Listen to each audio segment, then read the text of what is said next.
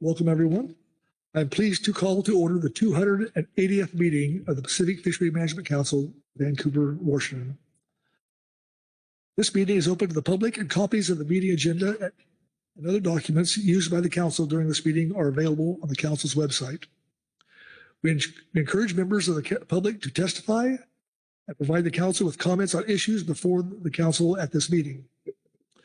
Please note that the webinar chat feature should be used for technical issues and not to make public comment. To comment on an agenda item, you must sign up on our electronic public comment portal available on the council meeting webpage. After public comment has begun on an item, no more names will be taken to testify. Each person has one opportunity to testify on each agenda item. Testimony on behalf of another person not in attendance will only be allowed within the period allowed for the person in attendance. Generally, I will limit testimony to 5 minutes for individuals and groups. We have a visual countdown timer that shows your remaining time allotment. Anyone wishing to include written electronic comments in support of your verbal testimony, please submit them in electronic format to the electronic portal when you sign up for testimony. Written comments must relate directly to your oral testimony to be accepted at this stage. After you speak to the agenda item, the comments will be posted and made part of the official record of this meeting. This meeting is being recorded and live streamed over the internet. Copies of the recordings will be available by contacting the council office. Let me remind council members and others to speak directly into your microphones so that all can hear. And lastly, I ask that all council members and members of the audience turn off the sound ringers on their cell phones and mute your connection with the council meeting is in session. The Anderson rule is still in effect on donuts to the next day. Today I'd like to also introduce Karina Mackin. She has been in the GC seat before, but now she has been made official as of this meeting. So she'll be here virtually.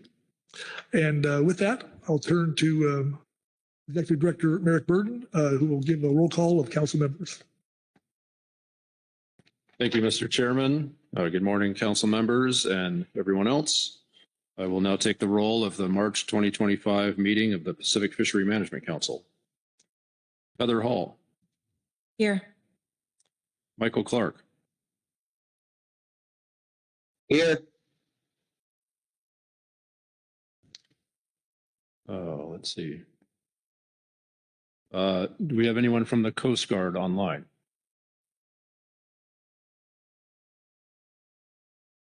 Nobody from the Coast Guard is present. Danny Evanson. Here. Mark Gorelnik. Present. Pete Hassemer. Present. David Hogan. David Hogan is not present. Virgil Moore. Here. Rebecca Lent. Here. Lynn Mattis. Present. Chris Oliver. Here. Brad Pettinger. Here. Corey Ridings. Here. Butch Smith. Here. David Soames. Here. Krista Svensson. Present. Asia Shumalo. Jennifer Kwan. Here. Marcia Remco. Here. That concludes the roll, Mr. Chairman, and you have a quorum. Thank you, Director Burden. Okay. With that, we'll go to the revised agenda. Okay. And we have a revised agenda.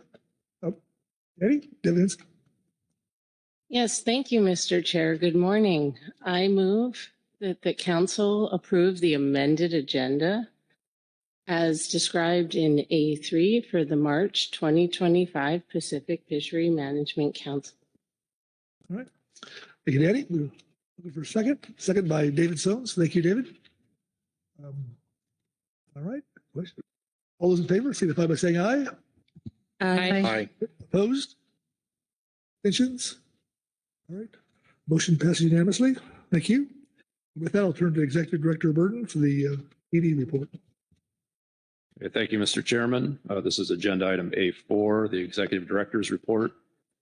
Executive Director's report to the Pacific Fishery Management Council typically provides information on informational reports, changes to council membership, advisory body and committee alternates that are in place for the current meeting, select activities that have occurred since the last meeting, and other updates not announced elsewhere that may warrant summarization.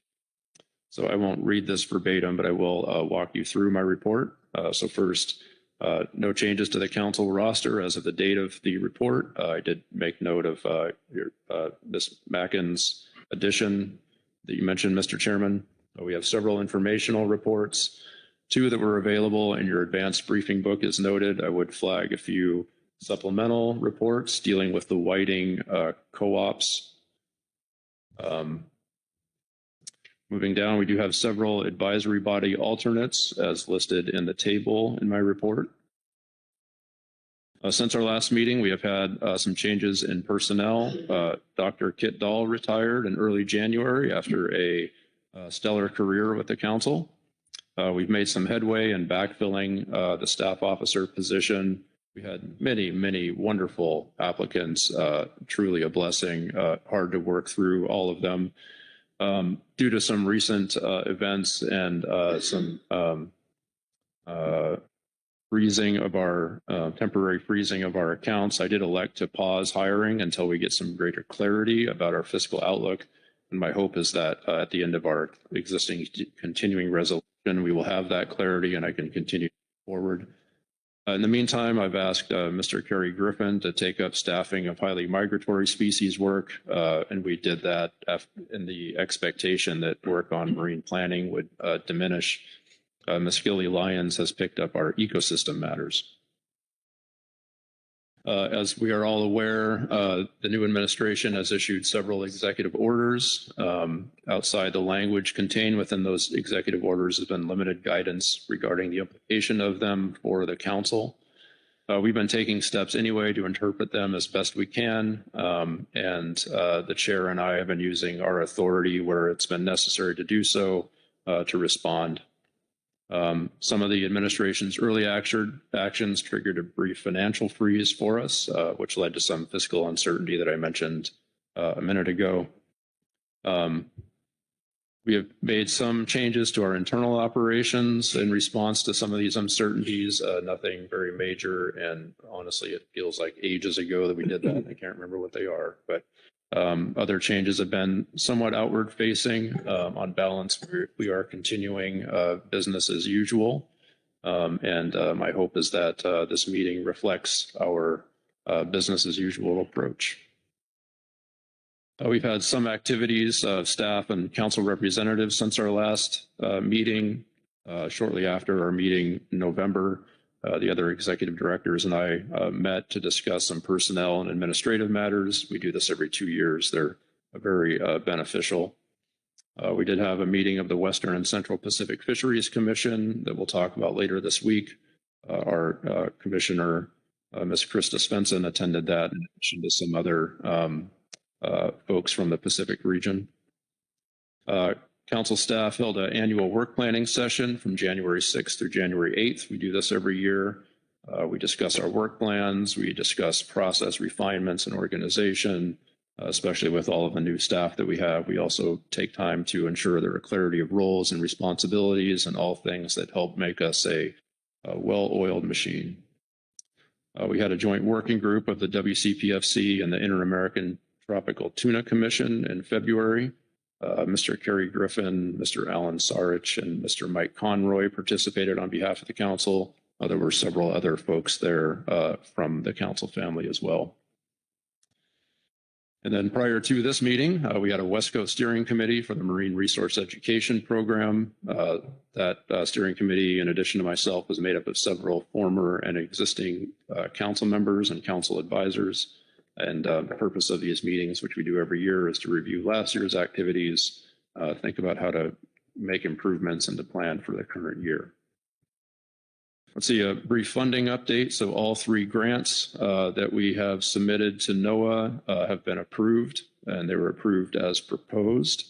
The most recent approvals include our no-cost extension that we discussed late last year and our next 4-year operational grant. And as I mentioned earlier, access to all three of these funding sources was briefly in January, but at this time we have access to all of them. And then at the bottom is our standard just alert regarding health protocols. Just to remind you about we appreciate your ability to go remote if you are not feeling well. So in addition to that report, I do have some other remarks, Mr. Chairman. Just a minute here. So some other remarks that I'll make here that have arisen since I drafted this report. One, our Ring Central platform that we use here in front of you and online that was recently updated. And we realized that about a week ago as we started putting things together for this meeting. So did require us to modify some of the ways that we interact with the council, stakeholders interact with the council. If you plan to give a presentation, read a report, or support someone by answering questions during the council session, please do reach out to our staff. There's a JOT form that we'll ask you to fill out so that we can seamlessly have you tie into the meeting through Ring Central. You would expect then to receive an invite in your email after you do so, and that will have connection information for you to dial into the modified Ring Central platform. Let's see, if you're wishing to give public comment remotely, please note that there's a new video available that demonstrates the process for updating the Ring Central webinar platform. It's usually helpful to take a few minutes to review that. Those details can be found on our FAQ page, and within that page, there's a section titled Joining the Meeting Remotely, and I would refer you to that. Let's see, we have dedicated inbox for the Secretariat, which works hard to process reports and motions. Please be sure to use that email. That email is secretariat@pcouncil.org. And as I believe most everyone is aware, all of our staff, we have also changed our email. The format there is firstname.lastname@pcouncil.org. So, Mr. Chairman, I will stop there. I'm happy. Any questions? Thank you, Director Bird. Questions on the ED report? Okay. All right. I'm not seeing any. Thank you. All right. That'll take us to B1. I'll turn to Ms. Jennifer Kwan for comments. Jen? Thank you, Chair. Good morning, all. So for those of you who don't know me, and Chairman, I did turn this so you can see my name clearly. Jennifer Kwan, West Coast Regional Administrator, and appreciate we're working towards business as usual, but I think the fact that I'm sitting here is a reflection that at least, and I think it's safe to say, given the news and everything else, the federal government is not operating business as usual right now. I do want to say, though, some things that are business as usual at NIMS is, and it's also very humbling to me, is kind of the fierce dedication and devotion that NIMS staff are continuing to maintain as they're engaging in their work all across our mission. So, for us right now, it's one day at a time. I want to provide some high-level perspectives, then connect folks here to what all of this means for our meeting over the next 5 or 6 days. So at a high level, we do have a new secretary. We have several political positions that have been filled and several nominated, specifically at the NOAA level. And that's significant because the sooner we get those people in place, the sooner we can start understanding our structure, get more guidance, and get back to the work in front of us. And I would just say, the priorities we're seeing are really focused on implementing the EOs. And I'll talk just a little bit more about that later. I would remind folks that we are still in the early phases of a transition. and an administration transition. So a lot of kind of the fundamental things that are happening at the government level are very typical of a transition, especially in the early phases. So things like the hiring freeze that we're experiencing, that is a typical thing. The regulatory freeze is also typical, and you would expect a new administration to come in and want to see what's going on and where their priorities fit in with a lot of those things. Regarding the hiring freeze, it is just that. So the regulatory freeze is probably, I'm hoping and predicting we'll see a thaw in that moving forward. I fully understand, we fully understand at the region that there are implications for several rules that are in process right now and for what it means for them not to be moving. And we are, please know, relaying the urgency of moving those on a regular basis. And as I said before, as we get more of our political folks in place, I hope and expect this to smooth out. That's been our experience before. With that being said, something that I would say is ebbing right now is the regulatory environment. We are in a deregulatory posture, and that is not, that's no secret. One executive order that I would call out explicitly is Executive Order 14192, that's unleashing prosperity through deregulation. The order requires that whenever an agency promulgates a new rule, regulation, or guidance, it must identify at least 10 existing rules, regulations, or guidance documents to be repealed. It requires that for fiscal year 2025, the total incremental cost of all new regulations, including repealed regulations, be significantly less than zero. So those are, there's a lot more laid out in that EO. We don't have more guidance on that. What's in there is what's in there. These are not, it's not a process we're unfamiliar with. We've been in this position before. And while I cannot be explicit on how it's going to impact the council's work, I think we can expect that it will. And we all need to be thinking innovatively in this space. So I'm encouraging us all to do that. And there will definitely be more to come as we know more. I want to move into the situation that's immediately impacting this meeting, and that is no fisheries in-person attendance. For all intents and purposes, we're on a travel freeze. The only travel that is being authorized right now is mission critical and essential only, and that has to be cleared through headquarters. Again, a travel freeze is not unheard of in a transition, so we'll see how this goes going forward. But with that, Ryan Wolf, myself, and some local staff are in person here. All other staff are virtual. For me, this is clearly somewhat awkward, as never having sat in this seat before, and I'm going to be relying heavily from this seat on our staff. So I expect to be deferring to the staff, and I hope that this underscores how essential our engagement and their engagement is in the council processes, and also request your graces if I mess up or whatever we have to do to maneuver through this.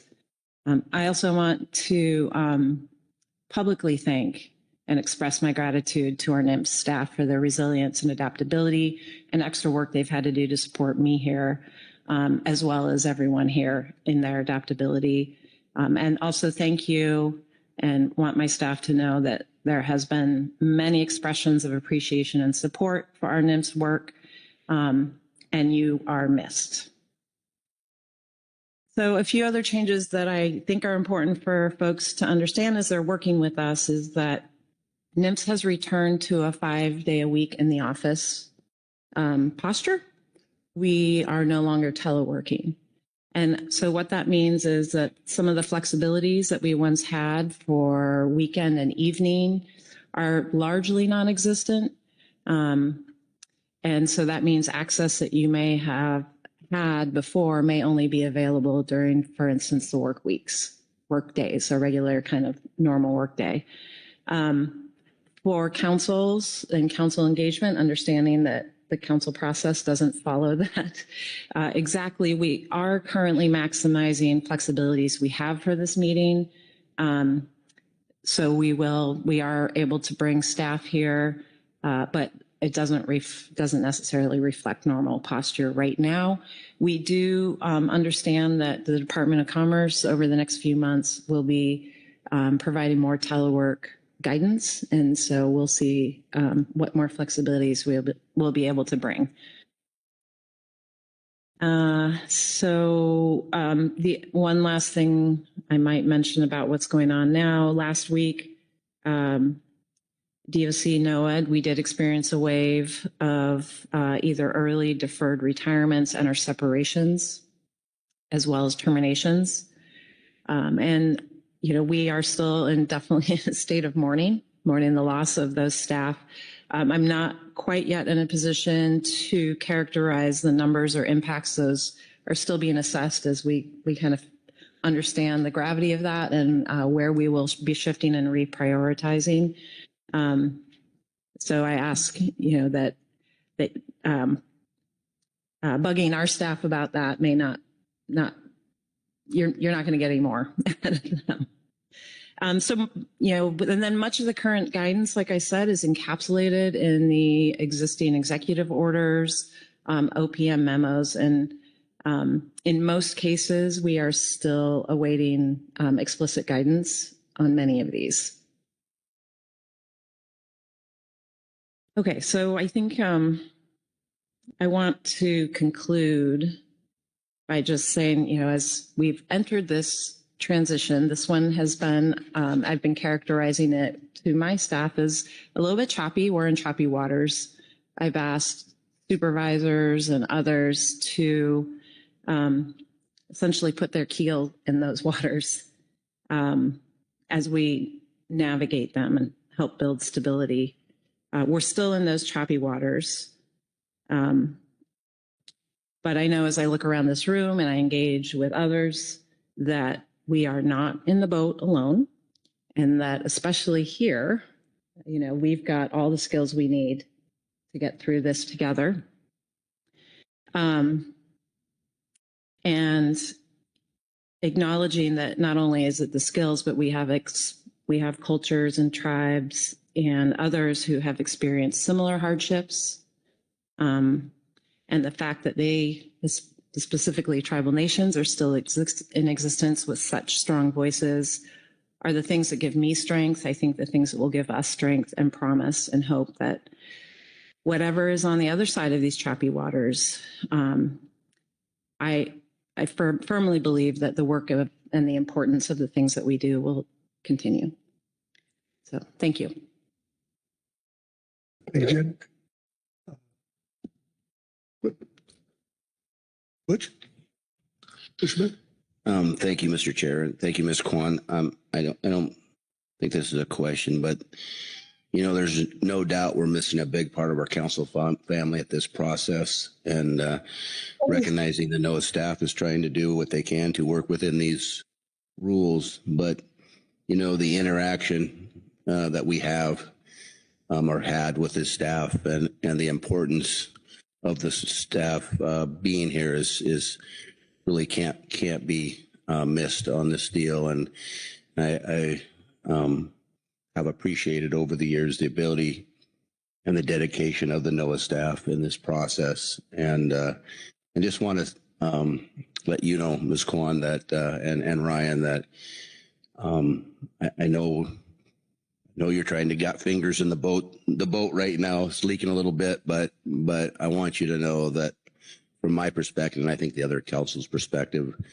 it is going to be a little, more difficult, and we'll get through this. But please let your staff know that having them here is very important, and they will be missed. So thank you, Mr. Chair. Well said, Butch. Anyone else? Rebecca? Thank you, Mr. Chairman. Thank you, Ms. Kwan, for being here. I had the opportunity recently to be with you and Ryan when you had the Sustainable Fisheries Division folks with you. and got to know a lot of people, new people, revival friendships, and just appreciate how much those people do. And it was crushing to get the news last week. And I think a lot of us share with you that sense of mourning. At the same time, I can't think of two better people to be leading those folks through these choppy waters than you and Ryan. Thanks for being here today. Corey? Thanks, Chair. Thanks, Ms. Kwan, for being here. It's good to see you in the seat, and definitely reiterate the comments and appreciation that have been said around the table. You noted in regard to the regulatory freeze that there were implications for several rules right now. Can you, which rules are those?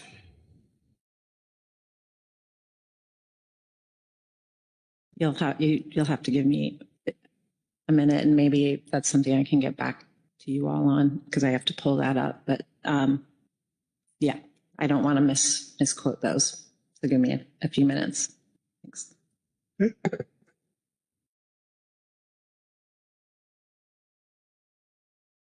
Heather Hall? Thank you, Chair Pettinger. Thank you for your comments, Ms. Kwan. On the way down to the meeting, I heard a quote that is stuck in my head, and it said, "A good leader determines the weather." And so your analogy about the choppy weather is perfect, and appreciate your leadership. Just also want to recognize that this is the council family. We're here to weather the storm together, and support your staff, and recognize them not being here impacts our work. And so appreciation for all those folks that are working from home to make the council meeting effective and still run smooth. Thank you. Thank you, Heather. Okay. Corey Ridings. Thank you, Chair. Just thinking a little bit about the impacts of these cuts and changes and what they might mean, and hearing there's still probably a lot of uncertainty within and around the agency, given still waiting for some guidance that you noted. I'm curious about what sort of plans you have in place to ensure that tribal treaty obligations will be met given these cuts and changes.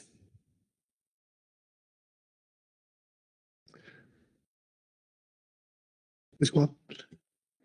Hi. So just getting back to your previous question. So there are rules, halibut, HMS, groundfish, and salmon rules that are currently in process. All of those,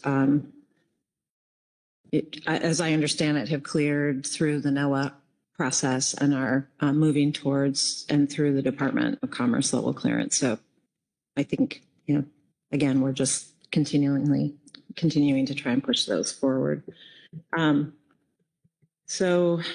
Tribal trust treaty obligations. I would just note we have on staff right now 2 tribal liaisons that are helping to manage our engagements and priorities.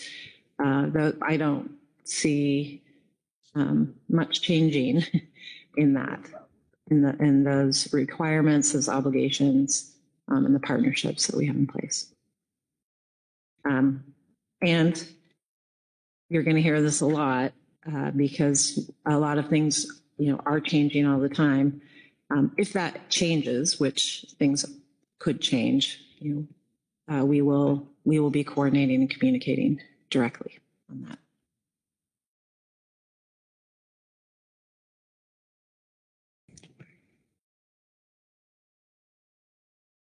Thank you, Jen. All right. Anyone else? Okay. Well, Jennifer, it's great to have you here.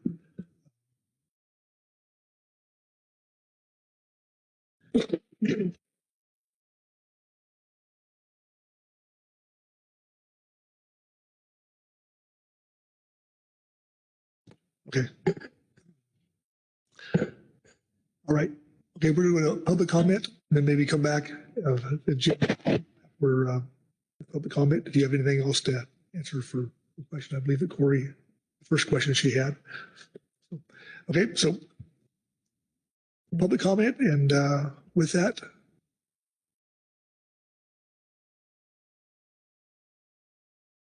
all right. First up will be Chantel Wetzel and Nick Telemari. Welcome.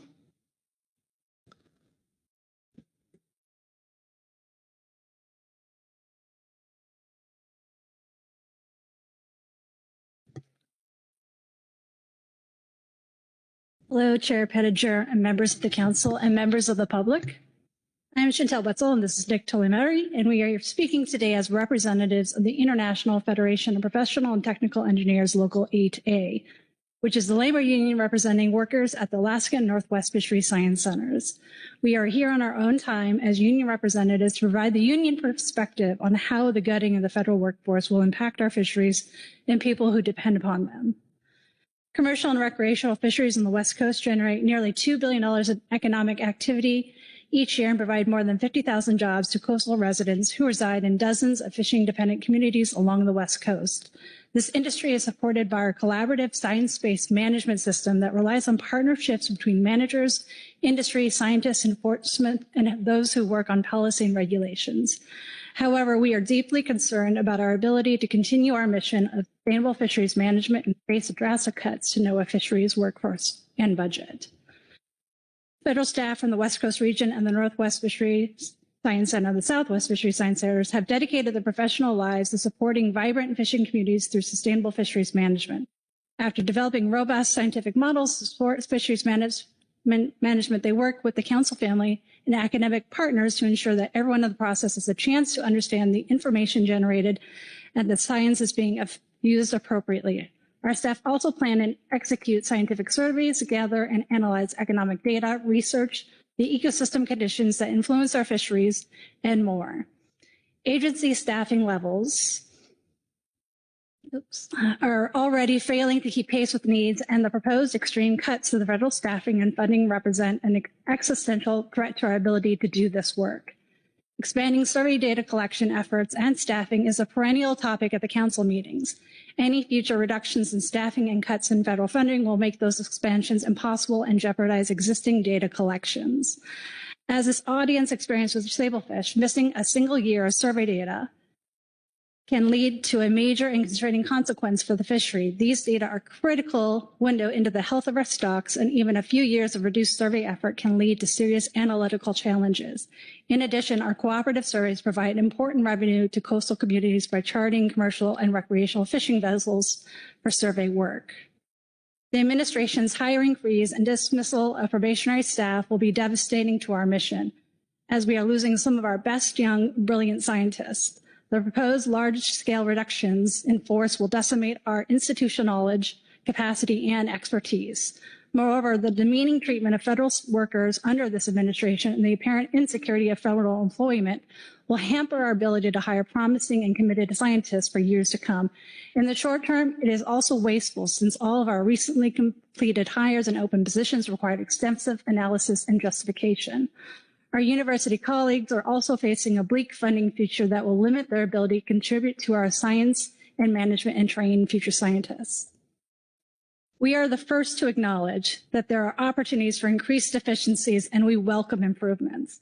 However, if you want to tune an engine, you do not start haphazardly ripping out parts and throwing them away. You carefully diagnose the problem so that you can fix the specific components that are broken. This kind of thoughtful and logical approach is what avoids waste and solves problems. In this case, improvements to our process must be guided by those who understand them and are committed to the mission of supporting sustainable fisheries, rather than thoughtless, wholesale destruction that threatens the valuable services we provide. Continue our work to support you, to support healthy and productive fisheries for years to come. We need your help. We ask you to sound the alarm about the consequences you and your communities may face if we are prevented from fulfilling our mission. We ask you to voice your support for NOAA fisheries from the local to the national levels. We ask you to advocate for fully supporting our mission so that we can fully support you, to call for a stop on any mass layoffs and to refuse drastic budget cuts.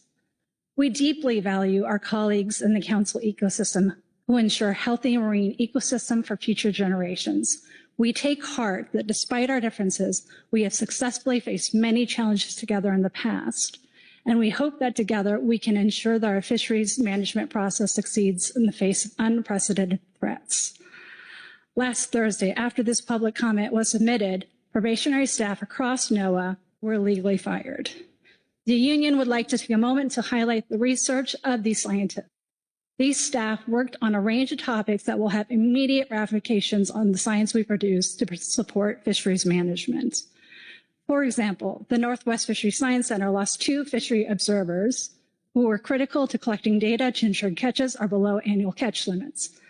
Northwest Fisheries Science Center also lost the lead oceanographer who led work on oceanographic models that are critical to developing links between recruitment, environmental drivers, and ocean conditions that feed into stock assessments. Another fired probationary staff member lead was the primary scientist leading research to understand how the distribution of Pacific hake may be changing and what may be driving those changes. This work was identified as the top research priority in the scientific review of the 2025 stock assessment. This loss in research capacity will have ramifications in the ability to produce the critical science that fishery management depends upon. Thank you. Thank you, Chantel. Nick, questions for Chantel or Nick? Query writings? Thanks, Chair. Thank you both very much for being here. Really appreciate you coming and giving that comment and helping keep us informed about what's happening. Do you happen to know exactly how many people have been cut from the science centers as of today? We know the number of people cut from the bargaining unit in detail. So the Alaska Fisheries Science Center lost 10 bargaining unit employees in the probationary firings, and the Northwest Fisheries Science Center lost 9. We have about 400 total people in the bargaining unit, so that's about 5% of our staff were fired last Thursday. Thank you, Corey. Lynn Mattis. Thank you, Chair. Dr. Wetzel, very nice to see you again. And Dr. Tilmeri, nice to meet you. Wish it was under different circumstances. I wanted to echo the thanks for coming to us to put some details. A lot of us see numbers, 400 people fired, et cetera, and put in some details and some more information on what those individuals mean. I know there's individual stories behind each of those people as individuals, but thank you for providing us some information about what the roles of those people are and how it could impact us. I think we're struggling as a council on how we can respond, but having more information and those details from you all, I think will help. So not really a question, but just a thank you for providing the information and talking to us. Thank you, Ms. Mattis. Thank you, Lynn. Anyone else? Okay. Oh, Corey writings. One more. Thanks, Chair. Thanks both again. There has been sort of long-standing concern about the ability to collect needed data and inform our stock assessments. So looking at these reductions in staffing and hearing a little bit about what capacity was lost, what do you, if you can, what do you project the impacts are going to be on the Science Center's ability to execute on the planned assessments we have for this year? Okay, I can address that. At the moment, we have not lost people from either the stock assessment group or the trawl survey group. So those people are still intact. Certainly the loss of the observers will reduce the quality and maybe, efficiency of the production of observer related data. I think where we are sort of concerned about your question is any upcoming reductions in force, where I think, it's already clear that we have are understaffed to produce the number of stock assessments that the council would like. And, our groundfish trawl survey group, a lot of people are old. A lot of people have been injured recently. And, the people who are most at risk from the RIFs, the reductions in forces, are some of the newer staff who represent, future sort of continuity of mission and the ability to learn the trawl surveys and then produce them in the future as older people are retiring. So, I think at the moment, those are not jeopardized through the firings. I think where we do see problems are the spending limits to where it makes it difficult to prepare for the surveys because we cannot purchase equipment. And that's true for both the Alaska Center and the Northwest Center. It's also unclear how people are going to travel to any places they're supposed to be going under the current travel shutdowns.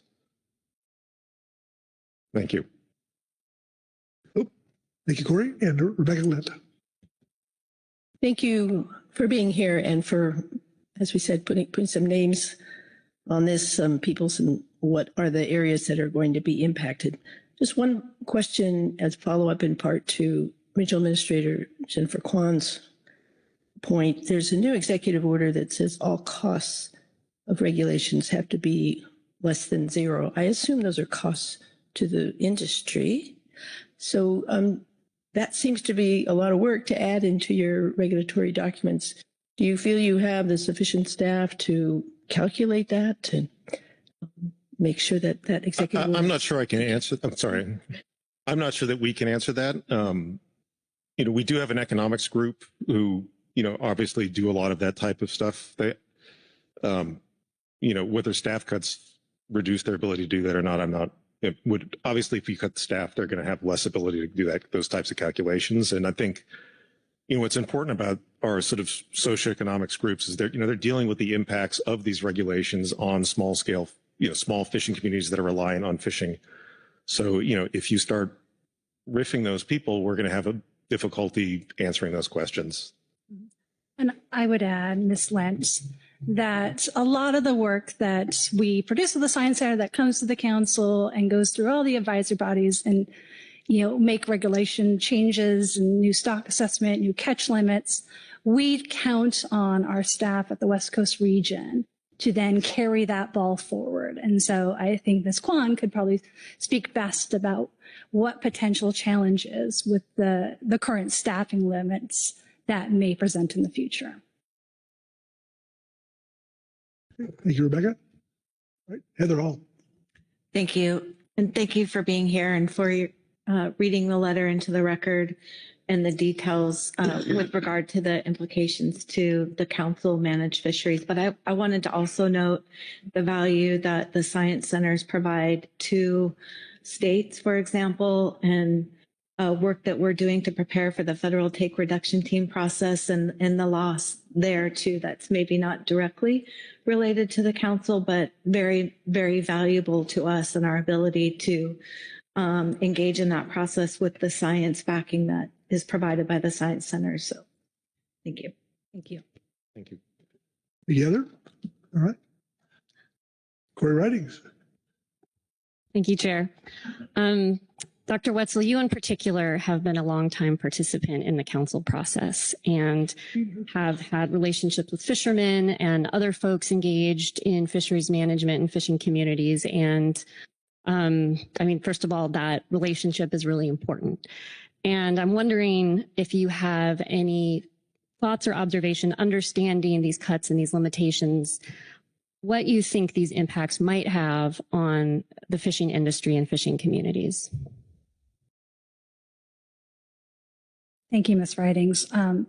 Personally, I'm deeply concerned for any potential additional reduction in force, which could impact the number of assessment members we have, but then also the current challenges under which we're doing our work and where many of us are diligently working on assessments for this summer. That could potentially also be impacted to where those assessments may not be at the top quality level that we as scientists and I think every member in this council ecosystem would like to have them. And so that gives me great concern about what potential impacts that could be. Additionally, a lot of our work as assessors is communicating those results.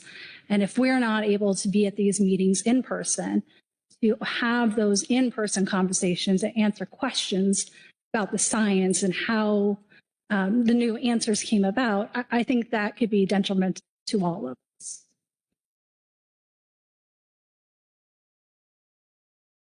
Okay. Hey, Corey. Anyone else? Any hands? Well, thank you both for coming. Appreciate it. Thank you, Chair Pettinger. Yes, thank you. All right. Next up will be Gary Ripka, followed by Jeff Lackey. So, Gary, welcome. You, Chair, and thank you, council members, for the opportunity to testify. The reason I'm here is I own the fishing vessel Tabitha and the fishing vessel Genoa. We fish trawl fish and blackcod.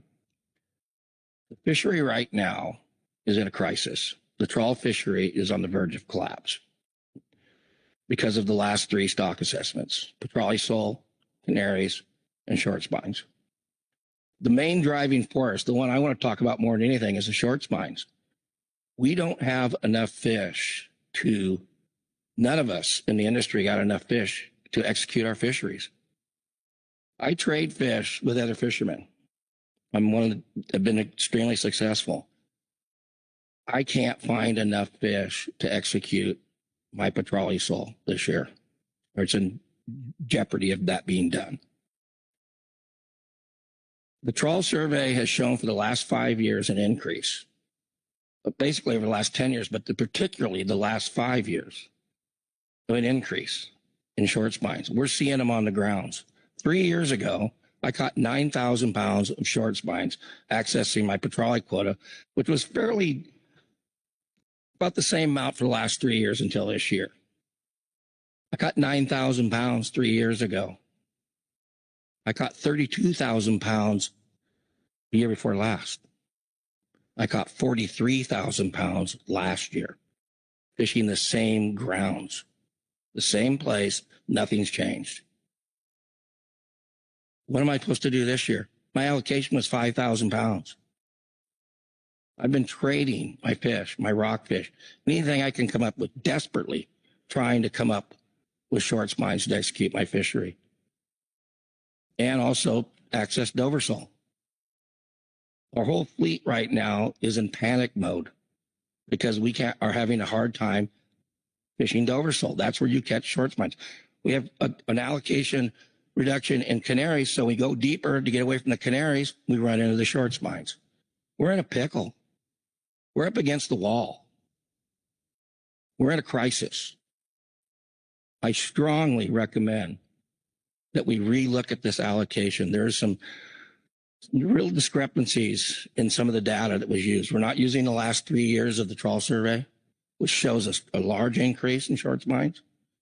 The CPUs are not matching up with the stock assessment. I know it's very difficult to open this stock assessment up. It's almost impossible, but we're in an impossible situation. I don't think we're looking at 4 years.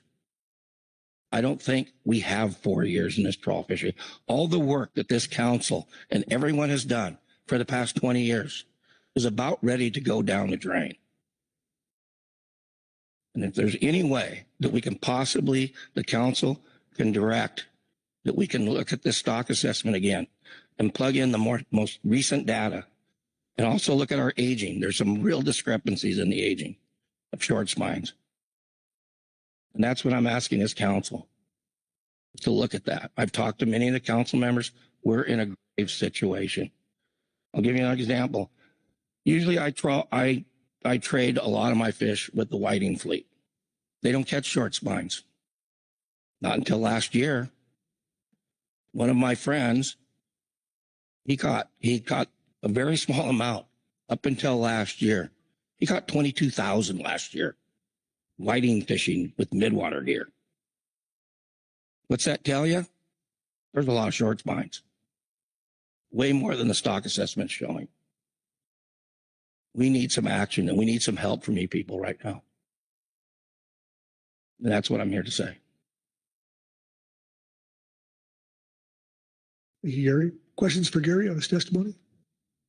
Asia Samalo? Thank you, Chair.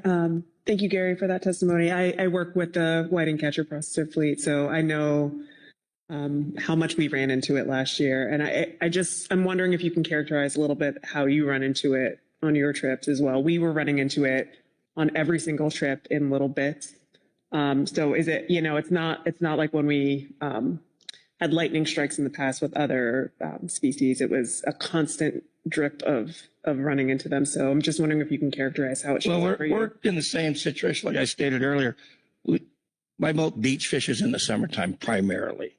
The Tabitha does. We fish in the same places, okay, that we've always traditionally fished. We didn't have them over 3 years ago, not to any real amount. The last 3 years, it's been drastic. We just can't get away from them. One thing I'd like to say is, you know, when chasing Dover sole, you run into them. Well, now we can't chase Dover sole. So now the fish plants aren't getting Dover sole. When you lose those Dovers, when you can't supply the plants, they lose those markets. And it's very tough to impossible to get back. This isn't just a short spine situation. This is a trawl fishery situation where we're losing market. We're going to potentially lose markets here. So like I said, all the work we've done, it's sad.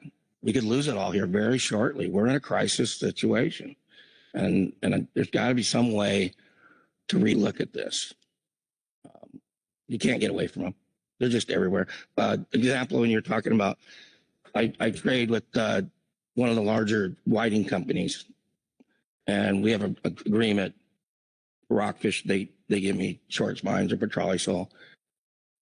Figuring, you know, they don't catch that much. I'll get some from them. Called them up, and they said, well, we only have 16,000 pounds, and our fleet caught over that last year. Sorry, Gary, you're out of luck. And do another dead, right? I've been running into these dead ends, one after another, trying to come up with fish. Very difficult. Thank you. The matters. Thank you, Chair Pettinger. Mr. Ripka, thank you for being here.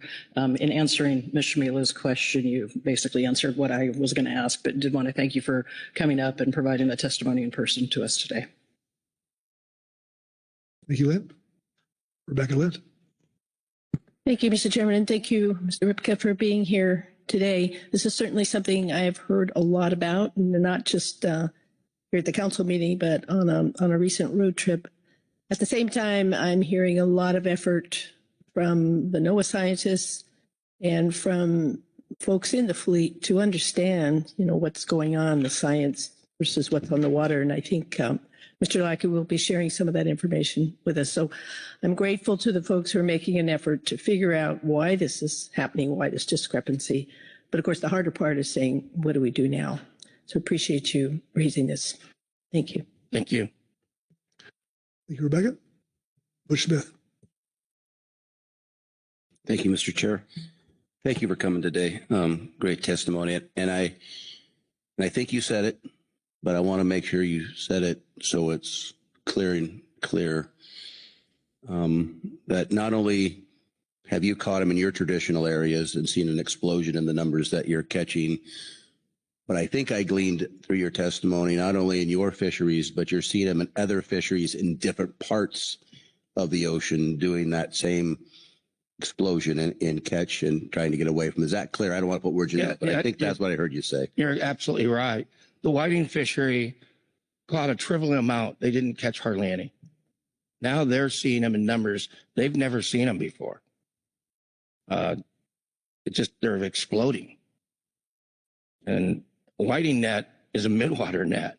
These fish live on the bottom. I mean, yes, whiting nets touch the bottom, but they're not on, you know, they're not like my net's a bottom trawl net. So we're on the bottom all the time. That's where they live.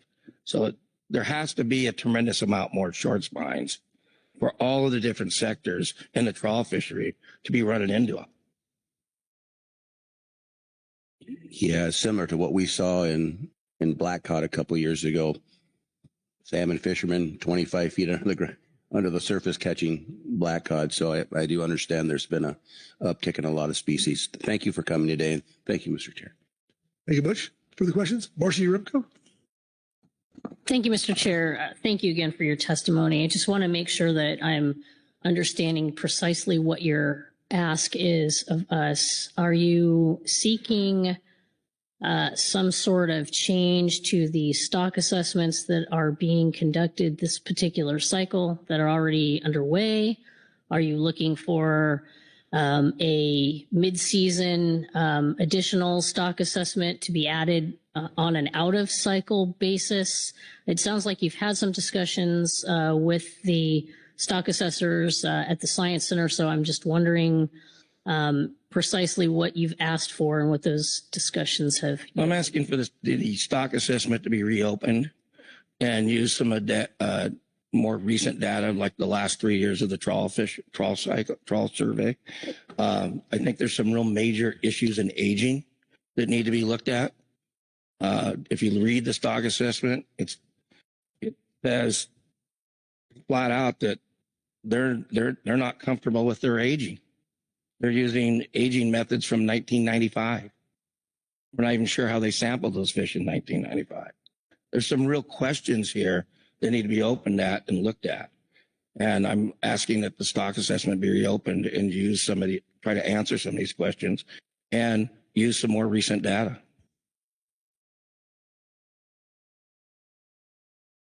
Thank you. And just on a different train of thought here, I'm wondering if you can speak to the size composition of the fish that you're encountering now compared to 2022, as an example. The size has been fairly even, I'd say. I'm not a real technical guy on this sizing. I'm more of a nuts and bolts guy. I'll just put it that way.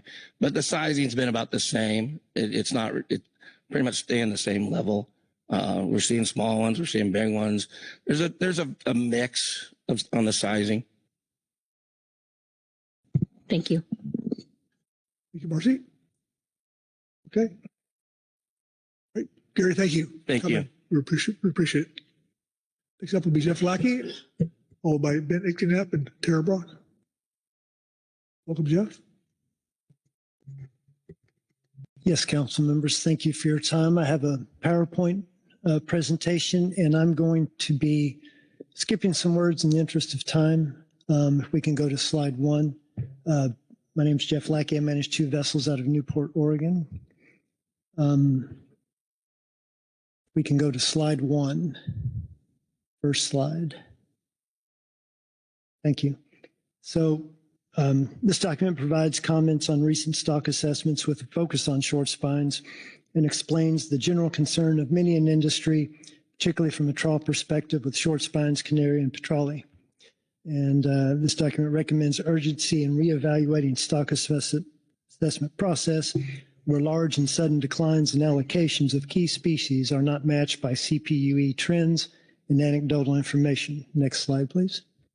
I acknowledge that it's difficult to recommend additional focus or resources on the scientific process during a time of cuts and uncertainty, but the importance of the issue and the impacts of recent assessments necessitates the discussion. There's a lot of groundfish species, there's limited time, resources, and data. Stock assessment authors do a good job with those inherent limitations and are essential to our nation's fisheries and the benefits to our communities envisioned under Magnuson. Next slide, please. So the pattern, the general concern follows a bit of a pattern. I use short spines as an example, but the pattern is if you have insufficient data in one or more areas, and there's many input changes compared to the old stock assessment, if you get negative a result that's not matched by CPUE trends, then it can lead to a stagnating depletion in spawning biomass estimations a decade into the future. And the process does not allow additional time or data to get at the discrepancy. Next slide, please. For short spines, as Gary referenced, the aging is an issue. There's not a validated aging method, and 1995 data was used for this assessment. Next slide, please. There are many changes in inputs, and the estimation at length of maturity was 8 to 10, or I'm sorry, it was 18 centimeters and 8 to 10 years of age in 2013 assessment, but the 2023 assessment said the 50% maturity was average of 31 centimeter fish and 25 years of age. Well, it's a very big difference. And next slide, please. And just a visual representation of what the difference was between stock assessments is just to graph out the biomass between the two. It's a major historical interpretation of this of the stock itself. Next slide, please. And so the two assessments went from 1 year depletion level looking at 75% to 43%, and the sustainable total yield was almost cut in half with the new assessment. Next slide, please. And the stock assessment doesn't match the CPUE trends. The abundance indices from trawl surveys been increasing since 2010 in all 3 states. Next slide, please. The 2024 update of the index of abundances from the trawl survey was a particular increase in the last few years. Next slide, please. I made this graph mapping data from the 2023 stock assessment using the decade retrospective look for spawning output and depletion, and the 10-year forward projection with P-star equals 4.5. And you see a declining to flat interpretation. It doesn't match what we're seeing or the trawl survey abundance indices. Next slide, please. So what this leads to is the stagnating depletion. It leads to drastic allocation reductions, more than 60%, I believe. Projected, and then this is projected a decade into the future that we have this assessment of depletion. Next slide, please. The focus here is on process. The stock assessment as a whole is a sort of hypothesis. The best test of a hypothesis is how does it match the real world result? And if the hypothesis does not match and the result is very impactful, and that impact projects to last a decade without some intervention, then there is an urgent need for an additional step to get at the discrepancy. Next slide, please. The process doesn't allow that time now. It would be good to start to flag it as early as possible, maybe pre-assessment workshop time. Next slide, please. 5 recommendations is to review the process. The second is it could be in conjunction with the J4 attachment request for proposal. What's the vision there? Third, stakeholders need to do a better job getting involved early. Fourth, asking the 3 assessments need to be reviewed as soon as practicable, and have a data plan informing the assessments as referenced in my November 24 comment. And that concludes my comments. Okay, thank you, Jeff. Question for Jeff on his testimony?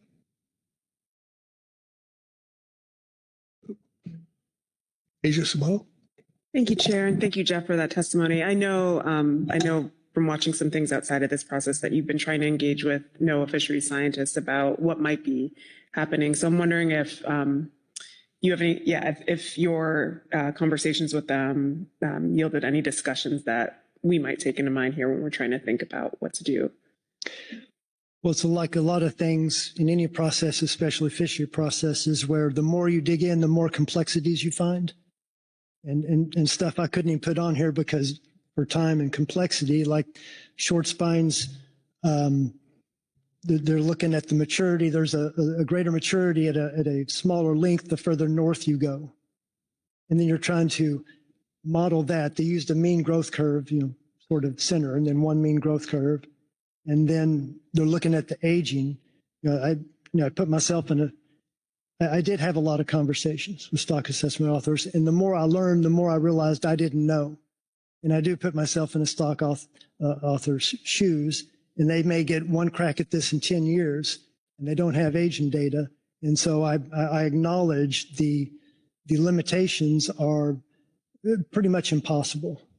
And so I did want to put the acknowledgments page there to recognize, especially during this time now, what's going on. And so, but mainly what I've learned is there's a lot I don't know, and it's very, very complex. And they've been very helpful, and they have there is, I believe, a growing communication with industry now, and that hopefully is a good thing that can come out of this for all of us. And then just one follow-up, if you could comment a bit. You focused a lot on the data here, but just your personal experience with fishing right now. And if you can offer some of like what happened for you last year, similar to what Gary did? So I managed 2 trawl vessels, both whiting fish, 1 bottom trawls. I went back and looked. I wanted to know how much short spines to have. We were bottom trawling earlier in the year, and I'm like, well, I can't use them all up now because we got a whiting fish. I can't hurt that. And so I went back and looked, and one vessel had not caught more than 400 something pounds in a year for the past decade of short spines while they were whiting fishing. But last year it was 4,000. So I'm like, oh, I need more. But then when I started trying to find if there was short spine quota out there. Well, I think Gary and I were calling some of the same people. And we got to the point where I told the captain on a bottom trawl trip, if you start seeing them, stop, go get your patrol and come right back in. And when we were getting to the end of the bottom trawl, we were deciding, are we going to go midwater rockfish trawl up until whiting? I was ready just to pull the plug on bottom trawling altogether because I just didn't want to catch any more short spines. Because by the time I was trying to go get more short spine, I was off in Petroli at a 1-to-1 trade and not coming up with short spine quota, which last year, probably is going over for 50 cents. Last year, short spine was 2 cents if you could get that a pound. Now, you can't trade Petroli 1-to-1 for short spine because of the allocation reductions after the stock assessment. People knew there was a reduction coming, but it's hit all of us way harder than we imagined.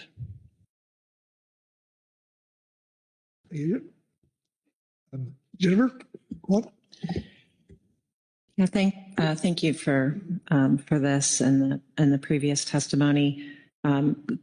Clearly see the logic in getting to the recommendations and requests here.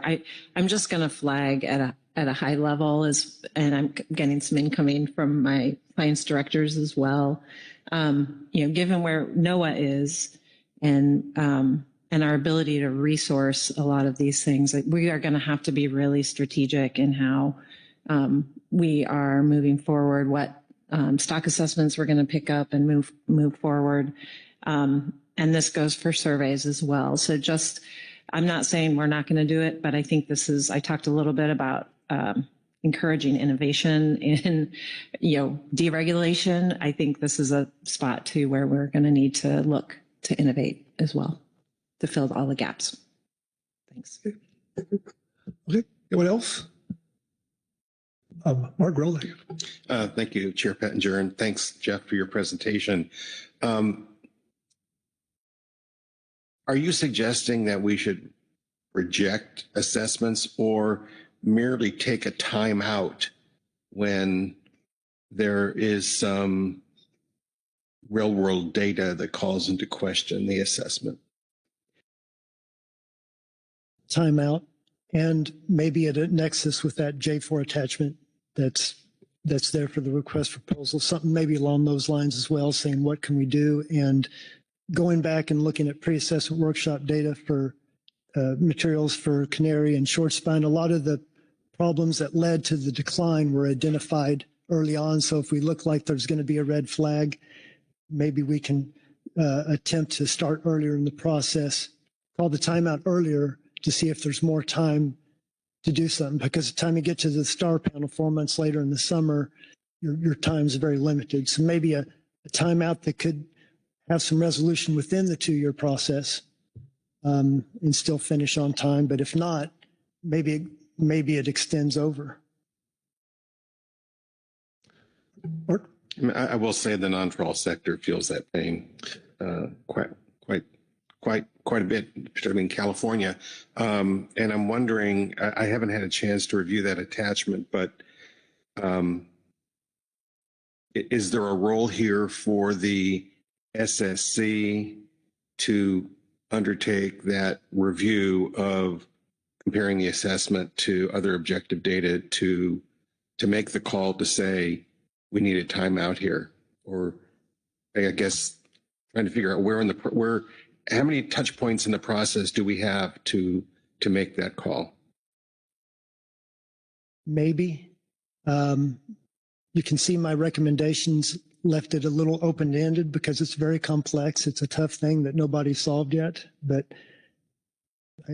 and each stock assessment that has an issue, it's a different issue, and there's not an easy answer. So yeah, I assume the SEC, of course, would have to have there would be something in the process there. So this isn't a matter of merely being disappointed in the result of a stock assessment, but it's merely saying there's a reason to take another look. Oh, absolutely. Thank you, Mark. All right. Anyone else? Oh, Rebecca, go ahead. Thank you, Chair, and thank you very much, Mr. Lucky, for your testimony. I'm very appreciative of the time and trouble you have taken, and many others in this room and in the industry, to better understand what's going on, how the stock assessment works. Followed some of your email traffic and hopefully joined the monthly call. So very appreciative of that, and particularly appreciative of the NOAA folks who are investing a lot of time in communicating this information. I think it's really helpful. We also heard there's difficult choices to be made. It was already a tight budget for stock assessments and data collection. Even worse now. So the question is, what would have to be given up to do a review? What doesn't get done? But then also in the short term, what can be done if it's not a scientific, if you can't have instant data collection and reconsideration of the models, and what are some of the things that could be done in the short term, such as a timeout or some adjustment to the regulations. That I have to say, I'm not familiar enough with the FMP and the regulations to say where there be some adjustments possible, but looks like we're going to have to be very creative here if we're able to address the issues in the short term. But thank you again for the effort you put into this. Thank you, Rebecca. Okay. Well, Jeff, thank you for the PowerPoint and for coming, and really appreciate it. So, all right. Next up was Ben Inknap and Tara Brock.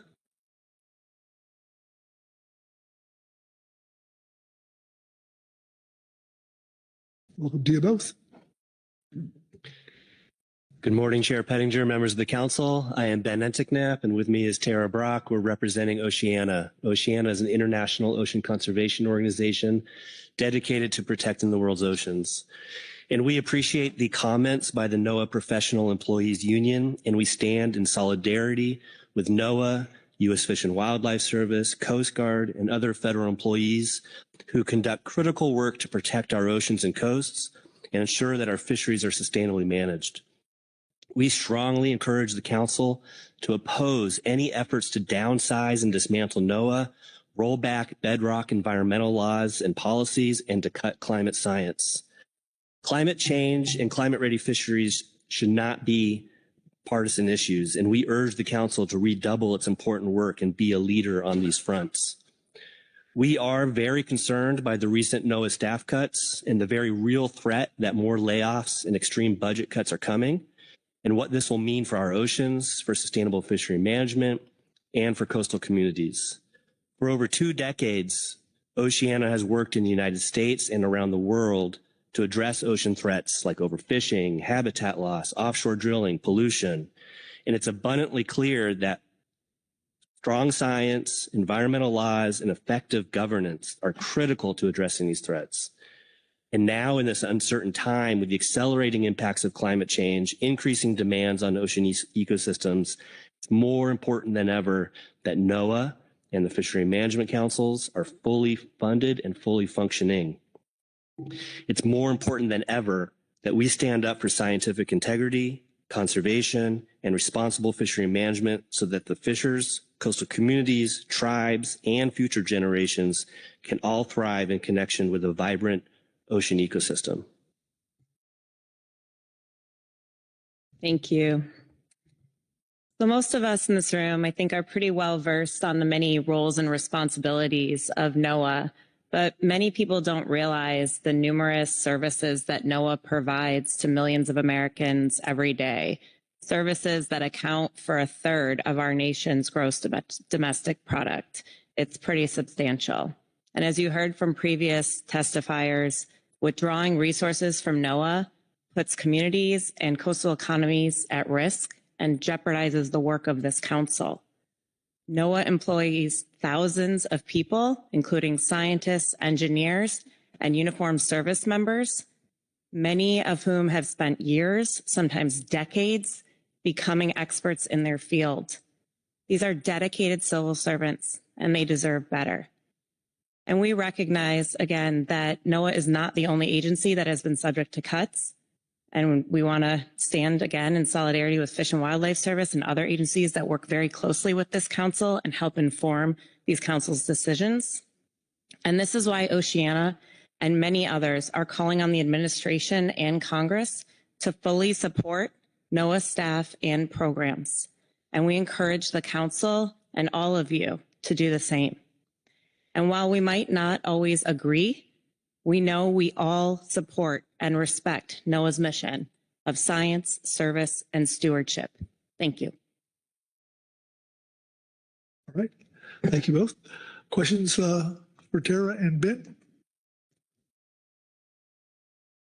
Rebecca Litt. Thank you very much for your testimony, for coming to the support of NOAA. I wonder if you're also following other changes in the administration or orders, executive orders, et cetera, that impact our fishing communities, such as cuts to the National Weather Service, fishermen's safety for that, impact of tariffs. This is a highly traded commodity, seafood. What happens to our fisheries with that? And cuts to USAID for fishery projects that are often on shared stocks of either target stocks or protected species. Are you also documenting that and providing that information to the public? Thank you.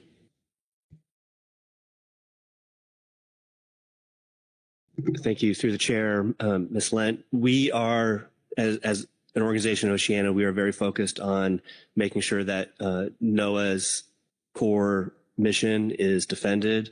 We're looking at all fronts, sustainable fisheries management, weather service, trade, international trade, traceability, that kind of things. We're focused on all of that. It's very important to us, and we are actively calling on our members to, call their representatives in Congress. We're meeting with members of Congress and urging full support. So, yes, to the extent that we can, we are absolutely doing that, and it's going to take a lot of effort by many of you, I'm sure, as well. Thank you. Thank you, Rebecca. Corey Ridings. Thank you, Chair. Thank you both for being here today. My question's regarding the impacts that some of these cuts may have on conservation of West Coast species. We, as a council, we work around the ESA, the MMPA. These are very important for us to understand how we can go fishing. So thinking a little bit about, one, how we maintain conservation for the sake of a healthy ocean, and two, how we can keep going fishing despite these cutbacks. Thank you, Mr. Chair, Ms. Ridings. I don't have all the answers for you. I think we're in a very uncertain time right now.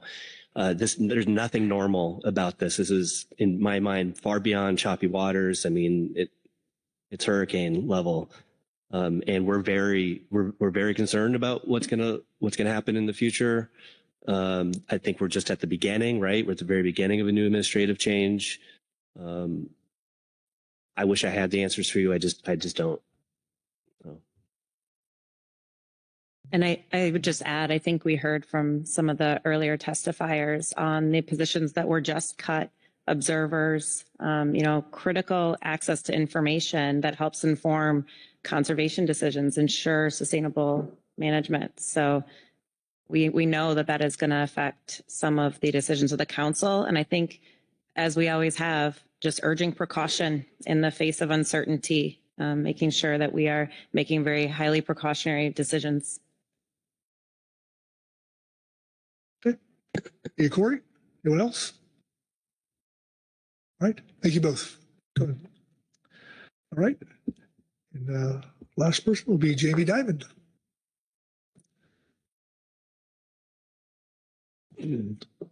Welcome, Jamie. Good morning, Chair Pettinger, council members, staff, and members of the public. I am Jamie Diamond. My husband Jason and I own Stardust Sport Fishing out of Santa Barbara, California. And I would like to offer my support for the testimony given by Mr. Jeff Lackey and add this sentiment that it is shared across sectors, commercial and recreational, across species. Similar comments have been made in recent years alerting to the same issues brought up yet again by Mr. Lackey. The questions asked by Councilmember Gorelnik were spot on. When assessments come back to the council reflecting such shocking results that do not make sense or pass the sniff test, as council members have mentioned, you need to hit a pause button before going any further. The council's task is managing stocks to optimize the fishery for the benefit of the nation while preventing overfishing, of course, but not to suppress it. Once we have an assessment, Sigma and P-Star are the tools applied to find that sweet spot for management. However, the tool of time-varying Sigma imposed on these assessments penalizes the fishery at exponential rates if assessments are not conducted frequently. Within moments of the SSC endorsing and implementing the use of time-varying Sigma, alarm bells were ringing across the council. In 2019, the GMT came up with 6 options to mitigate what they saw as problems that would arise from the use of time-varying Sigma. The GAP agreed and added they felt implementation was being rushed and needed more time to better understand what was being proposed. One of the suggestions was to do an FMP amendment increasing the value for P-Star. Recognizing my comments are about to brush up against items further on the agenda in coming days, I'll leave you with something to think about.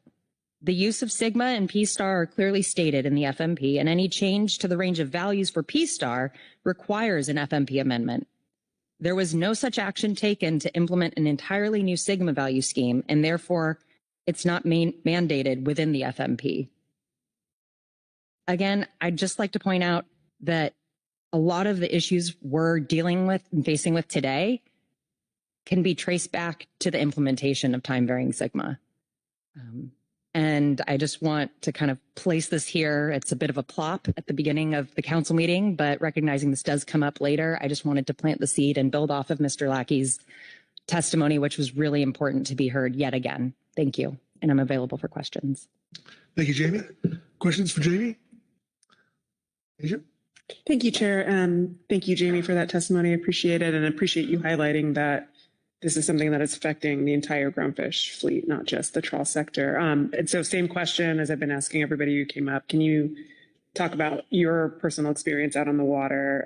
And yeah, if you guys were running into short spine in the same way that we were in other sectors, I'd love to hear about that too. Yes, thank you for the question through the chair. So we are running into the same issues.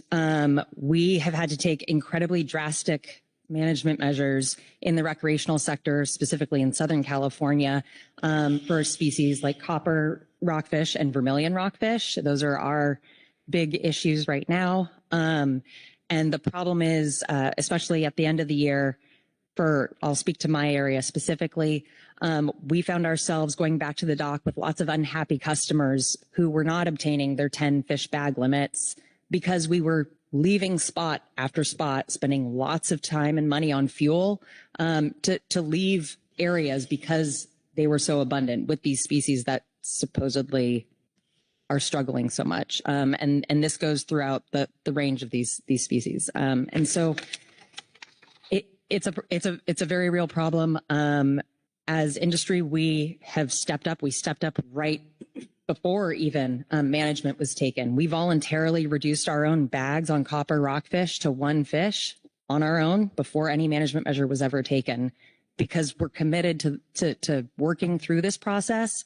We helped work with NOAA to create a sampling program for the nearshore, because our biggest issue is a lack of nearshore sampling for rockfish. And it's expanded to other species now throughout all of California, actually, this whole sampling program. And so it's a great tool to utilize the fishermen, but it's this wall of, okay, we'll use your samples, but we won't use what you say you're seeing. And not that that's not a fair way to say that, but what we're seeing is not what is being reflected in assessments. And there should be it should be close. I mean, I doubt we'll ever get to where, yes, spot on, maybe. But it is so opposite what is in the assessment and what is being seen on the water. There has to be something wrong. And we have to figure out how to fix this, because, I mean, where we're at right now is not a good place across sectors, across the states, everywhere right now. This is rough. This is real bad. Thank you. Bush Smith. Thank you, Mr. Chair. So is it fair to say, Ms. Diamond, we have the process to close fisheries fairly quickly, but maybe we need to work on the process to open fisheries when ocean conditions react or stocks react a little faster than what we anticipate? Is that kind of a fair assessment of what you were saying? Yes, that is definitely something that has been talked about here at the council for many years. There was the red light, green light discussions a long time ago. There's been a lot of different ways of saying that, but yes, thank you. So maybe as this council person would be dedicated to see how we could work on the other piece, which closing fisheries is very important when stocks are going in the wrong direction. But maybe now since we've got that down pretty good and proved for a while, we can maybe work on the other piece and we can react a little faster than what is what the science can do now, I guess, and help with that. So thank you. Thank you. Thank you, Butch. Dr. Burton. Thank you, Mr. Chairman, and thank you, Ms. Diamond, for your testimony. I want to go back to your points about time-varying sigma, just to make sure that we're clear in what it is you're saying. So potentially two questions, but I'll start with the first one.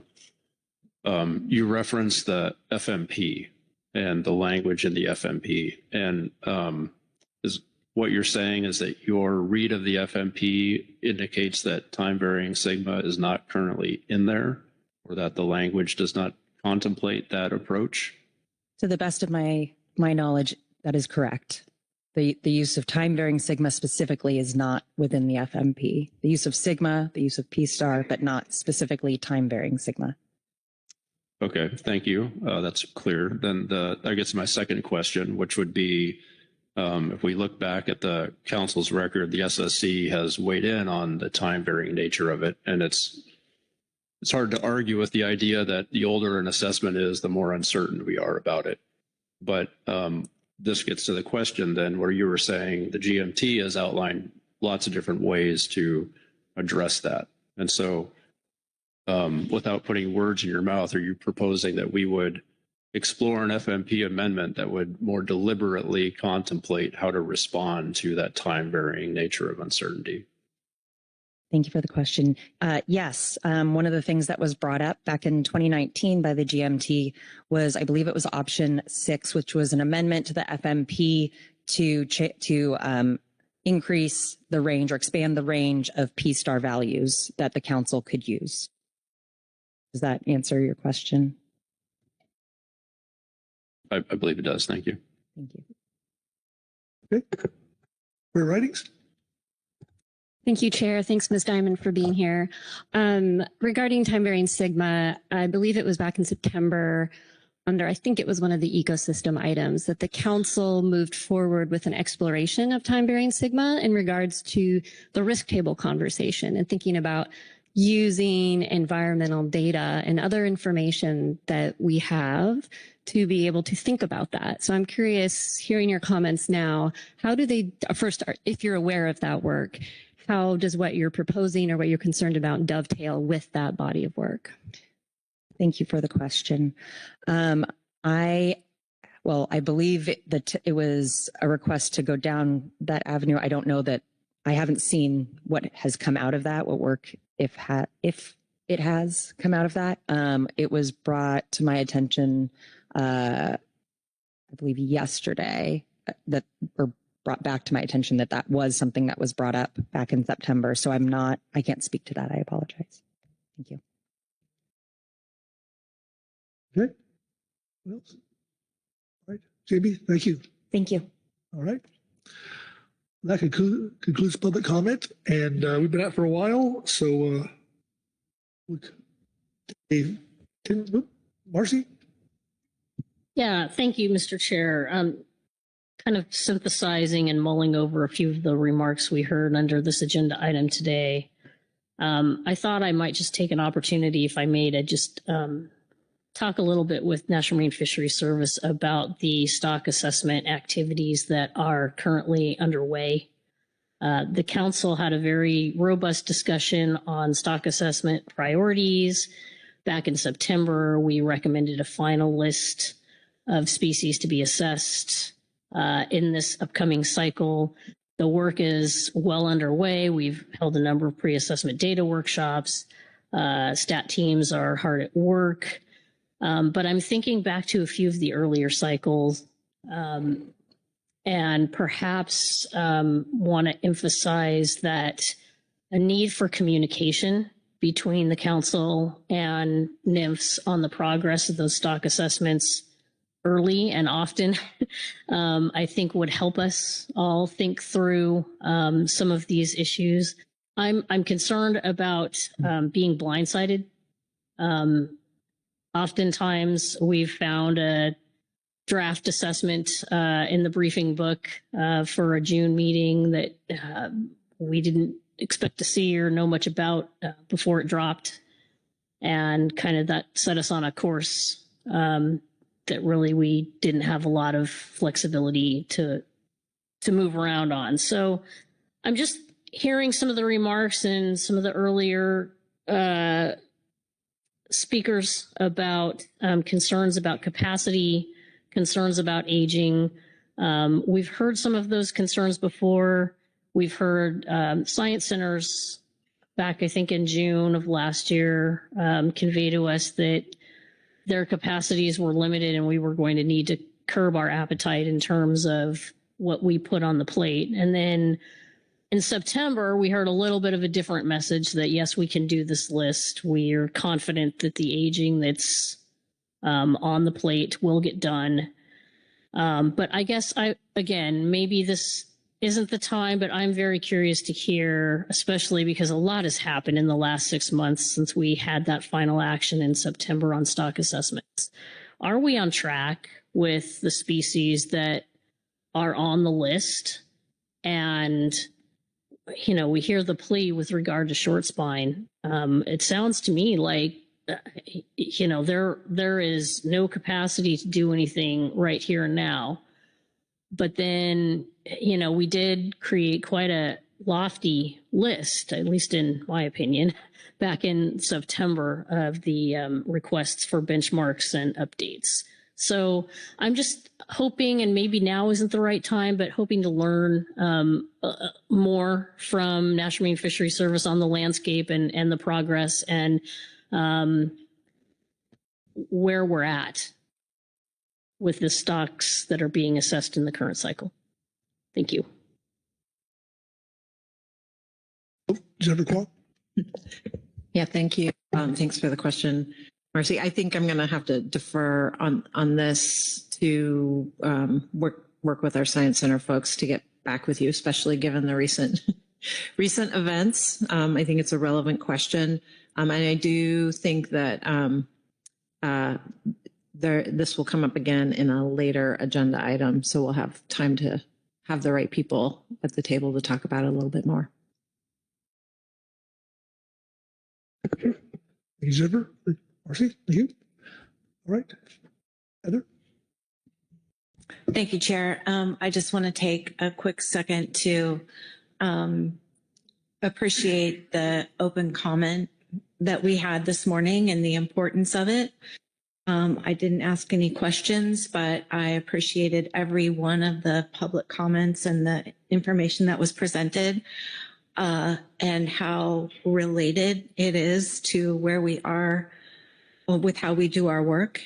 the science we need to inform conservation and management and the real implications that not having those resources has on fishermen, fisherwomen that we represent. And so just wanted to make that point. Really valuable open comment this morning and important. Thanks. Together. All right. I'm not seeing any other hands. So with that, this will conclude our public comment, B1. And we'll come back at, we'll say 11:10. It's been out for quite a while. Okay.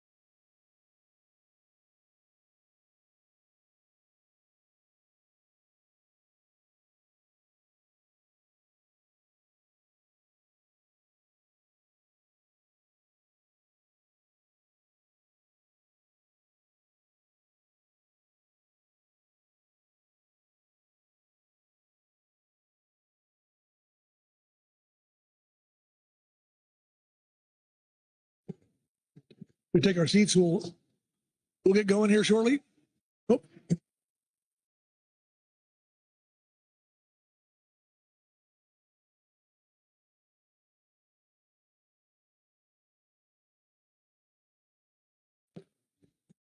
Okay, we're back in session here. I'll turn the chair or the gavel over to Vice Chair Hassemer to start us off on salmon.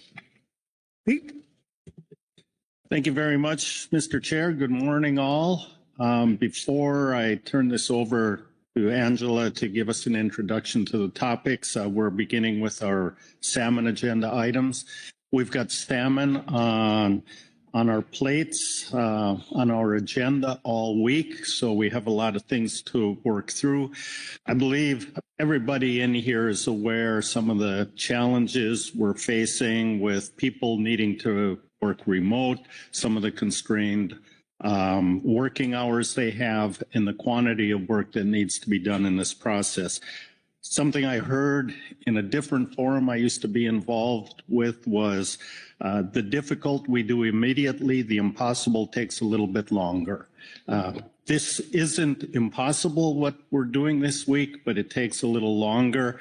And so I just ask that everybody, as we go through this, be patient with the process, but especially respect the council process that we have to go through and respect the people that are engaged in this process. It is a lot of work and it requires a lot of talking and interaction among people as we do that. When we get to day last and we have to make a decision, an adoption, a final or a set of management alternatives to send out for public review, they may not be as polished as they have been in the past. We may not meet some of the conservation criteria we need to. In that case, we'll be relying on the public a little more for direction on how to address some of these issues. And that's part of our process to get that public engagement. So again, at day last, we will get there. We will do our work. We will complete it. But again, just be patient and understand the challenges that we have to go through this week. So with that, Angela, please give us an introduction to this first item. Thank you, Mr. Vice Chair. This is agenda item E1, the National Marine Fisheries Service Report. We do have Susan Bishop online who will be delivering this report for us today. And it will be a briefing on relevant salmon research topics from the Science Center, as well as regional updates on regulatory activities. Your council task here is just to discuss as appropriate.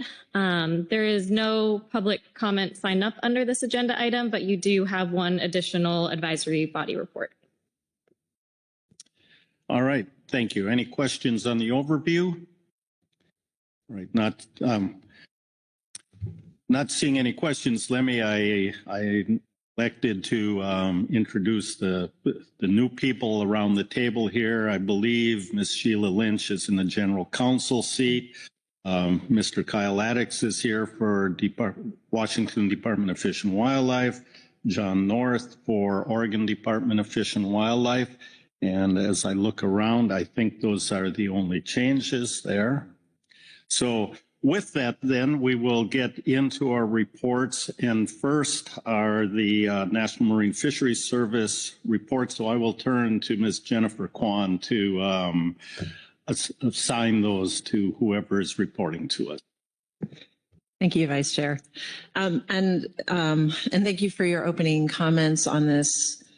I'm going to turn this over to Susan. And before I do, I'm just going to go back to and remind people of our posture, like you said, NIMS posture, and just really encourage people to be really thoughtful about what they're asking. I think, I can't remember your quote, but I have to go write it down because the critical things that we need to be addressing, extra runs and reviews will be really hard for us to be addressing here. And again, with limited hours that we're managing. So ask folks to do as much work as they can on their ends as they bring their alternatives and ideas to the table. And thanks in advance for that. And at this point, I'm going to hand this off to Susan Bishop for this agenda item.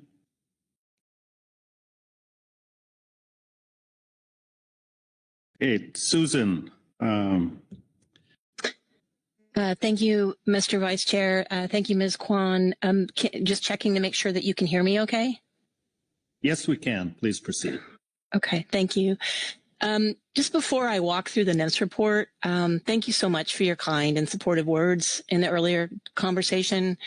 NIMS staff is committed to ensuring the resources are sustainable, and we're committed to the fishermen and the coastal communities that the work that we do serves. It's the support from the communities that make the difference when all the social media and federal employee hate speech can be overwhelming to us. So your comments are a really good reminder and keep us grounded. I opine on the fact that we often talk about council family or the fisheries community or the fisheries family, but speaking for myself, I've never felt more part of that family than the way I feel having gone through the last couple of weeks. So I just want to acknowledge those kind words and the thanks for those. Turning to business, I will be reviewing agenda item E1A, the supplemental NIMS report 1. I would also point you to the Fisheries Science Center activities report. That is the supplemental, another NIMS supplemental report in your briefing book. I believe that there will be more information provided at the April meeting. And so there may not be no one speaking to that today, but I did want to acknowledge that it is in your briefing book and it has a lot of useful information with regard to articles and work that has been done over the last year by the science centers. I'd like to go over 4 things with you today, update you on some of the work that we've been doing. The first thing I'd like to review is the status of inadequate progress review that we've done for Klamath Fall Chinook. The Magnuson Act requires that periodically NIMS review the rebuilding progress of the stocks being managed under the rebuilding plans. Since 2018, we've had 4 salmon stocks listed, or 4 salmon stocks determined to be overfished and put under rebuilding plans. Since then, 3 of those 4 stocks have been rebuilt. And so at this point, the remaining stock under a rebuilding plan is Klamath River Fall Chinook stock. We last reviewed the progress in 2022. So this is our next round of that. Our review takes into account or considers basically 2 criteria under National Standard 1. One is whether the total mortality fishing rate required to rebuild the stock within the rebuilding timeframe or the annual catch limit associated with the fishing mortality rate is exceeded, and whether accountability measures are not correcting the operational issue that caused the overage. The second criteria is the rebuilding expectations of a stock or stock complex are significantly changed due to new or unexpected information about the status of the stock. For more details about that evaluation and the considerations in our review, I would just point you to agenda item E1A, supplemental NIMS report 2 in the briefing book that goes into more detail. As a result of our review, we concluded that Klamath River Fall Chinook did not meet either of the NS1 criteria for inadequate progress, and so we are not recommending a determination of inadequate progress as a result of that review, and we are not proposing or recommending additional management measures to the council as a result. Secondly, I just wanted to update you on the status of some of our rebuilding plans and amendments. I just alluded to the fact that we had a variety of stocks that had been determined to be overfished and had subsequently rebuilt. We are in the process of removing the Queets coho and the Strait of Wanafuku coho rebuilding plans from regulations. So those are 2 of the stocks that were determined to be rebuilt. We anticipate that those plans will be removed from the regulations, and a proposed rule will be published sometime this month. And the proposed rule will have a 30-day public comment period. Secondly, in terms of regulatory actions, last November, the council adopted a management framework, and NIMS subsequently went on to evaluate that management framework for California coastal Chinook salmon ESU. And that framework was adopted into regulatory amendment in August of 2024, and it was effective in September of 2024. So that management framework is new. It includes in-season update or in-season management capability, a buffer applied to the conservation objective, based on the performance error, the use of landing and possession limits, and an allowable harvest level. So just to note that this would be the first season that framework would be implemented should there be fishing off of the California coast.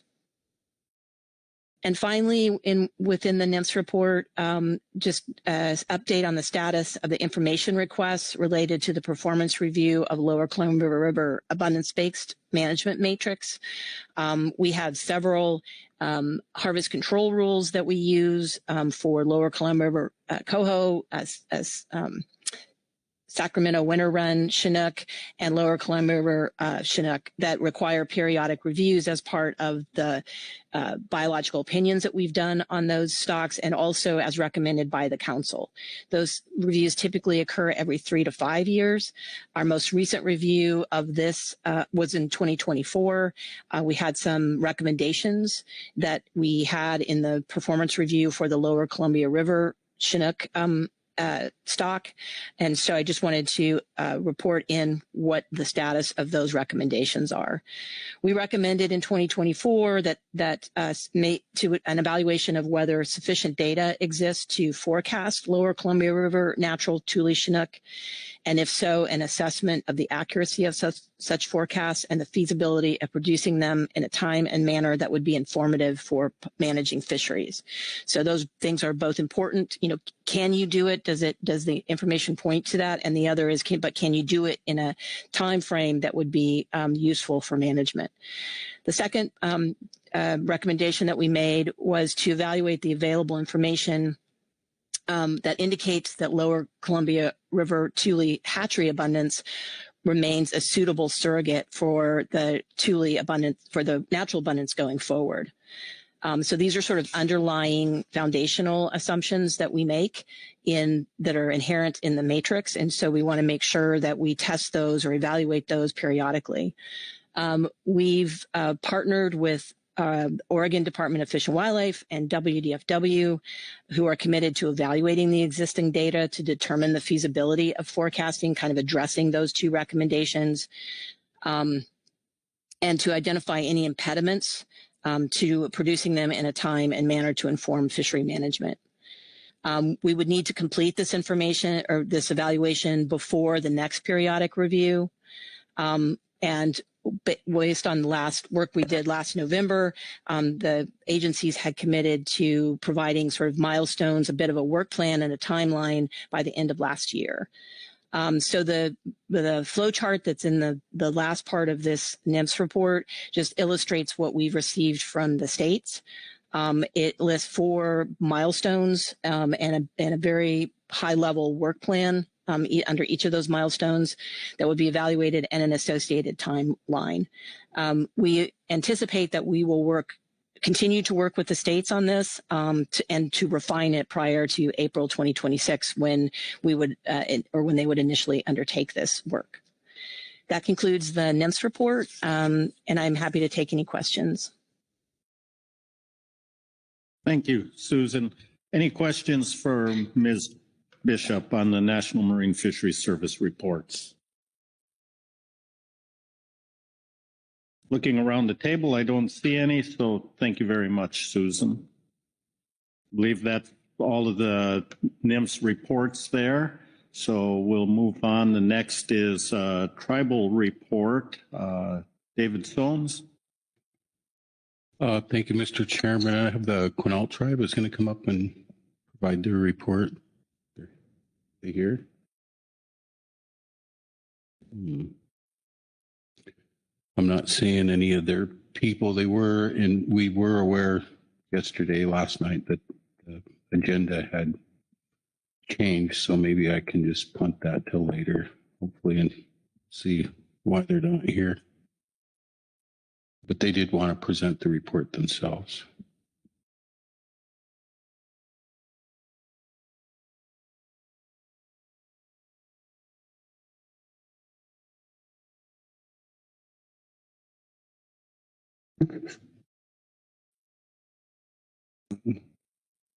Good morning, Chairman.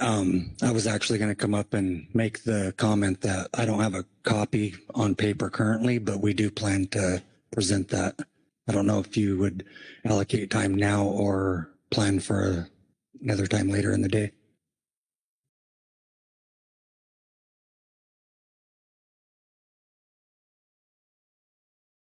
Yeah, if somebody could do that now, that would be preferred. Is it possible to find someone to deliver? Or if we get a paper or a copy, can you do that? Yes, I can. I can go pull it up on my laptop and I'll just get it prepared right now. All right. Give me just a minute. Thank you.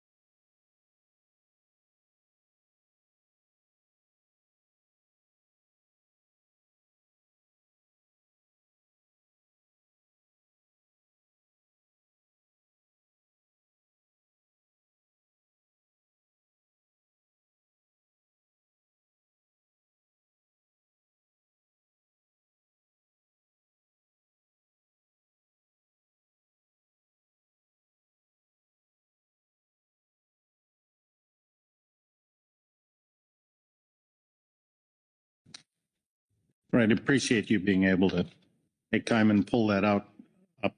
Go ahead and introduce yourselves, and then you can present the report. Anuguitu, Klaukio Hutch, good day, greetings. Chent Kuiliola, it's my traditional name. And my name's Cleve Jackson. I'm the Quinault Indian Nation Fisheries Policy Spokesperson. And appreciate your time. Quill. Thank you.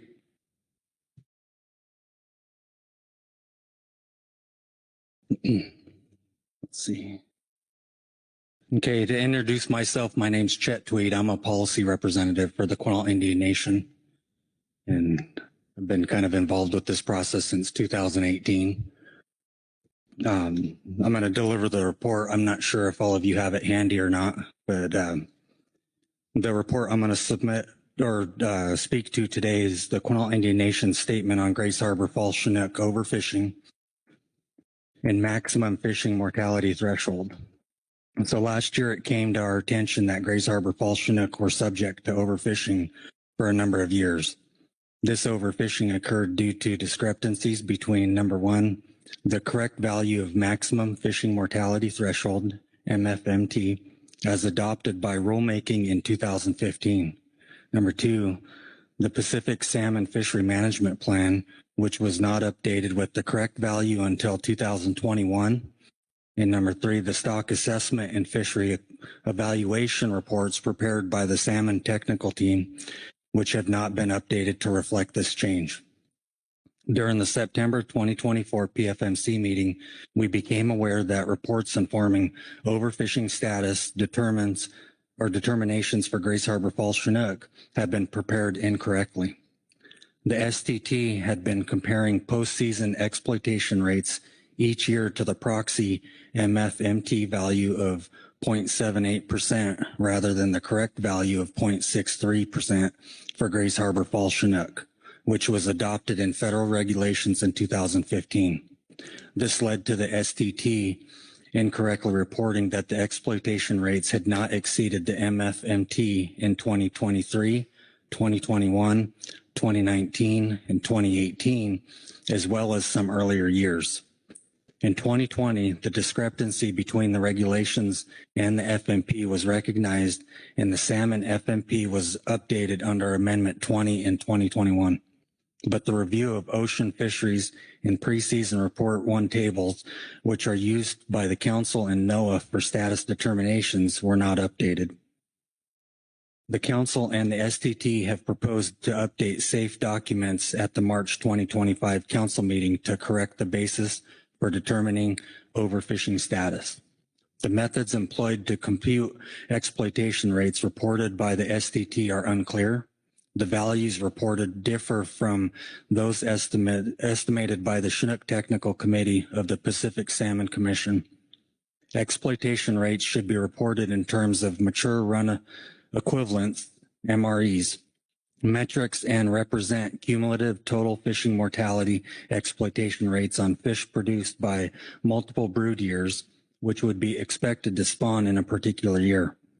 MREs can be directly compared to estimates of MSY and associated exploitation rates determined from stock recruitment analysis.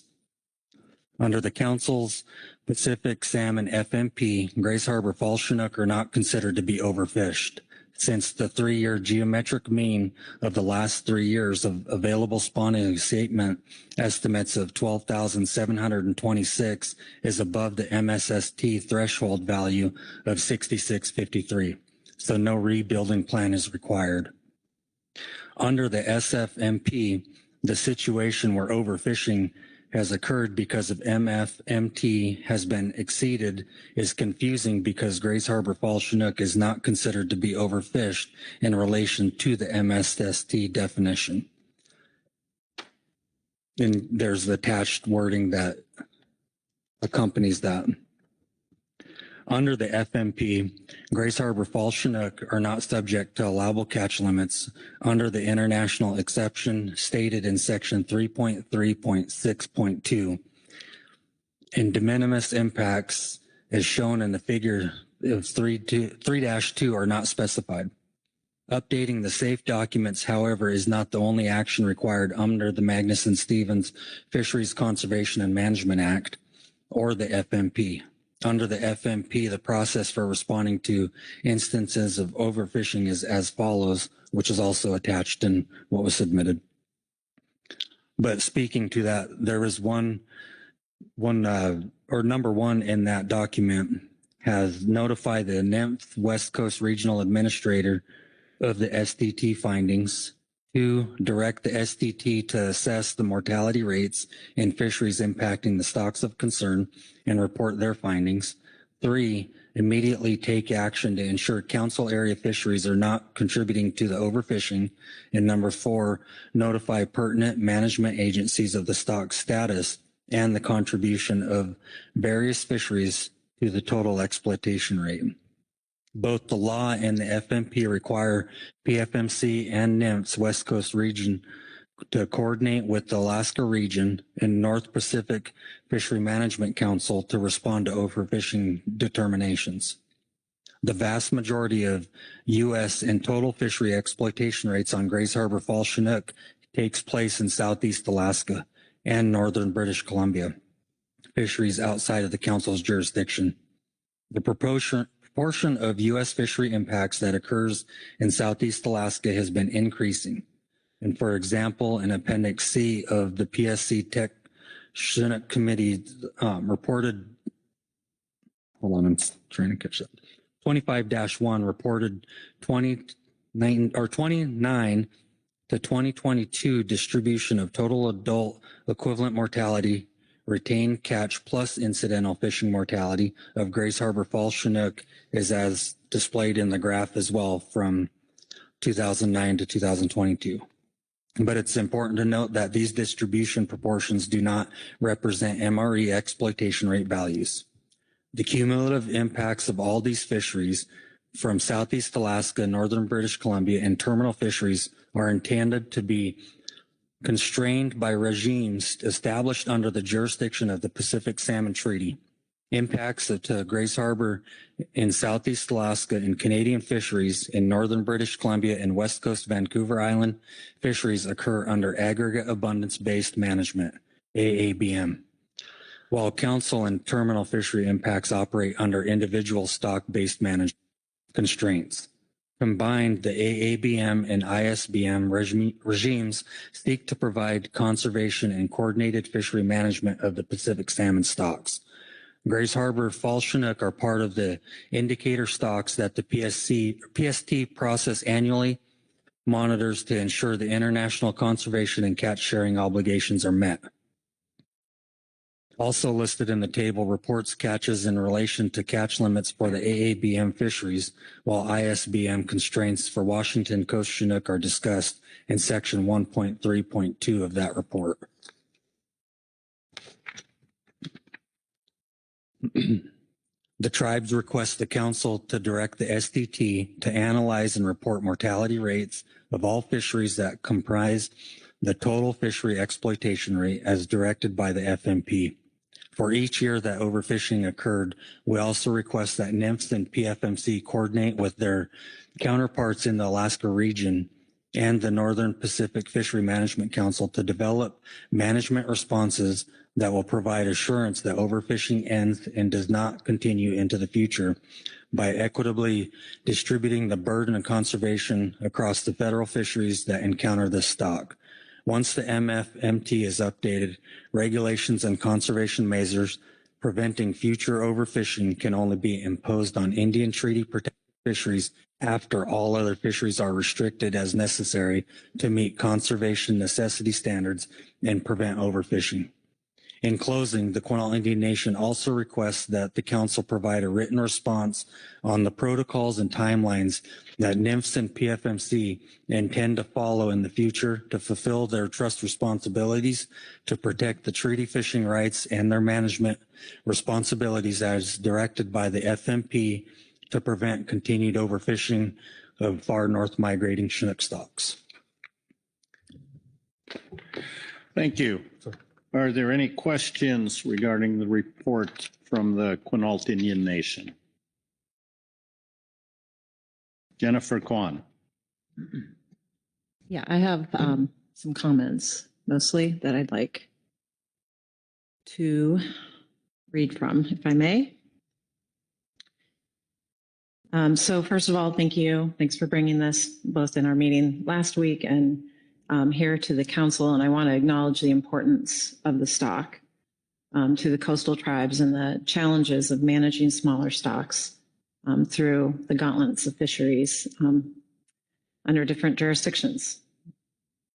So in November 2024, the salmon technical team of the PFMC had reported on errors that were found relative to reference points used for the management of Grace Harbor False Chinook. The errors concerned the overfishing thresholds reduced from 78% to 63%, and the overfished threshold increased from 5,694 to 6,663 metrics, which had been updated in the 2025, but in these reduced values had not been updated in preseason and postseason reporting references.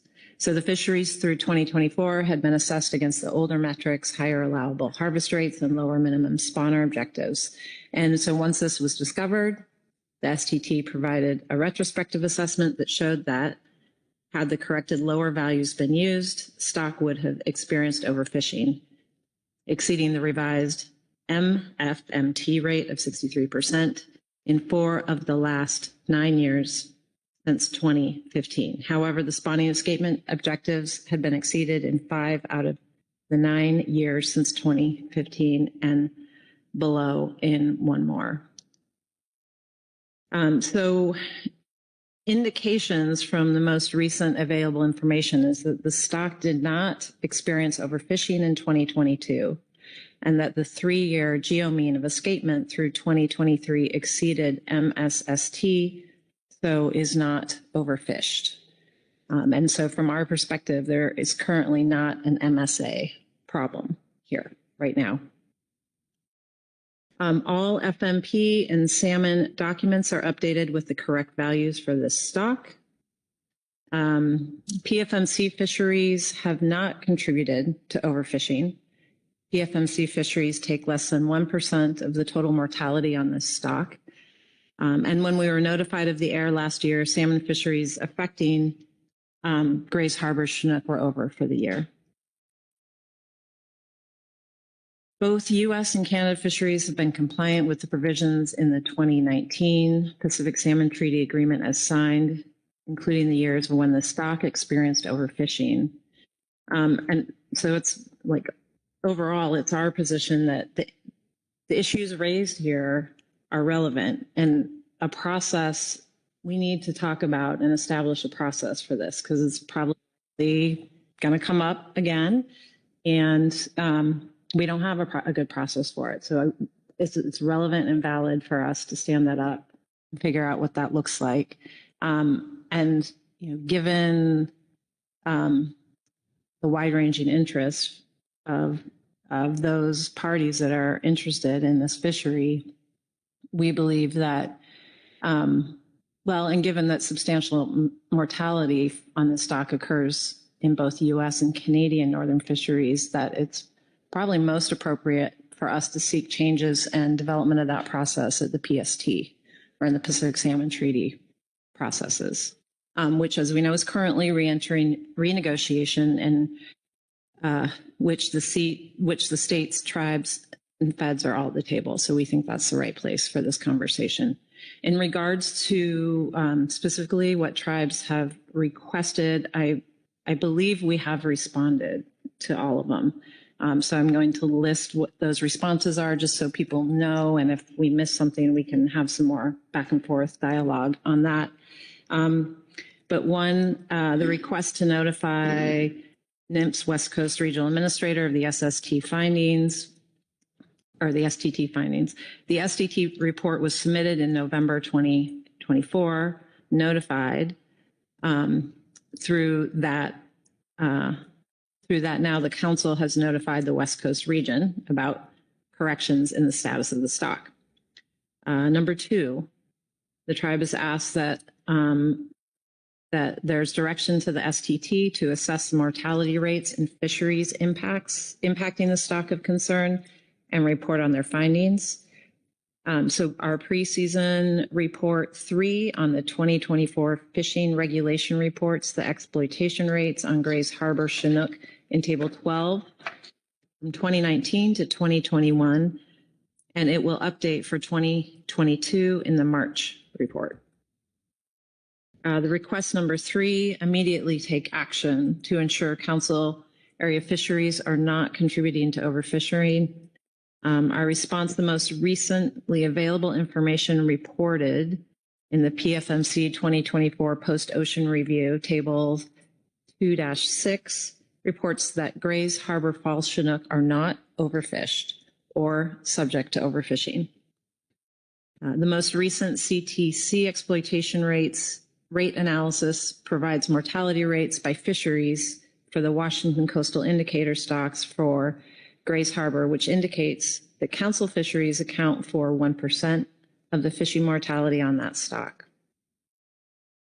And finally, number 4, the request to notify pertinent management agencies of the stock status and the contribution of various fisheries to the total exploitation rate. Our response, the state of Alaska, Washington, Oregon, the Northwest tribes, and NMFS have been notified of the status through the most recent post-ocean review of 2024 fisheries PFMC document.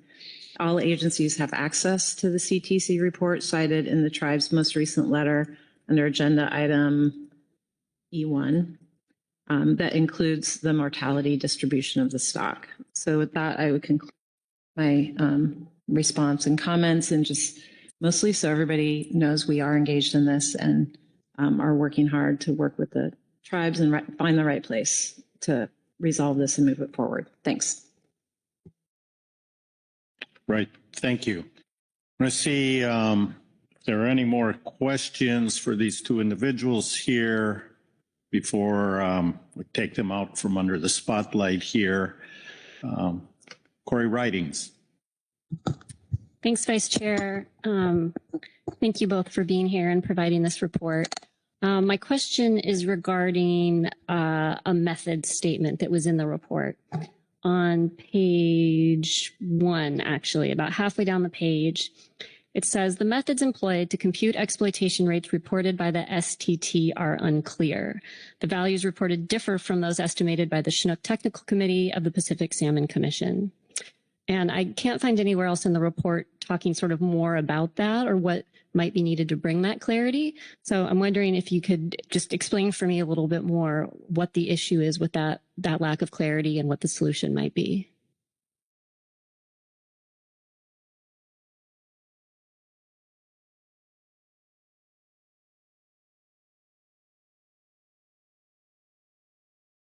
Yeah, our tech guide, we can follow up with that for the technical aspects or any kind of the technical questions to support what was said today. Thank you. Further questions? Not seeing any. Thanks to both of you for coming up and giving that report. That completes all our reports. On my last check, I didn't see any public comment on that. That's been confirmed. So we'll take us then to any council discussion. There's no action on this item. It's the NIMS reports.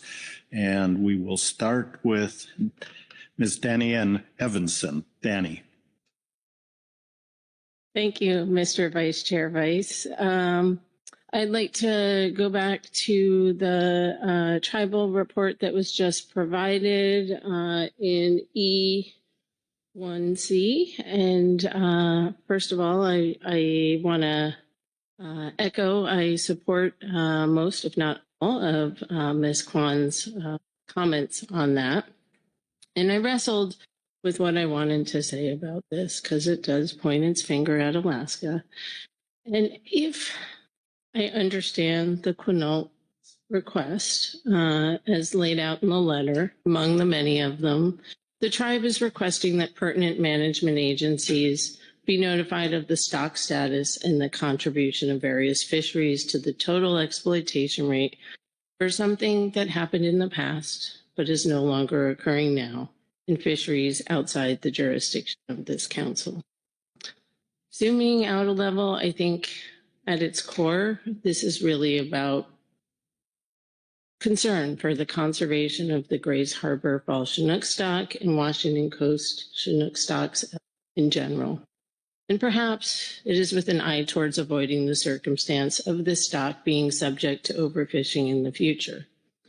While I understand and even appreciate the concerns raised for the conservation of Washington coastal Chinook stocks, which are indeed experiencing a downturn in productivity, and the impacts that remote northern fisheries may have, the place for those discussions outlined by Ms. Kwan is at the Pacific Salmon Commission. As Ms. Kwan said, this is not an MSA problem right now. The status of the stock group has been a recent topic brought forward by the tribes at the Salmon Commission, at least in the U.S. table for the U.S. and the Pacific Salmon Treaty. And I expect it's going to figure in prominently as negotiations. As Ms. Kwan said, Alaska has met all of its obligations under the 2019 Pacific Salmon Treaty Agreement. And we have an additional incentive to meet all those obligations because the ESA coverage afforded by the Southeast Alaska BIOP, which was recently updated in 2024, requires us to do so, and bad things happen if we don't. Lastly, I want to note that Alaska anticipates that the impact on Grays Harbor Fall Chinook and Washington coastal Fall Chinook in general from Southeast Alaska fisheries has gone down in 2023 and 2024 because of reduced fisheries in August when the stock passes through waters off the coast of Alaska. And I do expect that trend to continue. Thank you, Mr. Vice Chair. Thank you very much. Further discussion?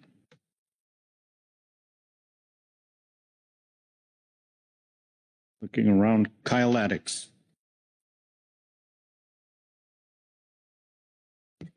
Thank you, Mr. Vice Chair. First time at the table this meeting. Appreciated Ms. Riding's question. The STT doesn't calculate exploitation rates for this stock to the best of my knowledge. I believe they just get those from the Chinook Technical Committee of the Pacific Salmon Commission, and there might be some flybys on how different things are subtracted and added, but I don't think the STT is just reporting what they get from the Chinook Technical Committee. Thank you. Look around and see if there's any other questions. Corey Ridings. Thanks, Vice Chair. Thank you, Ms. Kwan and Ms. Evanson, for your thoughts on what we have heard today. I think I have a question. I think it's for Ms. Kwan, but looking at the request here, that the PFMC coordinate with NIMS as well as the Alaska region and the North Pac. You spoke very briefly to say that there was some coordination, but also that we don't have a good process for this. And perhaps I'm exposing my own ignorance here, but if it would be possible for you to outline a little bit better how you are responding to this request to work perhaps better and more closely with the other regional counterparts to move forward and ensure that this mistake around the data, communication of this, making sure we're not overfishing moving forward is occurring. Thank you. Jen? Yeah, thanks for that. And this is, how we work across Pacific councils with mixed stocks or shared stocks, I guess, is this. And we're seeing, just given, we're seeing nationally that challenge in the Atlantic and elsewhere, where we had clear lines before, and as things are changing and moving and new things are popping up places we didn't expect them before, we have to develop that. But in this particular case, are processes that work between councils. For salmon, though, we theoretically already have that set up, especially because of how these fish travel through Canada. And so ultimately, the Pacific Salmon Treaty and that process there is the table for addressing these issues. For different species, the council, if it's an MSA issue or becomes an MSA issue, would be the place to do it.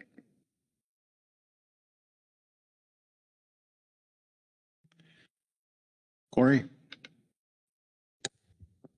Thanks, Vice Chair. Thanks, Ms. Kwan. Just in follow-up to that, you noted right now that we don't have a good process, and I don't suspect that you meant that as a complete universal statement, but in respect to what we're talking about here today. And we also heard from the report that there's a request to do more and do better. It's also falling short. So just question about how you see this getting better through the existing processes and what that might look like and what the agency can do, recognizing that it is primarily caught not in West Coast waters, but it is in our FMP and we are responsible for its management. Yeah, thanks. I think it goes beyond the agency just to do better. It's all of us will need to do better. So with the upcoming salmon, or the renegotiations will be the table for us to get together and continue to improve the situation together. And that's the best I can say on that. Thank you. Any further question or discussion on this agenda item? Not seeing hands. I'm going to turn back to Angela and see if there's anything else we need here. There was no action to take. Angela? That's correct, Mr. Vice Chair. The council did discuss the reports that were provided to you today, so your work on this item is complete. All right, thank you. I think with that, we can close out this agenda item. We are so close to lunch hour, I think almost exactly, that let's take 1 hour, be back here at 1 o'clock. Thanks.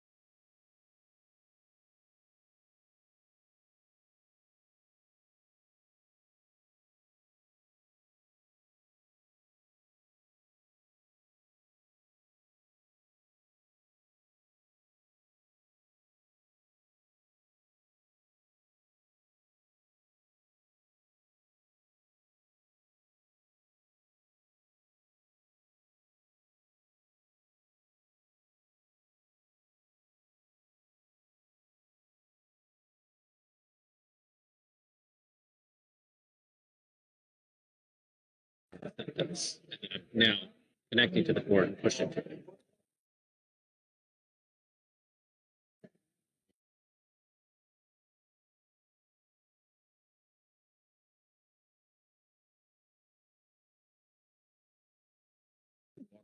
Okay.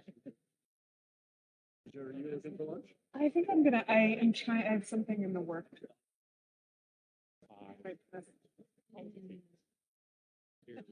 Sorry. Yeah, so what I was saying is I'm like, I'm already looking at, we're looking at like, okay, what happens? Yes. What is, you know, what's our rate? And then what does that mean? But already my brain is like, okay, when we do trauma get it, can we trauma get it? Which one's from that? Which one's? Yeah, so exactly. Yeah, like where, yeah, because there's some fisheries for which if no action is the same thing that you published last year. This is, but then there's some for which, yeah. So like in some cases that can work. Yeah, sometimes it's fine and sometimes it's lawless. And then, so, but there are there are a bunch of groundfish specific things that could like.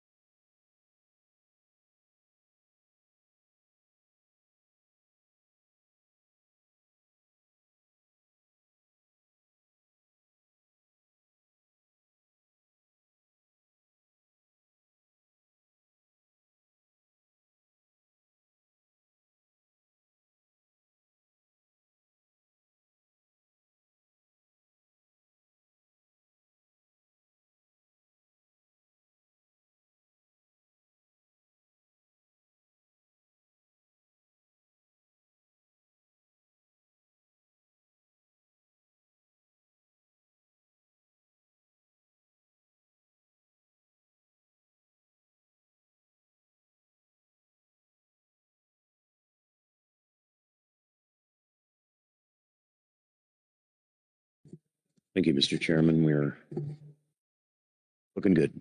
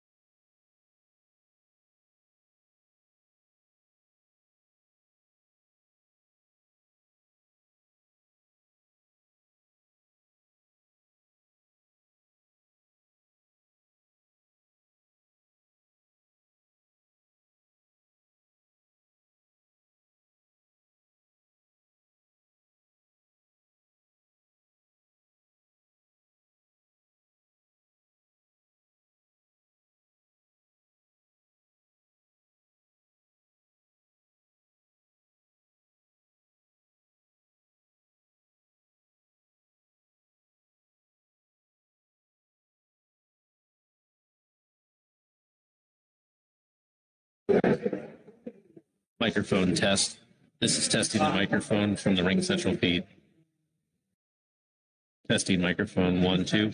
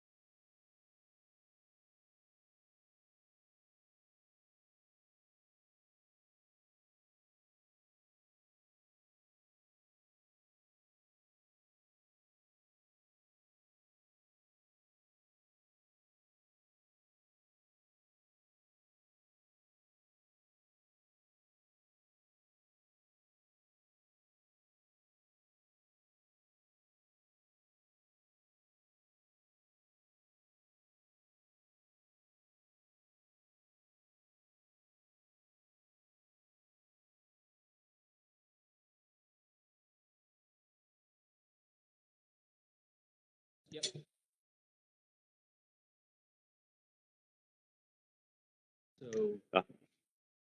Okay.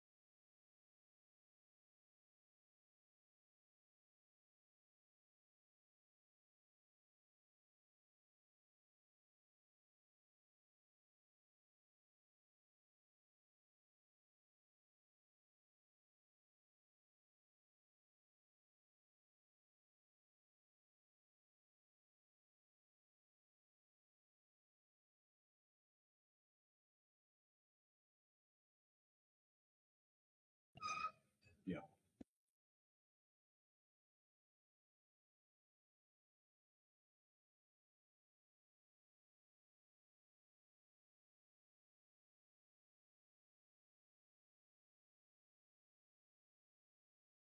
Audio check. 1, 2, 3. Audio level check. 1, 2, 3. Audio level check. 1, 2, 3. We are testing the audio feed to Ring Central.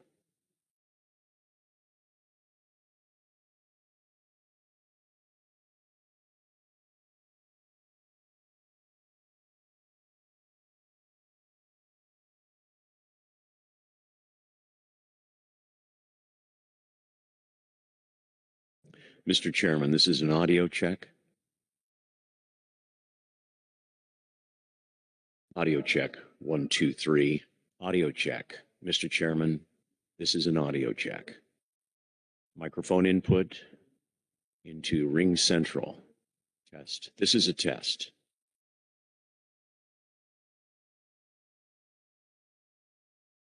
Remote audio check 1, 2. Remote audio check 1, 2. Checking signal from the Ring Central far end. You're right, Chris. What's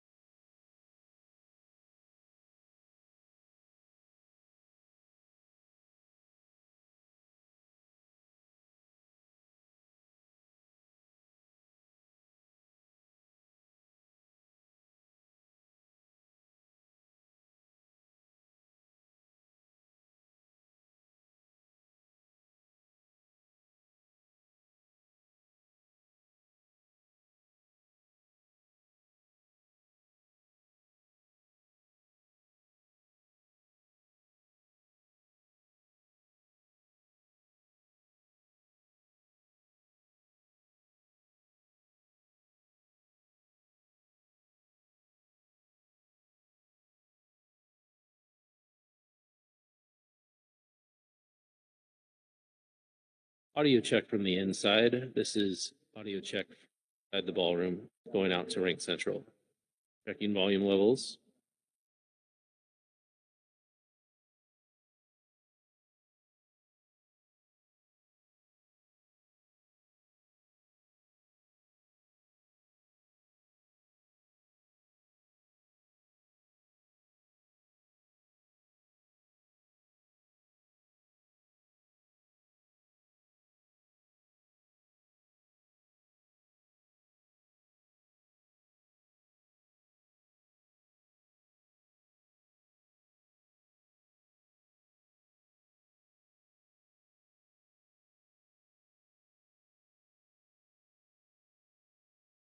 Audio check to the Ring Central feed 1, 2. This is an audio check from in the ballroom to the Ring Central feed 1, 2.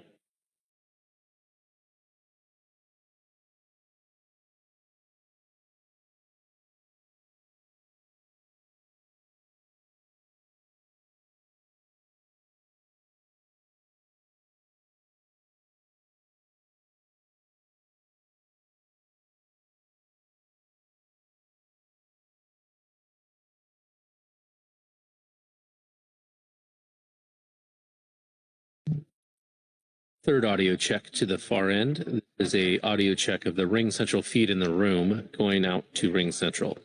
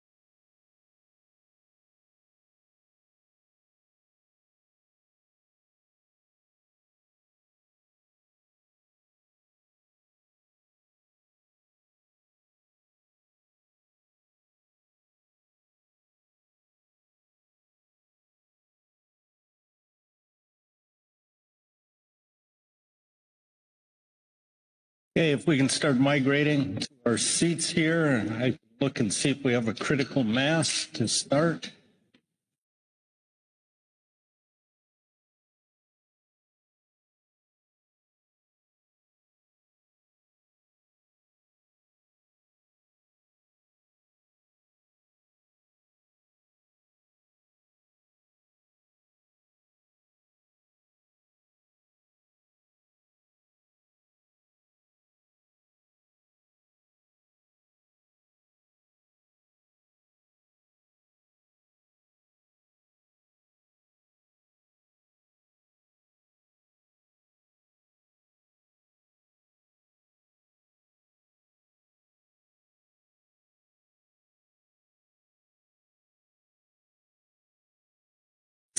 All right.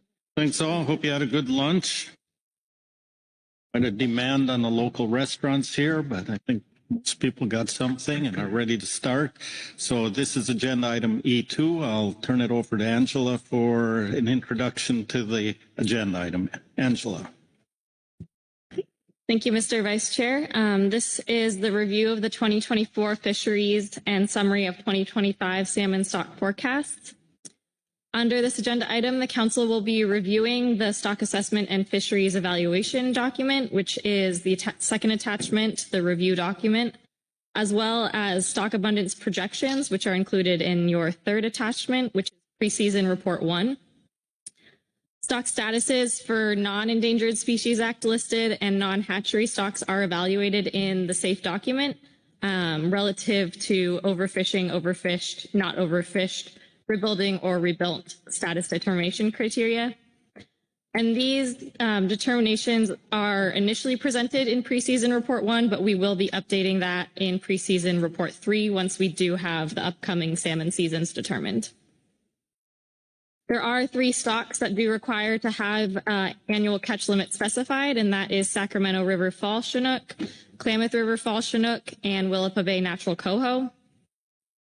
Preseason Report 1 does also contain an analysis of what the 2024 regulations would be on the projected 2025 abundances, and this helps to provide perspective for how fisheries might need to be modified for the 2025 season. You do have a number of supplemental reports under this agenda item. There is one from Washington and Oregon Departments of Fish and Wildlife. The Fish and Wildlife Departments will be presenting this, and the Council should respond to this report as appropriate.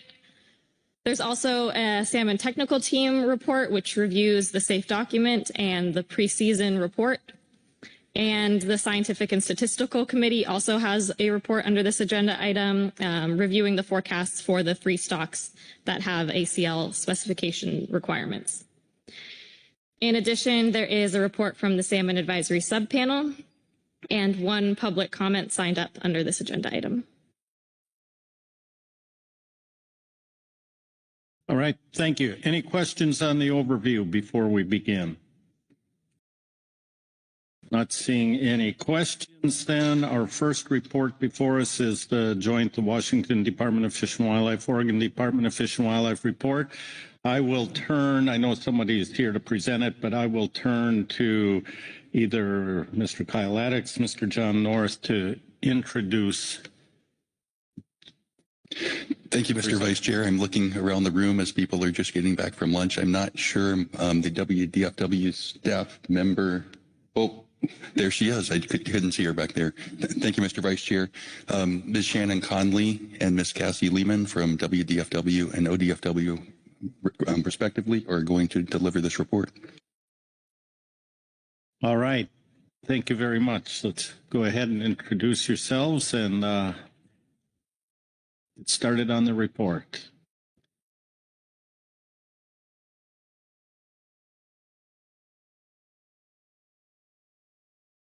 Good afternoon. My name is Cassie Lehman. I am with Oregon Wildlife Salmon Technical.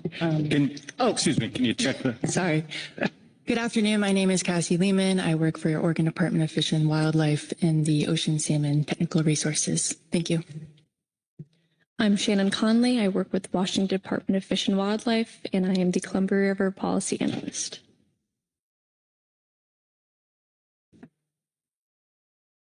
Thank you. You can go ahead. Thank you, Mr. Vice Chair.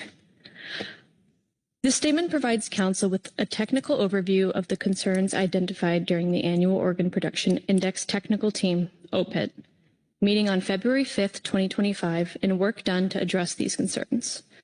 During the meeting, concerns were raised regarding the 2025 Organ Production Index Hatchery Coho, referred to as OPIH, forecast methodology and results.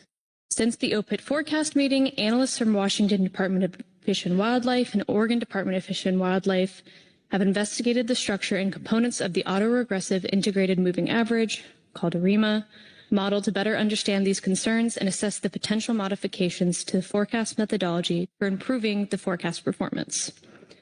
In November 2023, the Council adopted an ARIMA-based forecast methodology for predicting OPIH for use beginning in 2024. The multi-model approach utilizing ARIMA model structures and environmental predictors was shown to have a 41% lower mean absolute percent error, which we'll refer to as MAPE, than the previous OPIH forecasting approach on average over the prior 15 years. More information on this method can be found in the 2023 November Council meeting under the Methodology Review Item D3. During the first year of implementation, the 2024 ARIMA forecast was 54% of the postseason estimate, with an absolute percent error, APE, of 46%. Relative to the forecast used in the previous 10 years, this represents the second lowest APE. However, during the 2025 OPIT forecast meeting, the following concerns were raised regarding the 2025 OPIH forecast. Number one, the lag by 1 year Pacific Decadal Oscillation, lag1 PDO, variable used in the forecast model was lower for 2025 than all previous years over which the model was fit, and has diverged from the previously correlated relationship with regional sea surface temperature. Furthermore, lag1 PDO variable has a positive coefficient in the models, which differs from the hypothesized effect pathway involving regional sea surface temperature. 2. The forecast predicted a record low ratio of adults returning in 2025 from the previous year's JAC returns. And 3, the OPIH forecast was a record low ratio of the Oregon Coast Natural Coho, OCN, forecast, which is developed using a different methodology. Since the OPIT forecast meeting, analysts from WDFW and ODFW have investigated these concerns. Our findings and suggested modifications to the forecast methodology to improve forecast performance are presented below. Starting with our concerns. Concern 1, record low PDO, divergence from PDO from regional sea surface temperature, and unexpected coefficient values. The average of the Pacific Decadal Oscillation in 2024, which we use lag1 PDO variable for the 2025 prediction, was lower than all years used to fit the model. Additionally, in 2023 and 2024, PDO and the Ocean Nino Index strongly diverged for the first time in the time series. NOAA explains that while these two basin scale indices are not always in phase, the strong separation of these two indices is the first occurrence in the past 26 years.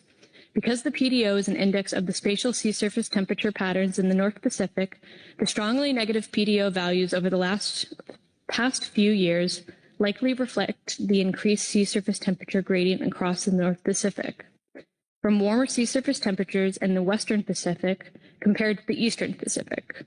As a result, this basin scale index no longer reflects regional sea surface temperatures, which have been warmer than average since July, as well as in previous years.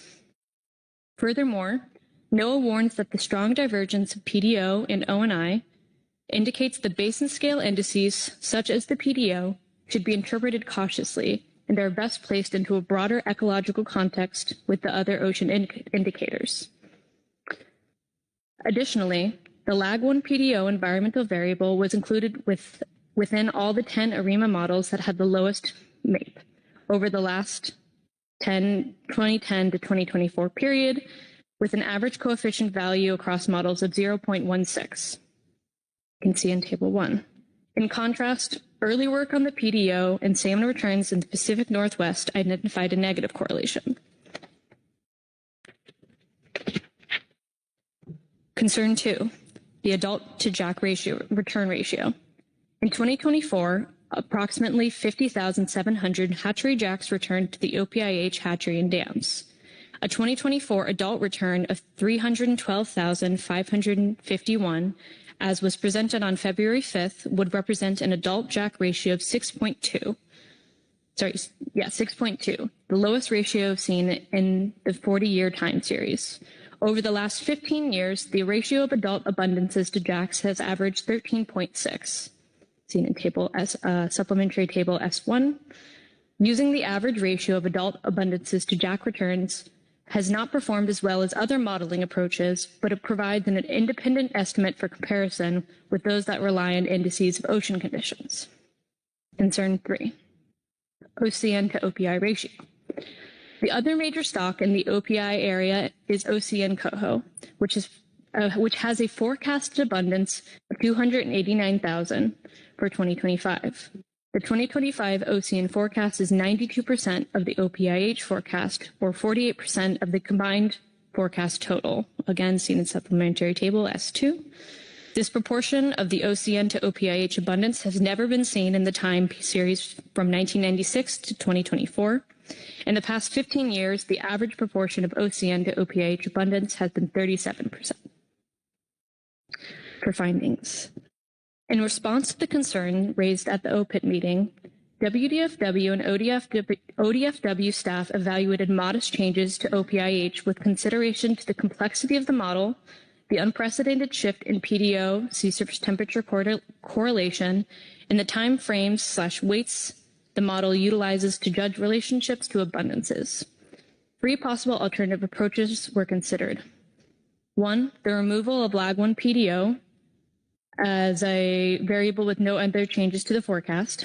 2, truncating the test years, shifting from 15 years to a shorter time series. And 3, applying year-based exponential decaying weights.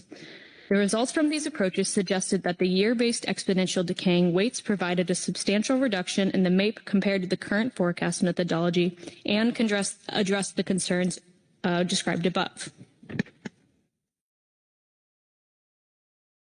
The MAPE is used in the current methodology to identify the top 10 individual models and to calculate their weights for averaging during the ensemble process. The forecast presented at the OPIT meeting on February 5th calculated MAPE as the unweighted average over 15 years. The alternative implementation calculates MAPE as a weighted average over 15 years. Weighted average, where the most recent year has the highest value and each preceding year's weight is reduced by 25% relative to the following year through the 15 years. This addition may improve the model's ability to assess quick regime changes that may occur within the environmental covariates. Staff evaluated performance by developing forecasts for the previous 15 years as if there was no knowledge of the postseason abundances estimates in those years, and then calculating the average absolute forecast error as a percentage of the abundance in those years. This metric is the 15-year MAPE. The performance of the models are evaluated using the 15-year MAPE, which measures how forecasts differ from the actual abundances over a number of years. The alternative implementation of applying exponential decay weights performed better than the current unweighted implementation in the performance evaluation, going from 33% to a 39% MAPE. Versus a 39%, which we believe to be due to it better balancing recent and historical performances. We tested this approach across decaying rates of 0% through 95% and found that a decaying rate of 45% or less produced a lower MAPE than the current forecast, but a 25% decay rate resulted in the lowest MAPE, seen in Figure 2. This process produces a forecast of 493,640, compared to the current forecasting methodology resulting in 312,551, which uses the unweighted MAPE implementation. Using the exponential decay weighted MAPE implementation, none of the top performing models in 2010 to 2024 included the lag 1 PDO covariates. When compared to the 2024 JAC return value, this forecast yields a ratio of 9.7 adults per JAC, a much closer value to the 15-year average. In comparison to the 2025 OCN forecast, this forecast would result in the OCN forecast being 59% of the OPIH forecasted abundance, which is within the observed range and no longer represents a record high proportion. Seen in supplementary table 2. We concluded that the 2025 forecast presented at the OPIT meeting on February 5th is likely to be lower than the actual 2025 returns, possibly due to the historically low 2024 PDO values and the diverging relationship between PDO and regional sea surface temperature, although this will not be known until February 2026. The analysis conducted by WDFW and ODFW staff on multiple alternative methods to forecast OPIH showed that adjusting the implementation of the current methodology by applying exponential decaying weights of 25% may reduce the likelihood of events, such as an instance described above, and performs better than the current method in a retrospective analysis. A joint state request, after evaluating concerns raised by the 2025 forecasting methodology as the performance of various hypothesized forecast methodology improvements, WDFW and ODFW consider the 25% exponential decaying weight a sound improvement to the forecast performance. WDFW and ODFW recommend that the Council consider adopting the 2025 OPIH forecast using a 25% exponential decay rate, as well as further investigation of modification to the OPIH methodology for the 2025 methodology review cycle. Thank you. Thank you. Are there any questions for either Ms. Lehman, Ms. Connolly on the joint report? Butch Smith. Not a statement, Mr. Vice Chair, or not a comment or a question, but a statement. I just appreciate you two coming up to the table. This, I think, shows that when there is a mistake that we call it out and we try to address it. And I think that's what this council should be about. We just heard earlier on groundfish modeling and stuff that might be showing a little different than what reality is. And I just want to be appreciative. I know it probably wasn't easy, and I know you guys work hard at what you do, and just wanted to thank you for coming up and letting us know the issue. Thank you. Thank you, Butch. Other questions? Looking around, John North, let you go first. Thank you, Mr. Vice Chair. I did have one observation, I guess it is, or maybe it's a question, but in the report, I noticed in table 1 with the output of the 10 models, with the current methodology, there's almost no spread in the individual predictions, like 10% maybe, whereas in the revised outputs in table 2, there's a much larger spread. But you also mentioned that the MAPE for that model is lower. So I'm trying to figure out why the estimates are so confined in the original version of the model.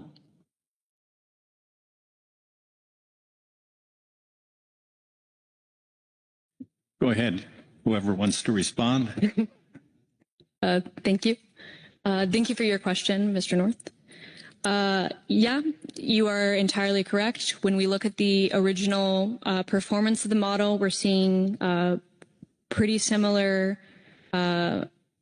performance between all the models. We're seeing very similar environmental covariates that are used in pretty similar ways.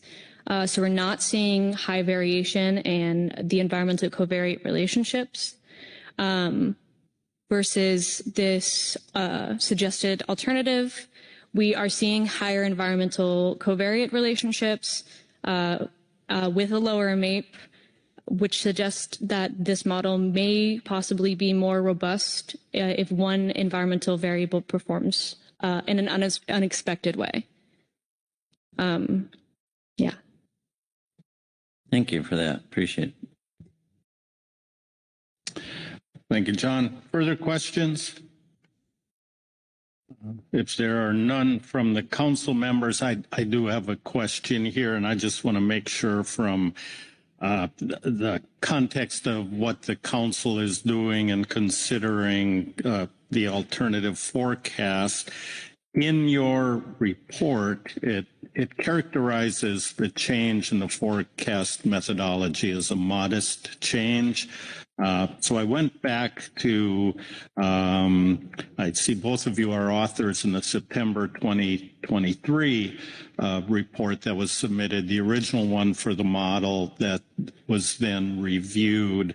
And in there was a good listing of the steps or what was done in the model. And so I'm using those to make sure what the changes were. The first was identify a set of covariates. I'll summarize those. The second was fit the ARIMA models. Third was calculate one step ahead performance metrics. Then 4, generate performance weighted ensemble forecasts. And then 5, evaluate how well forecasts would have performed. So looking at that, my interpretation of this report you presented today was the only piece that changed was that weighting, step 4 in the process, that you're dealing with the same environmental covariates and the ARIMA models and so forth, but rather than the average weighting, it's this exponential decay weighting that, let me make sure first, that is the only change? Thank you for your question. Yes, that is the only change. I do want to make it clear that there's 2 MAPE weighted components of this forecast, and we are only suggesting a change to the first MAPE weighting to include those exponential decay weights. Okay, thank you. I just wanted to make sure I was clear on what exactly was changed there. So appreciate that. Any other questions? Jennifer Kwan. Susan has a question, so I'm going to have her weigh in, please. Thank you. Susan Bishop. Thank you, Mr. Chair. Thank you, Ms. Kwan. I just had a question. I noticed at the very end of the paragraph, at the very last paragraph on the document, there was sort of a hybrid approach in some ways. There's a recommendation that the council adopt the approach in 2025, but that there is some further evaluation of the approach kind of over the next year, probably through methodology review. I just want to know wonder if you could speak, and maybe this is more a question for Kyle or John, to how you see this fitting in with the exceptions that we are generally are allowed under one of our council operating procedures. So, typically forecasts will go through methodology review, and this forecast went through methodology review about a year ago or so. But there are some exceptional circumstances where the COPs indicate that explicitly that under certain conditions, further methodology review is not required. So I was just curious if you could speak to that, or maybe John or Kyle could speak to that. Thank you, Susan. I'm going to look around the room and see who points to who to answer that. John North was raising his hand first. John, let's start with you. Thank you, Mr. Vice Chair, and thank you, Ms. Bishop, for the question. The way I look at it, I don't feel this is really a significant change from the adopted methodology because it's still using the same input years, the same covariates with the same model structure. But instead of using all 15 years weighted equally, it's just giving more, it's weighting the more recent years more heavily, which seems appropriate given all the cautions that we're hearing about changing environment and the PDO and the El Nino index not lining up. So even though the modification might fall in like a gray area in terms of COP 15, to me, it's more similar to a data range change because when you weight the data, you're effectively only drawing almost all your data from the most recent 10 years. So that'd be similar to changing a data input, which is allowed under COP 15. So Thanks, John. And before I ask Susan if that answered her question, I'll see if anybody wants to add anything. Kyle Addix. Thank you, Mr. Vice Chair. I had similar view as Mr. North. The operating procedure says that data range changes don't need full methodology review. To me, this is less innocuous than a data range change. It's just weighting the data we are using so that more recent years that should be more reflective of what the fish we're trying to forecast experienced are weighted heavier than the older years. So less extreme than just adjusting a data stream to a shorter period. Thank you. Susan, does that answer your question? And any other additional questions? Thank you, Mr. Vice Chair. It does. I do want to note that it seems like the proposal from the state does recognize maybe, on the prudent side, they have recommended some additional review as well, just to kind of make sure that this is the best method, or that potentially, or this change is reasonable, and any other changes that might be found during that review. Is that correct? I just want to make sure I understand that. Again, I'll turn to Washington, Oregon. Kyle Addix. Thank you, Mr. Vice Chair. Yes, I had planned to say later in some council discussion that I agree with the recommendation in the report to put this back into a more formal methodology review. There were some things identified in when the original method was approved, some suggestions for other things to look at. I also think some clarity on exactly what falls in the scope of flexibility for this model framework would be helpful in the future. The technical staff that sat down to do the forecast back in February, I don't think they were clear on how much flexibility they had, which is why the forecast came forward to the STT. That was sort of the canned method that was run last year, and this additional discussion and work has happened since then. Thank you. Any other questions? Not seeing any questions. Thanks to both of you for the report. Next, we'll move to the Salmon Technical Team report. Dr. Mike O'Farrell is online. Dr. O'Farrell, can you hear us today? Thank you, Mr. Vice Chair. I can hear you fine. Great, go ahead. Okay, I will be referring to, well, I'm going to be making some comments on behalf of the STT with regard to the review of 2024 fisheries and preseason report 1, and select excerpts from these reports can be found in agenda item E2A, supplemental STT report 1 that council staff put together. So I will just go forward here, starting with the review in chapter 1, the coast side summary. With regard to quota attainment in table 1-6, treaty troll quotas were not met. They were about 33 to 35% of the quota. The coho, that was for Chinook, but coho quotas were generally met. Washington troll quotas, Chinook quotas were attained. And there was, and in July, the September mark selective coho quota was not met. It was about 73% of the quota. Washington recreational quota attainment was variable across Chinook and coho fisheries in Washington. For Chinook, guidelines attainment ranged from 40 to 65%. And for coho, mark selective coho quotas were attained as all subareas closed before their scheduled season end dates. Moving down to south of Falcon, troll fisheries from Falcon to Humbug took approximately half of the September non-mark selective coho quota. And Oregon recreational fisheries took about 56% of the coho mark selective quota. The September non-mark selective coho quota was nearly met. Table 1-7 provides information on projected versus observed harvest. In Washington, catch projections were similar to or higher than observed catch, both for the treaty troll and non-Indian commercial troll fisheries. Oregon Chinook troll catch from falcon to humbug was very similar to the preseason catch projection.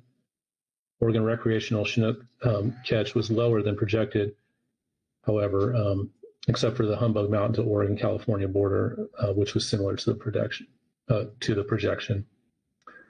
And California troll and sport fisheries were closed last year. Okay, moving on to Chapter 2, Chinook Salmon Management. Table 2-6 summarizes Chinook escapement, stock status, and exploitation rates. Some of the things that need to be mentioned about that are Klamath River Fall Chinook remains overfished.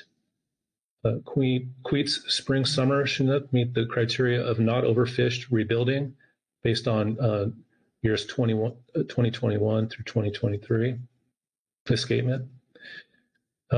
No stocks currently are experiencing overfishing. Note that Grays Harbor Chinook has a 61% exploitation rate in 2022. And for context, the maximum fishing mortality threshold is 0.63. For Sacramento River Fall Chinook, we note that there's a new MFMT for that stock at 58%. And this is part of the Sacramento River Fall Chinook MSY proxy adopted in November 2024. And I'll note that there in preseason report 1, there is an appendix that shows the changes to the control rule as a result of that council action. Chapter 3 is the coho salmon management. Table 3-7 summarizes the coho escapement and stock status. No stocks meet the criteria for overfished or experiencing overfishing. To round out the review, there's a section on socioeconomics, and then a host of appendices. Appendix A details catch and effort.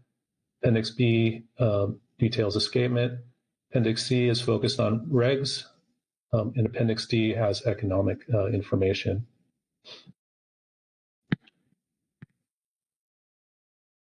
Moving on to preseason report 1. There are a couple of appendices. I already mentioned the Sacramento River Fall Chinook appendix. That is in pre-1. And there also is a brief appendix about that details a correction to the FRAM software and a data change to the coho base period. Council members can look at those two appendices as they wish. Chapter 1, pre-1, is a description of the effective environment and a summary of Chinook forecasts. The Sacramento River Fall Chinook forecast is 165,655, which is lower than the forecast last year. Winter run forecast is higher than last year. Klamath River Fall Chinook forecast is very low, much lower than last year. Abundance forecasts for Columbia River Spring Chinook runs are generally similar to or higher than the 2024 forecast. Columbia River Summer Chinook forecast is lower than 2024. Columbia River Fall Chinook forecasts are mostly higher than last year. Washington Coast and Puget Sound stocks are kind of a mixed bag. Some are up and down, and some are down, but generally similar to 2024. As for a summary of the coho forecast, the OPIH forecast is similar to, but lower than 2024. That was based on the new methodology adopted in November 2023.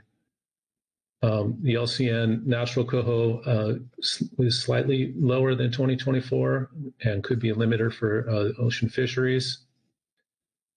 OCN coho increased modestly in 2025. The Washington Coast coho has a mix of increases and decreases relative to last year. And Hood Canal forecast is down from 2024 and is in a critical status and could be a limiter for Puget Sound fisheries. Chapter 2, Chinook salmon assessment. This provides the forecasts, ABC, ACL, OFL, what do you call them, benchmarks, I guess, and forecast performance. Sacramento River Fall Chinook maximum exploitation of 26.4% is lower than 2024. And the winter run forecast is higher than last year by a good amount, resulting in a maximum age 3 impact rate of 20%. Moving on to the Klamath, forecast, as I mentioned earlier, is quite low, much lower than 2024. This results in a maximum allowable exploitation rate of 10%, and that is a de minimis exploitation rate.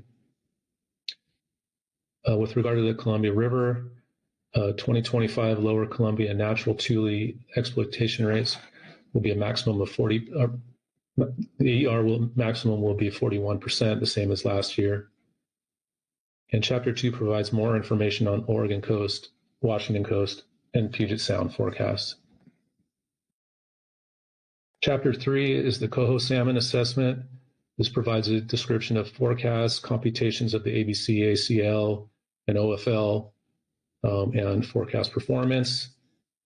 The OPIH abundance forecast for 2025, it's 312,600 coho, 78% of the 2024 abundance prediction, and 42% of the preliminary 2024 postseason estimate. 2024 coho forecasts for Washington Coast and Puget Sound were mostly lower than last year. Chapter 4 regards pink salmon. This is an odd numbered year, and so pinks will factor into the 2025 fishery planning. The Puget Sound and Fraser forecasts appear to be strong. Chapter 5 is a description and analysis of the no action alternative. Table 5-4 displays past escapements and the forecast 2025 escapement giving 2024 fisheries. Of note there, the Klamath River Fall Chinook stock is at risk of approaching an overfished condition, but the Klamath stock is currently overfished. All coho stocks in Table 5-4, the geomean is based only on escapement in 2022 and 2023. That's because the 2024 escapements are not yet available. Table 5-5 displays post and preseason ACLs, OFLs, and escapement. Table 5-6 has the coho fram run with 2024 fisheries operating on 2025 abundances.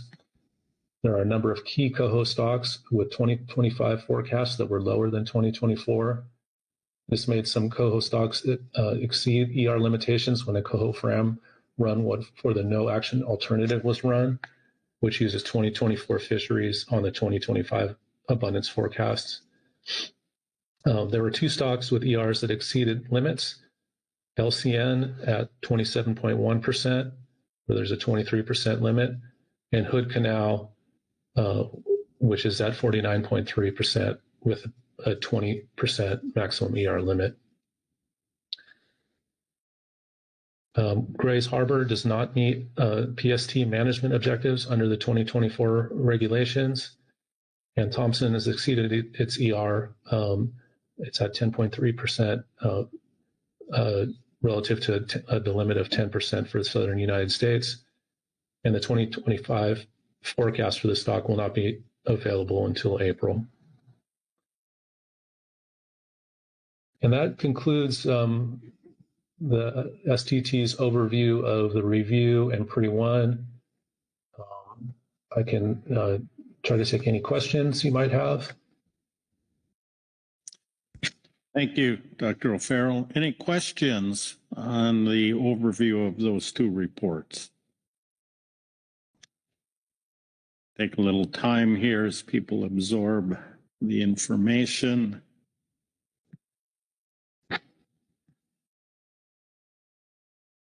Marcy Remco. Thank you, Mr. Vice Chair. Thank you, Dr. O'Farrell. I'll start with a few questions on the Sacramento fall forecast. You referenced the lower value here in 2025 compared with that of 2024. I'd note that the number of jacks on which that 2025 forecast is based upon, the jack returns overall were somewhere near average. I understand the reason for the lower forecast in 2025, and looking at page 45 and figure 2-2, that the Sacramento index forecast accounts for the autocorrelation that was applied based on the low resulting postseason SI in 2024 versus the preseason SI. And that autocorrelation is a 1-year adjustment that's applied to this year's forecast.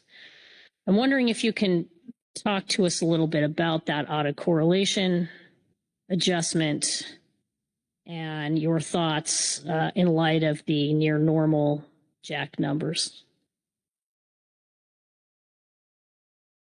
Through the chair, thanks for the question, Mr. Remco. The forecast that we use for Sacramento River Fall Chinook has been in place since 2015. And it's the same model that we've been using for years. It's a log signaling regression model essentially, but with an taking into account autocorrelated errors. And what that means for the Sacramento Fall forecast is that, and this is much easier to do when there's a picture of it in front of me, but I can get through it, I think. There's a fitted line. It's nonlinear that go through all the data that is in that plot. And the forecast, we look at the number of jacks, and we would then look up to that fitted line and to see what the forecast would be. But instead of doing just stopping there, what we also do is take into account the deviation from that fitted line, fitted to all the data, and the postseason, the estimate of the Sacramento index that resulted from the previous year. So if it's below if that number is below the line, the forecast from last year, then we would make a correction to this year's forecast in the same direction, so that we would, since we missed pretty badly last year, where it was the forecast or the postseason estimate was lower than the forecast, we would be adjusting the forecast in 2025 down. And it's being done based on the estimates of the autocorrelation in these errors. So that's how it happens. There is, this went through methodology review in 2015, and there's good documentation of exactly how it works. In fact, there's a 4-panel plot there that walks you through what I try to just describe here now.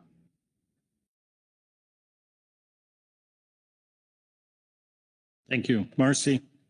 Yeah, if I may follow up on that.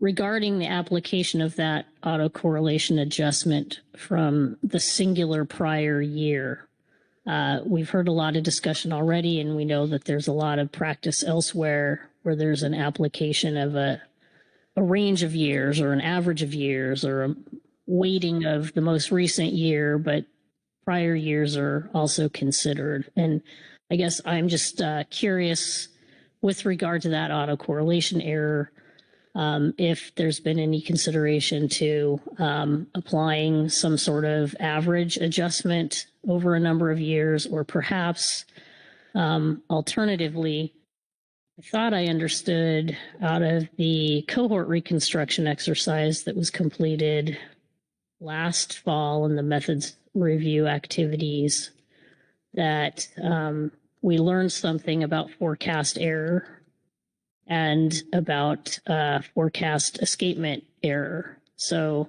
I'm just thinking ahead to the future about possible ways that we might look to bring improvements to forecasting, and if perhaps autocorrelation is a topic for consideration, or perhaps application of new information from the cohort reconstruction. So just asking your thoughts on those topics. Thanks. I think that having regular cohort reconstructions would allow us to consider other types of forecasts, like sibling regressions that we use for the Klamath River fall Chinook stock. Those are age-specific forecasts, whereas we don't have that information quite ready yet. I guess, I mean, some of Will Satterthwaite's work addressed that, but we would, to make this work in practice for, to inform council management, we would have to implement that on an annual basis and then look to another project on changing the forecasting approach and seeing what works best for that stock. So I don't think we're there yet. There is a hope that we will get there. It's going to require a lot more work, and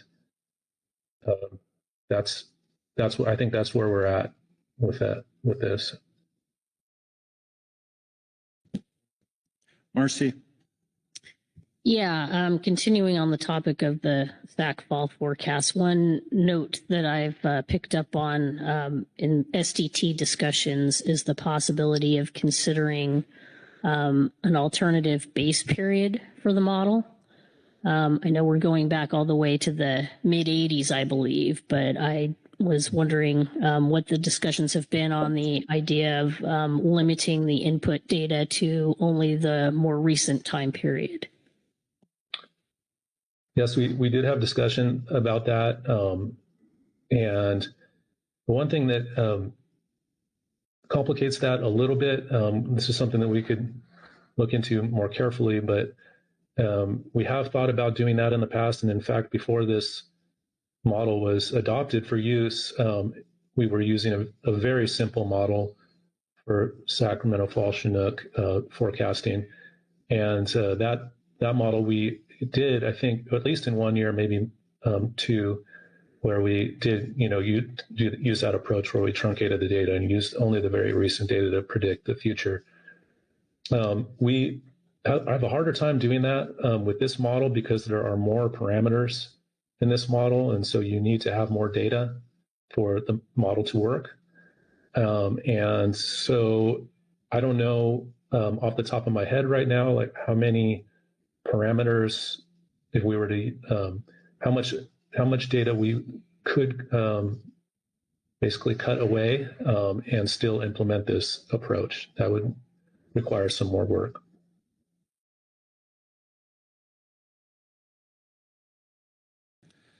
Thank you. Further questions, Marcy? Yes, thank you, Mr. Vice Chair. I have questions on winter run in Klamath as well, so if I may. Looking to the winter run forecast, I'm looking at the table 1-1 from pre-1, description of the methodology and the Gaussian process model applied to the time series of the SAC winter age 3 escapement absent fishing. Just reflecting on the escapement for 2024 was pretty dismal for the adult escapement values. I'm just wondering how this forecast is so optimistic in light of those very poor adult returns of SAC winter, and just wondering if what may have caused this uptick. Is it another parameter in the model. Perhaps I believe there's a temperature element that's a factor. So maybe you can give us a little insight as to why this forecast is so optimistic. Yes, Mr. Rumko, I think you touched on it just there. I think it mostly has to do with the temperature covariate.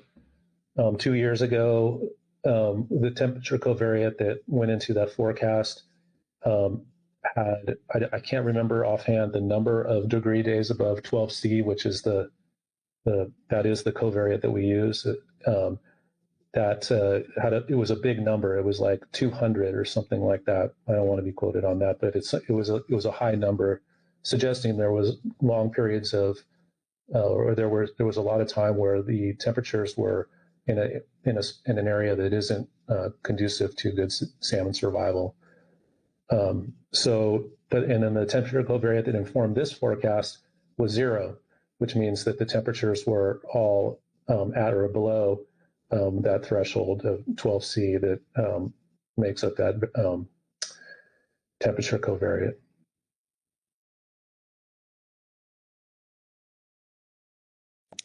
Thank you. Marcy. Yeah. Yes, thank you, Dr. O'Farrell.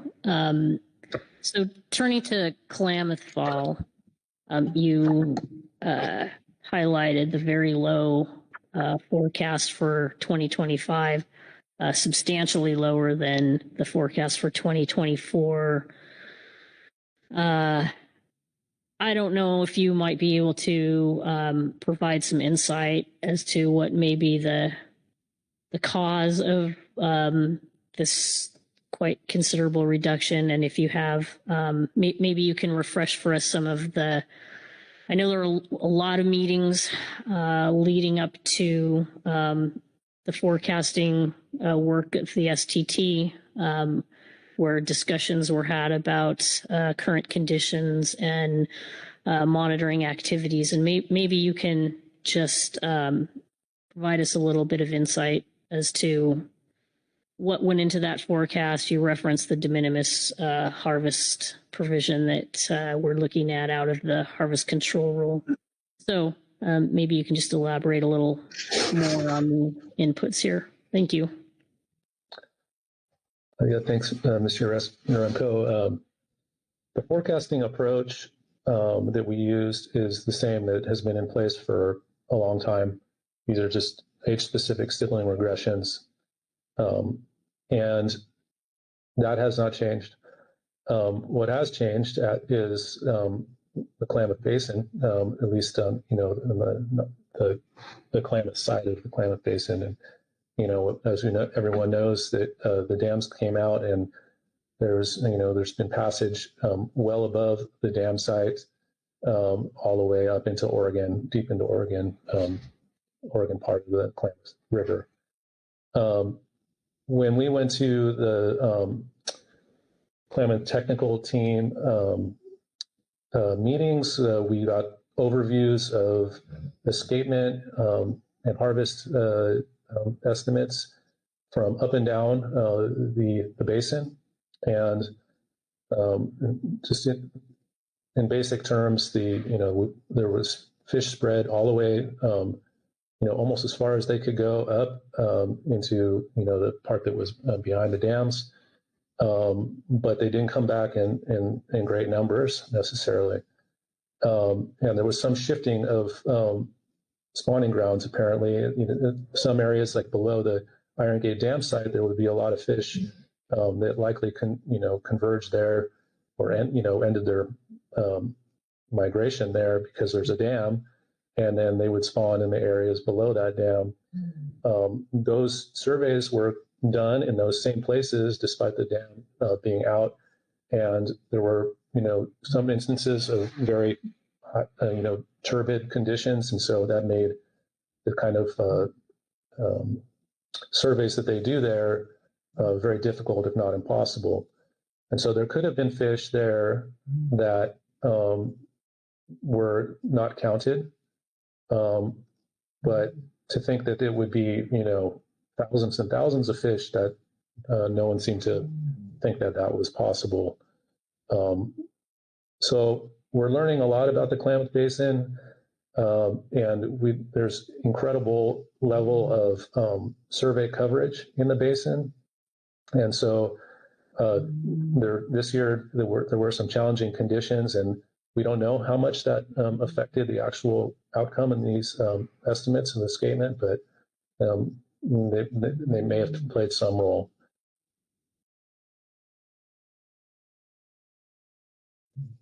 Thank you. Marcy.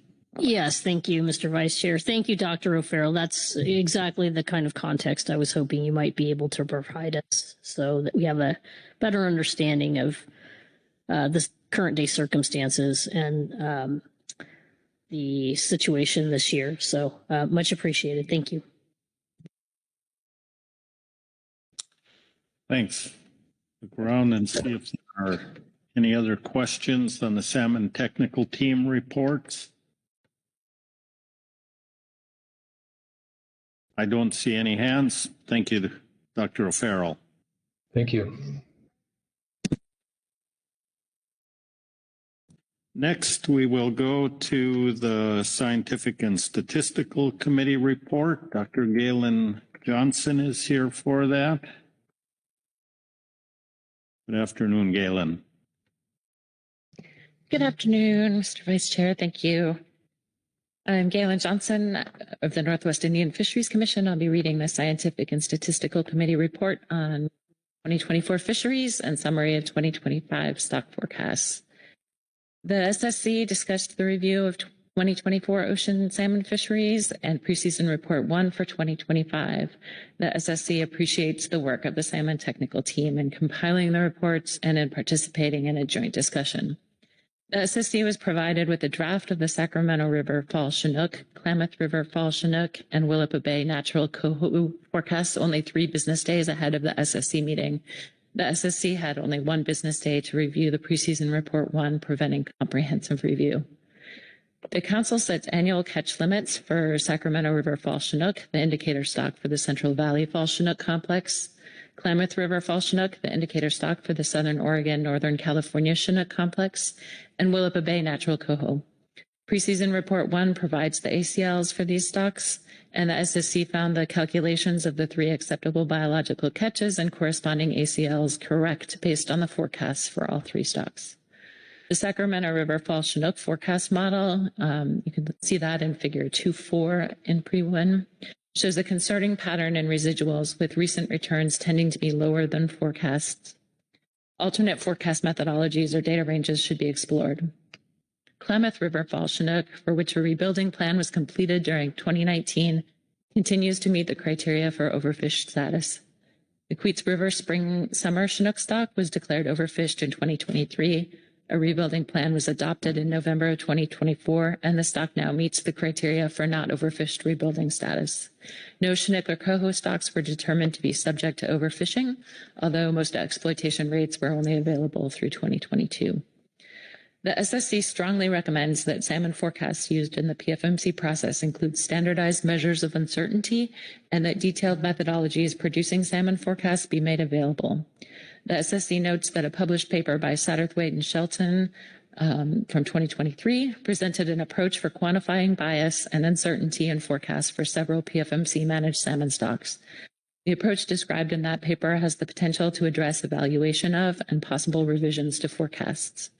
The SSC recommends exploring this and or other frameworks for systematically using the forecast performance information in preseason report 1 to identify forecasts that the STT or agencies may want to focus on for possible improvement. That concludes our report. Thank you. Questions for Dr. Johnson on the SSC report? Corey Ridings. Thank you, Vice Chair. Thank you, Dr. Johnson. My question is in regards to the last paragraph, and thinking about our variability in our forecasting and our ability to forecast in our models is obviously an important topic, a very important topic for the Council. And you note the SSC recommends exploring this and or other frameworks for systematically using the forecast performance information in preseason 1. So I'm curious if you could share a little bit more about what those other frameworks were, and help educate us a little bit on what that could look like. Thank you, Ms. Ridings. We had very short discussion on this. There's a lot going on in the salmon world right now. But I guess the suggestion of what we were looking at is that, you know, it's very normal for 50% of forecasts to be high and 50% of forecasts to be low. That's what we expect from the models. And it starts to get concerning if you see the margin of error getting bigger and bigger, or if you see, for example, consistent under forecasting or consistent over forecasting. And right now,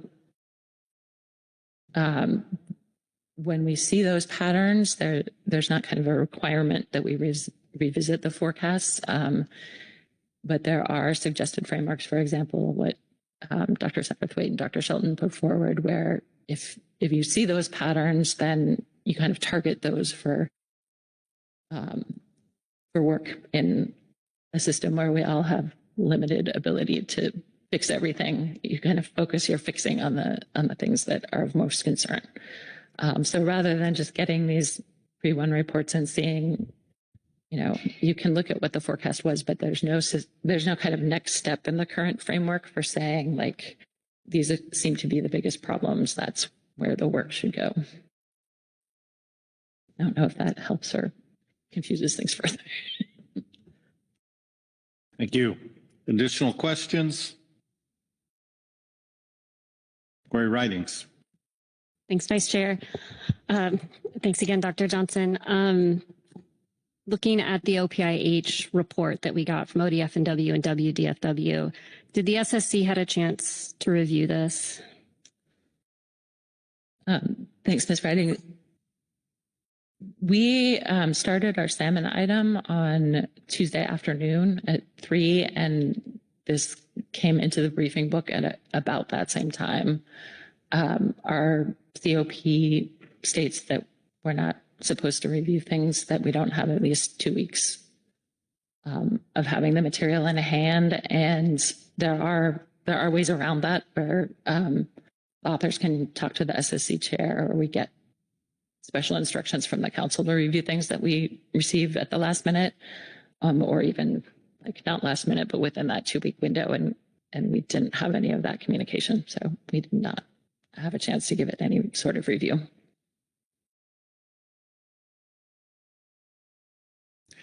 Any other questions? Not seeing any. Thank you, Galen. Next, we have the Salmon Advisory Subpanel Report. Ryan Johnson. Good afternoon, Ryan. Thank you, Mr. Vice Chair. The Salmon Advisory Subpanel reviewed the joint report submitted by ODF&W and WDF&W. The SAS heard the concerns raised at the OPIT meeting about the model that are detailed in the supplemental state report. The SAS is appreciative of the work done to investigate these concerns. The SAS reviewed the statement along with other recent salmon preseason documents and discussed observations from on the water. They agreed with the major concerns in the report, including that PDO and the adult-to-jack ratio are not accurately informing the coho forecast, and we have never seen the OCN to OPIH ratio. The SAS also points out the poor forecast performance in 2024. The SAS recommends using the new weighted approach that gives more weight to recent years for 2025, which would improve management performance in the interim until the methodology can be further reviewed. Using an incorrect forecast could lead to very low coho quotas, which would have severe economic consequences for fishing in coastal communities. Thank you. Thank you. Questions for Mr. Johnson on the Salmon Advisory Subpanel Report?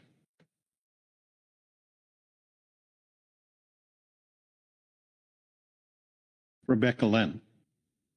Thank you very much, Mr. Vice Chair. And it's not so much for your statement, but thank you very much for your intervention. I guess I'm just struck by the difference between this discussion and a discussion we had earlier on methodologies and how it doesn't match what people are seeing on the water. I guess we're just at a different stage here for this stock assessment than we were for the groundfish case. So in particular for short spine, spiny short. Sorry, this shows you what an expert I am. But just different in process. And here we're saying, yes, indeed, if you have an odd output that doesn't seem to match what's on the water, then you got to go back and take another look. So I just underscore that maybe just to show how striking the difference is. Thank you, Mr. Vice Chair. Thank you. Thank you. Any other questions? Not seeing any. Thank you, Ryan. That completes our reports, takes us to public comment. I know we have at least one sign up. Mr. Barry Day, who is remote. Barry, can you hear us? And we'll find out if we can hear you. Can you hear me? Yes, we can. Please go ahead. All right. Hello, Council. First, I'll start off with condolences there to all the departments that are facing execution, and I'd sort of say welcome aboard, as you can see with our fishing, but at least we haven't got a guy with a chainsaw running around on social media and your council there, so condolences there. The first thing I'd start off with is with the National Marine Fisheries document, on guidance for this year. I was looking at the first paragraphs and I saw the words jeopardize or modify critical habitat being the main emphasis on the whole deal. And, well, that's our problem with the rivers here and the Sacramento that we know. And why isn't the concerted effort of National Marine Fisheries pushing that way? We got a governor here now looking for an ITP, an incidental take permit on tunnels, so they can allow salmon to die and get the water moving. So that struck me when I read that as, that is big asterisk critical there. Because as you know, with our fisheries, we're under constant eroding. It's sort of every year. I've been coming to these meetings or listening to them for a long time, and the words management aren't there. It's more regulation on dealing with it, and which gets back to the model. I'll just go over, say, with the Klamath, what the doctor was discussing with Marcy there. It was just obvious to me this year when I drove to Oregon. On being a fisherman, I naturally look over the bridges at the water, and the Klamath was about 3 times dirtier than any of the other rivers, which is exactly what the doctor said. It would have been pretty hard to do counts, and just looking at the dirty water, the Klamath, I reckon it'll take about 5 years till that thing gets anywhere near normal, because it's just flushing the rubbish out. It'll take a while.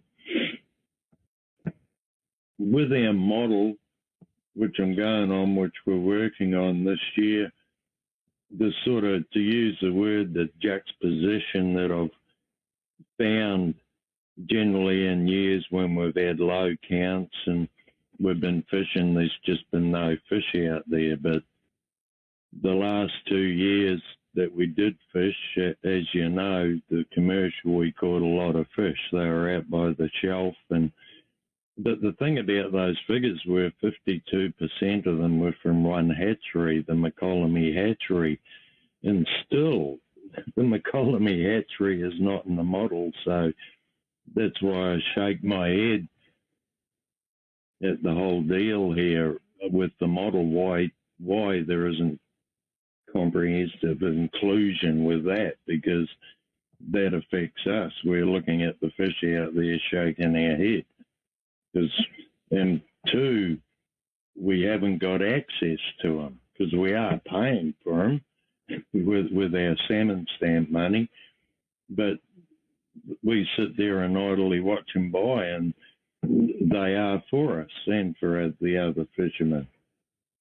And the net result on all of this that I'm getting, like I know what this year's coming to, just with the brief chats there and the numbers, it's going to be a third year of, you know, you might chuck us a bone, but then we've got to go through the costs.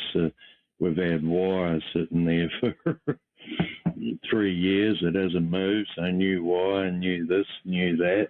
So will it be worth even setting up if you do chuck us a bone? All right, and probably the last thing I want to finish with, which I keep hearing the word, and you've heard it at lots of meetings before, overfished. We haven't fished for 2 years, so it's pretty hard to be overfished, all right, if you're looking from my position here. You know, I suggest we move the words from overfish to mismanage, which includes us too. But that's all I got for today. Thank you. Questions for Mr. Day on his testimony? Mark Relnick. Thank you, Vice Chair Hassemer, and thanks, Barry, for your testimony. You mentioned the McCollum stock. Would you favor a season or a partial season that focused on the McCollum stock? Yes, I know the recreational went to Sacramento and put that in. And yeah, of course, because yourselves, the recreational have done a lot of work, and us putting money in, of course we'd like access to it. You know, this would take, rather than regulations, and management on where those fish stocks are, which we know where they are. So, of course, I'd be in favour of that. Thank you. Any other questions? Not seeing any. Thank you very much, Barry. Oh, you're welcome. And good luck with it to you all there. Thank you. Right, that completes our reports, and the public comment takes us to council discussion and action. Around to see if anybody cares to initiate the discussion here. Kyle Addix. Thank you. Thank you, Mr. Vice Chair. Wanted to start just by thanking the STT for the amount of work they do every January, February to get us the review document, the preseason document. I think this was an especially tough year. Some staff changes for some agencies unrelated to everything that's going on with the federal government, and then just the uncertainty that's slowly set in there. But as always, they did an amazing job to pull a lot of information together. They had the support of a long list of state, tribal, and federal staff that work on gathering that information and getting it to us today. I did want to say a little more about the OPI coho forecast. I attended the meeting of the technical team that produced that forecast last month and listened to the discussion on the forecast produced by the forecast model, which was run exactly as it was in 2024.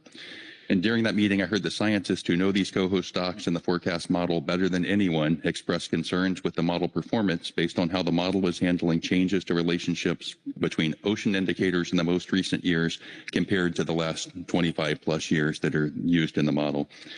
I also heard that the technical team was unclear on how much flexibility they had to explore changes to improve model performance within the approved methodology framework.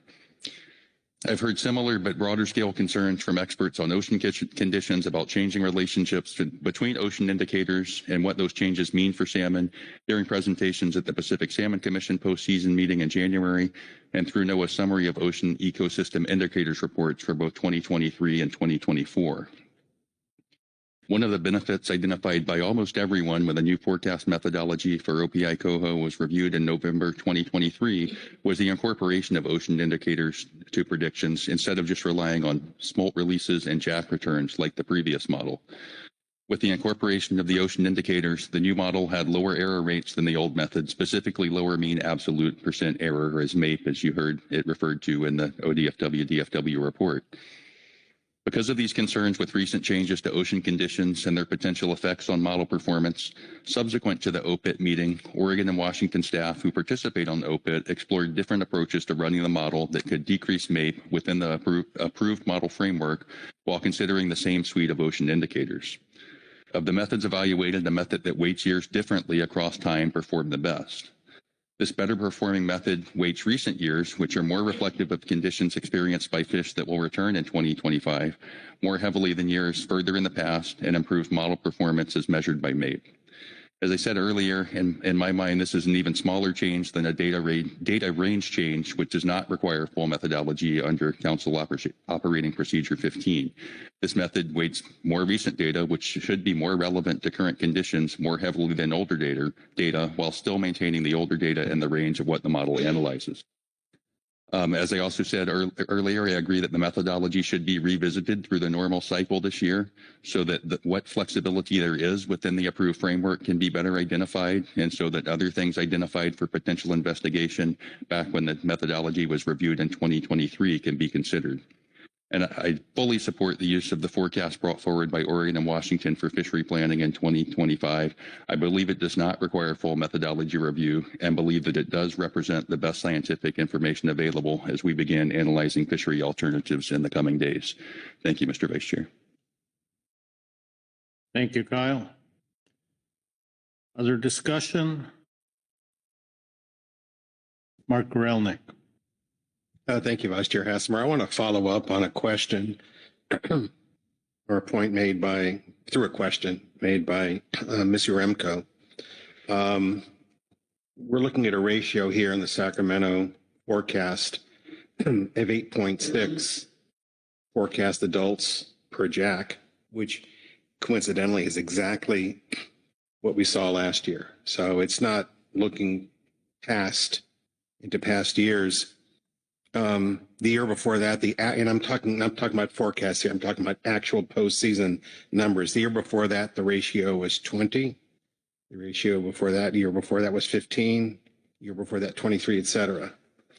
And I'm raising this not to call into question the forecast we have here that we have before us. That is the best scientific information available. And I'm not suggesting we need to go back and look at that. What I'm suggesting is that this is an extremely conservative number, and that for the purpose of planning seasons, obviously one option I think folks are considering is no fishing, but I think that the other options need to take advantage, at least one of them needs to take advantage of the forecast and the guidance from NIMS. So I find it, I don't know what the actual postseason number will be. We'll find out obviously a year from now, but it's an exceedingly conservative number historically. Thank you. Any other discussion? Corey Ridings. Getting warmed up here. Thanks, Vice Chair. I just have a few comments regarding the OPIH. Just listening to conversation today and reading documents and thinking this over, it seems like, the WDFW, ODF&W report is coming from a really good place, but I am having some heartburn with it. Across the coast, we have similar levels of variability in our forecasts.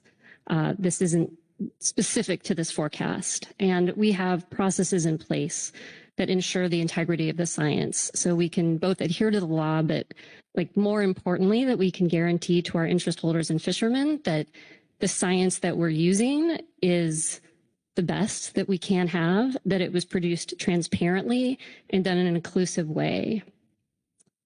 We'll never have as much science as we want. That is just so clear. And it unfortunately sounds like we may be heading into a world where we have less. In my eyes, in that world, the integrity of how we're including science in our management becomes even more important. A full method review would have meant the inclusion of folks from Idaho, the tribes, NIMS, and California, none of who were part of the process that led to this report. That is no shade to the wonderful scientists that worked there and presented to us earlier in the day. I'm sure they're absolutely top notch, but coming in last minute around the process and the SSC didn't even have a chance to look at it is just raising a lot of alarm bells for me. And again, especially this is in the context of similarly variable forecasts around the coast that are going to be very likely, very difficult for many of our fishermen.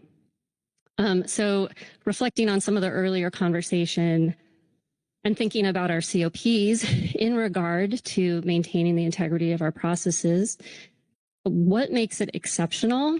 And if so, like, what is the benchmark for that exceptionalness? And how do we know that it's being fairly applied across our states? The report itself, I think it said it's a modest change, but it's also a change that's recommended to go through methodology review again. So those are at least somewhat contradictory in my mind when I read that. So yeah, I have some heartburn with this and just wanted to share with the council. Thank you. Jennifer Kwan. Thank you, Vice Chair. I just wanted to recommend support of the state's proposal. From our perspective, we think the science is compelling. We do support methodology review for verification and for consideration of this approach into the future, and don't see a reason to oppose implementation in 2025. Thanks. Thank you. Other discussion? Marcy Remco. Yeah, thank you, Mr. Vice Chair. I just want to acknowledge the testimony of Barry Day and the real circumstances that have been in play in the Klamath Basin, and just wanted to highlight how restrictive that de minimis provision is going to be on shaping fisheries south of Falcon all the way around. We're looking at very, very small numbers of fish to share across ocean and inland fisheries in Oregon and California. I'm pretty sure that's going to be our pinch point. And I want to also acknowledge Mr. Gorelnik's comments on the jacks for Sacramento and the forecasting, and the potential that perhaps that the forecast is somewhat conservative. But I think at the end of the day, that probably isn't going to matter a whole lot in light of the circumstances on the Klamath. And so I know there are a lot of folks that want to dig deeper into the questions on the Sacramento, but I think realistically speaking, we need to face the reality that circumstances on the Klamath are very dire. And at the same time, I think it's also fair to acknowledge some optimism here, in the sense that Klamath is very early in its phase of recovery, and we see some encouraging signs. And I think we do have quite a bit of optimism with some of the early signals about fish moving all the way up into Oregon, and the system recovering. So I don't feel like it's all doom and gloom, and I just wanted to take that opportunity to make those remarks. Thank you. Thank you, Marcy. Executive Director Berg. Thank you, Mr. Vice Chairman. And I think my question is for Mr. Addix. We've had a couple of points here in the discussion where the topic of kicking this to methodology review has come up. And so as you have in your joint report proposed this for methodology review, I'm wondering if you could help us understand if you have a vision for what that is. Is it specific to the decaying weighted approach, or is it broader than that and exploring the problem more holistically to try to come up with a more permanent fix if that is indeed different. Thank you, Mr. Vice Chair. Thank you, Director Burden. My vision isn't it would be specifically to bring this adjustment to the existing model back for another methodology review. It would be a little broader. There were some topics identified back in November of 2023 that were suggested for further exploration. We didn't try to dive into that the first summer after the new model was implemented, before we even knew how it performed in a single year. So there were some of those issues.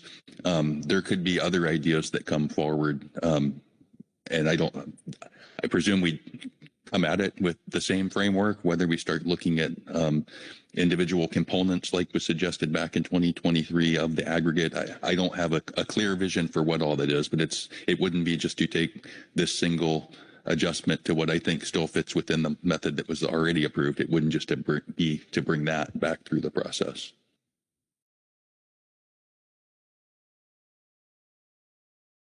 Thank you. Look around at some point. If we're winding down on discussion, we do need a motion to adopt the forecasts in ACLs. John North, I think I saw your hand going up. Yeah, I was up and down, but yeah, I do have a motion whenever you're ready. It appears to be on the screen before us, so why don't you go ahead with that motion? Thank you, Mr. Vice Chair. I move that the council adopt the 2025 stock abundance forecast, acceptable biological catches, and annual catch limits as presented in agenda item E2 supplemental attachment 3, preseason report 1, with the following exception. For the Oregon Production Index hatchery forecast, that's COHO, adopt the abundance forecast of 493,640 fish recommended in the agenda item E2A supplemental WDFW and ODFW report 1. Thank you. As I followed along, the language on the screen appears accurate and complete. Do you agree? Yes, I was just debating if we should insert the word COHO, but I think OPIH is synonymous with that, so it should function. All right. Thank you. Look around and see if there's a second to that motion. Seconded by Krista Svensson. Please speak to your motion. Yeah, thank you, Mr. Vice Chair. I did have a few comments primarily on the, alternate OPIH portion of the motion, since that's been talked about. I thought it'd be helpful. We kind of dove right in, but I thought it'd be helpful to just talk a little bit about the OPIT process, because not everybody's involved with that. But that's like an annual data gathering process and forecasting meeting that's held in February each year, where all the staff get all the pertinent data together, relative to OCN and OPIH COHO forecasts, and then it's presented and discussed. And the recent meeting was well attended. There was good discussions, but once we got to that point where the actual 2025 OPIH forecast, rolled out, then several individuals, as somebody mentioned, I think it was Mr. Addicks, with decades of experience forecasting Columbia River salmon runs, kind of picked up on a few metrics that were mentioned in report 1, and things didn't seem right. I'd also point out that the relationship between OCN and OPIH COHO has been extremely strong for the last 10 years, with a R squared of 0.93. So to have one forecast go in one direction and one the other was quite odd. So as Mr. Addicks described, these observations caused this concern, and that led the modelers to take another look at things, which they described in the supplemental report. And I think they outline what to me appears to be an improvement, and of the current an improvement to the current methodology. So I support that revision and the subsequent forecast for a couple of reasons, and two especially.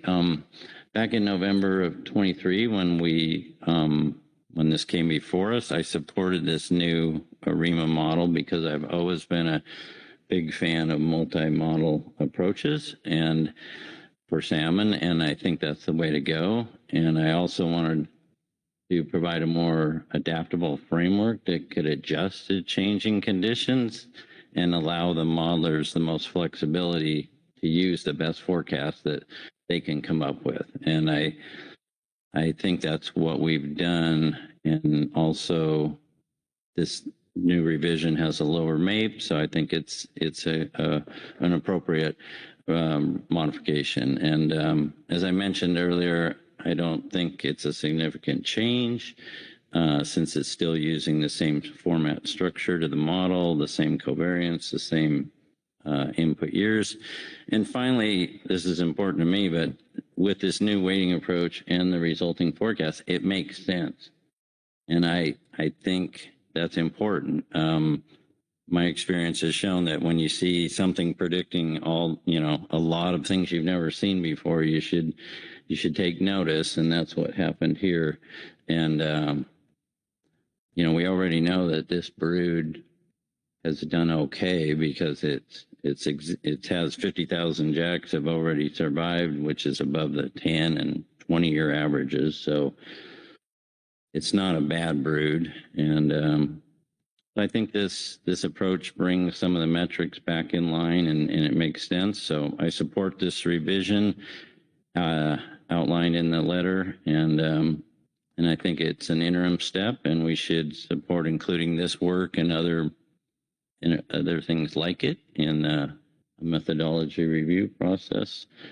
And finally, I really like to thank the OPIT modeling team for all the work. They did this during a really busy time, which was much appreciated. And also thanks to STT for their current work. Thank you. Thank you, John. Questions for the maker of the motion for clarification? Seeing no questions, discussion on the motion? Seeing no hands for discussion, I'll call the question. All those in favor, say aye. Aye. Opposed? No. Abstentions? Motion passes with one no vote. Thank you very much. Before I ask Angela what else we need to do, I will first look around the table to see if there's any further discussion here. I believe that was our charge.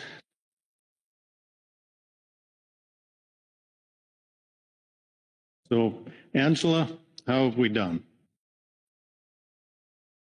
Thank you, Mr. Vice Chair. Yes, you passed a motion that adopted your stock abundance forecasts, ABCs, and ACLs, and also did consider that WDFW, ODFW report. So your work on this agenda item is complete. All right, thank you. One last look around. Make sure there's nothing else to discuss on this agenda item. I'm not seeing any hands, so we'll close out this agenda item and pass the gavel back to our chair. All right. Thank you, Vice Chair Hassemer. Great work, everyone. We're going to take a 10-minute break. Come back at 2:55, 2:50, and start off in C1.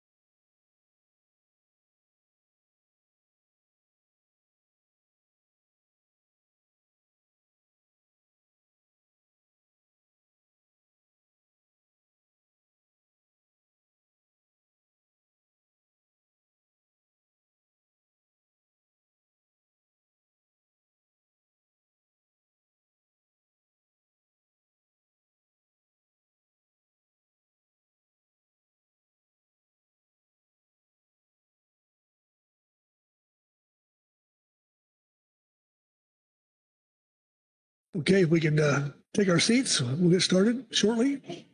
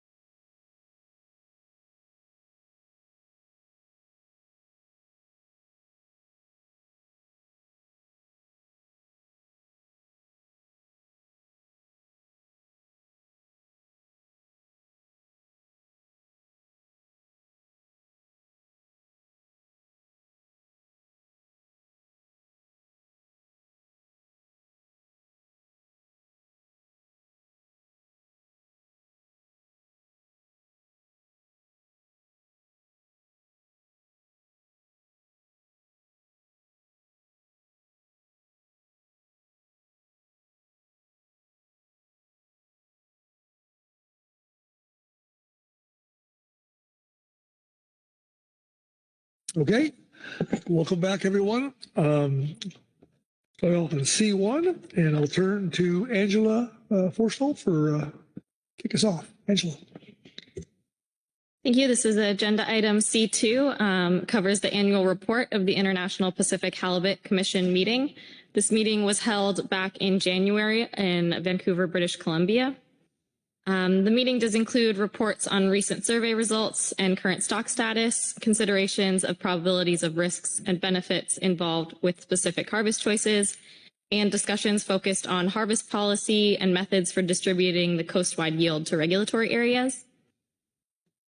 The IPHC did reach agreement for the 2025 Pacific halibut catch limits, which does include the Area 2A total catch exploitation yield and the resulting fishery catch exploitation yield, and this is described in more details in attachment 1.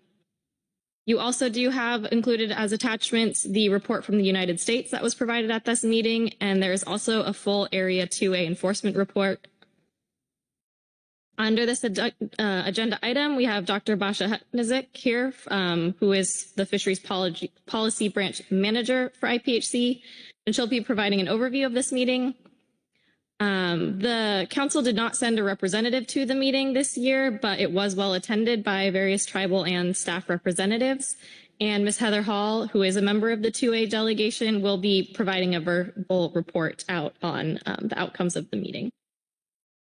So your council task under this agenda item is to just consider the meeting reports and provide guidance as appropriate. And you currently also have one supplemental advisory body report from the Groundfish Advisory Subpanel, and no one signed up for public comment.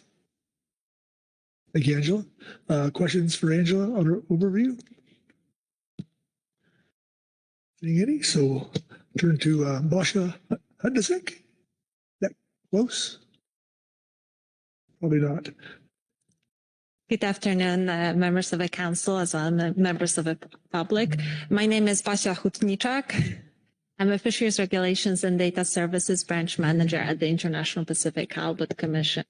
And I will be presenting today outcomes of the IPHC 101st session of the annual meeting.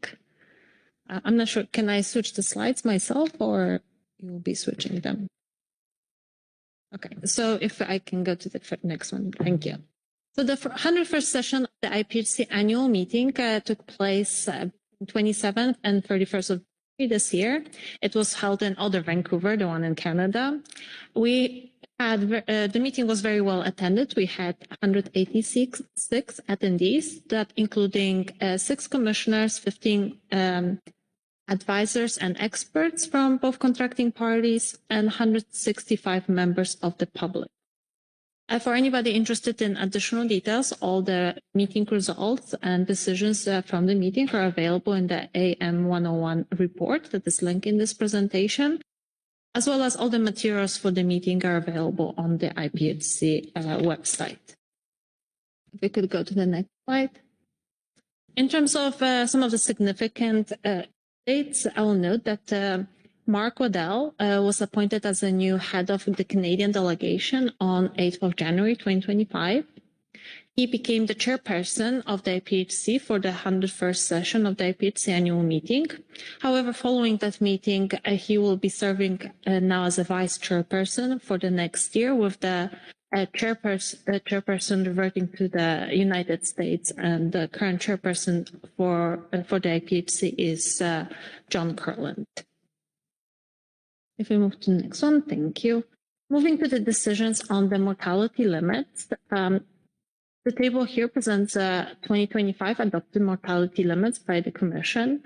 These mortality limits represent a 15.76% decrease comparing to the previous year and fishing intensity of F51. As you can see, the decrease or the reductions were not distributed evenly between IPHC regulatory areas. And notably, IPHC Regulatory Area 2A, covering Washington, Oregon, and California, retained the same level of TCY at the level of 1.65 million pounds. Next slide. The table here presents detailed 2025 projections based on the adopted mortality limits by sector. However, I suggest we jump to the next slide. And here we have a table that outlines the fishery limits for IPHC Regulatory Area 2A in a format that is more familiar to the stakeholders from this area, and this is based on the extracts from the IPHC fishery regulations. And really key here is that updated discard mortalities for 2025 resulted in, even though the TCY was at the same level as last year before, the FCY, so the fishery limit, was because of that slightly higher. So is at the level of 1.53 million pounds for 2025, and that results particularly the difference for the non-treaty incidental catch and stablefish fishery that reached its threshold, and the allocation for that sector will be 70,000 pounds. The table includes allocations for all sectors in the as mandated by the Pacific Council catch sharing arrangement. However, I will note that limits for recreational sectors between the states can be reallocated in season if that's something that NOAA Fisheries is making decision on. If we move to the next slide. Next, I would like to provide a little bit of a broad overview of scientific analysis that was driving the decision to make that significant reduction in the TCY for 2025.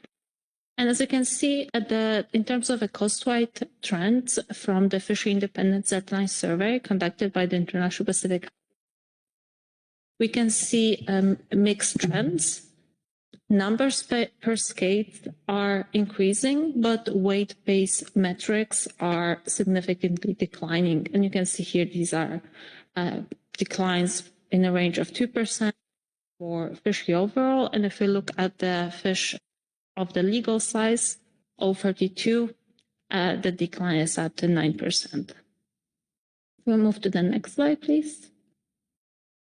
In terms of trends in biological region 2, those more relevant for stakeholders here. Region 2 continues to show the most positive trends in this stock comparing to overall stock conditions. So you can see this on the plots here. We have an 11% increase in terms of numbers by skate, 3% increase when we looked at the weight-based metrics for the stock overall, and still a little bit of a decline in terms of the weight per skate for legal size fish, 3% decline here. However, noting that those positive trends somewhat for some of these metrics, no specific conservation concerns associated with constant DCY in IPHC Regulatory Area 2A are expressed by the Secretariat and coming as a conclusion from the Secretariat's analysis. Next slide, please. At the coastwide level, commercial fishery trends seem to be less negative compared to signals from the Fishery Independence Endline Survey. If you compare a coastwide survey, the declining trend of 9%, this is somewhat less negative for the commercial fishery.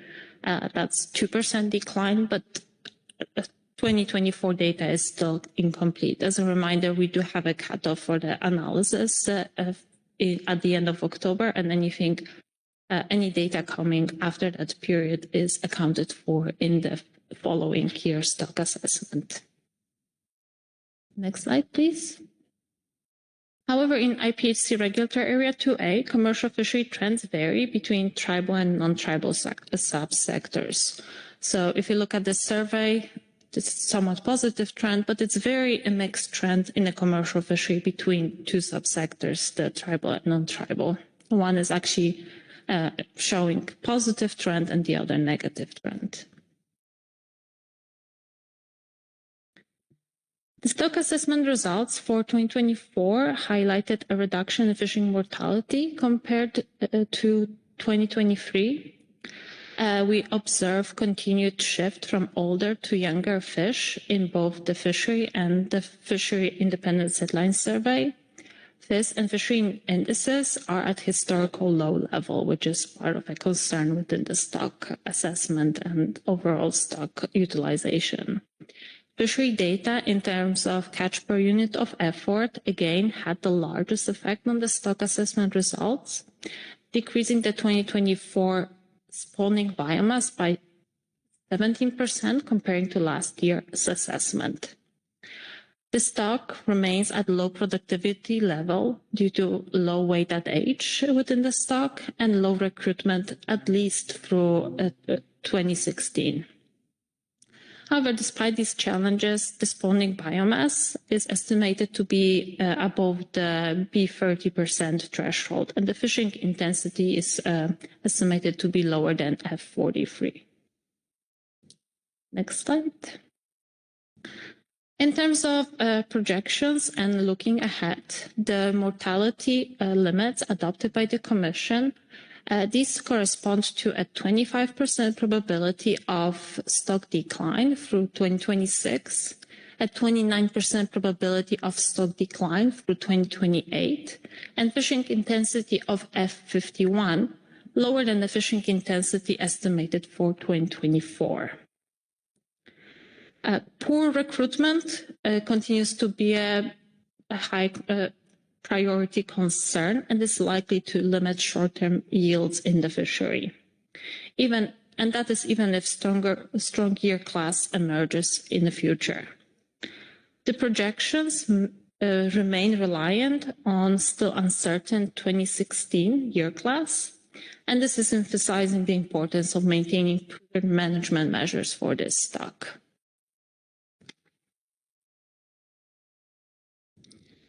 In terms of other decisions, the Commission also adopted the new 20 commercial fishing periods for 2025 and set the opening at 6 a.m. On 20th of March 2025 and set the closing date at minute to midnight on 7th of December. Here, I will also note that with the transition of management in IPHC Regulatory Area 2A, the Commission does not set anymore explicitly the commercial fishing periods for the non-tribal directed commercial fishery, and these are set directly by Council and NOAA Fisheries within the overall commercial fishing period set by the Commission. Next slide. In terms of fishery independence deadline survey design for 2025, in terms of a little bit of a background, in recent years, financial constraints due to reduced catch rates, lower sales prices, and higher costs have led to implementation of FIS designs with reduced spatial footprint. FIS efforts has been concentrated particularly in IPHC regulatory areas 2B, 2C, 3A, and 3B, with limited sampling in other areas in 2023-2024, mostly because these areas are still higher abundance areas. However, the 2025 FIS design that was decided at the special session last year will include a broader footprint. Current plan is to sample one charter region in each of IPHC regulatory areas 2B and 2C, two charter regions in each of 3A and 3B, each previously sampled in 2022-2023, and selected to reduce the bias risk over the short term. And what is important, using a supplementary funding that the IPHC received, we are also planning to sample 60 stations in IPHC Regulatory Area 2A, covering the Pacific Council purview, as well as 30 stations in IPHC Regulatory Areas 4A and 4B. This design is expected to bring a significant deficit, and the projected deficit is to be covered by a transfer from the IPHC Reserve Fund of $1 million to cover that projected loss with implementing the specific survey design. We go to the next slide. This map here presents the planned survey in 2025, covering all the IPHC regulatory areas that I mentioned, and you can see the distribution of the stations here that are planned in IPHC regulatory area 2A. However, this design always comes with a caveat that implementing this design always depends on a successful recruitment of vessels to conduct that survey.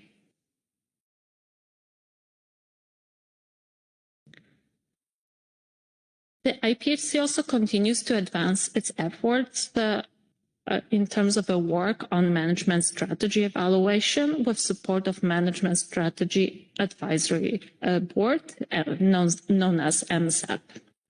The Commission also requested that the Secretariat facilitate informal intersessional workshop consisting of commissioners and key advisors to review and consider the draft of harvest strategy policy for implementation in mid to late 2025. So this is the plan, and since the annual meeting, this workshop has been scheduled and will now occur on the 23rd of April. And the goal of this workshop is really discussion about the harvest strategy policy. In terms of upcoming meetings, there are several key events that are currently scheduled. We have Management Strategy Advisory Board scheduled for between 13th and 15th of May, and this meeting will take place in Juneau, Alaska. This will be followed by two Scientific Review Board meetings that are in Seattle, and one will be in June and another in September. Interim meeting will take place on 24th and 25th of November, and this meeting will be held fully virtually. And another annual meeting, the 102nd session of the IPFC annual meeting, will take place between 19th and 23rd of January in Bellevue, Washington. And that's going to be in 2026. And with that, I'll conclude my presentation. I really appreciate the attention, and I'm really happy. I'm happy to take any questions. Thank you. Okay, well, thank you. Questions for Basha on the IPHC report? Lynn Mattis. Thank you, Chair Pettinger. Thank you, Dr. Hutnazak. Sorry, I'm not pronouncing it quite correctly. That's as close as I can get. I'm not going to ask you any Ian-related questions. I just did want to say thank you for coming here to provide this overview to us. I think it was a pretty succinct overview of what happened that week up in Vancouver, and also appreciate your flexibility in our agenda switching today as we're adjusting to some limitations with NIMS folks. I know it makes it a longer day for you, but wanted to acknowledge and thank you for your flexibility in having our agenda switch. That was all. I don't actually have a question for you. Thank you, Lynn. Anyone else? Rebecca Lint. Thank you very much. And I add my thanks to those of Lynn for your flexibility for being here today. And I thank the members of the team who were there and look forward to hearing from them. And maybe we'll be covering some of this a bit later. It strikes me that halibut is a very well managed fishery, good science, a lot of good bilateral cooperation within the user groups in the U.S.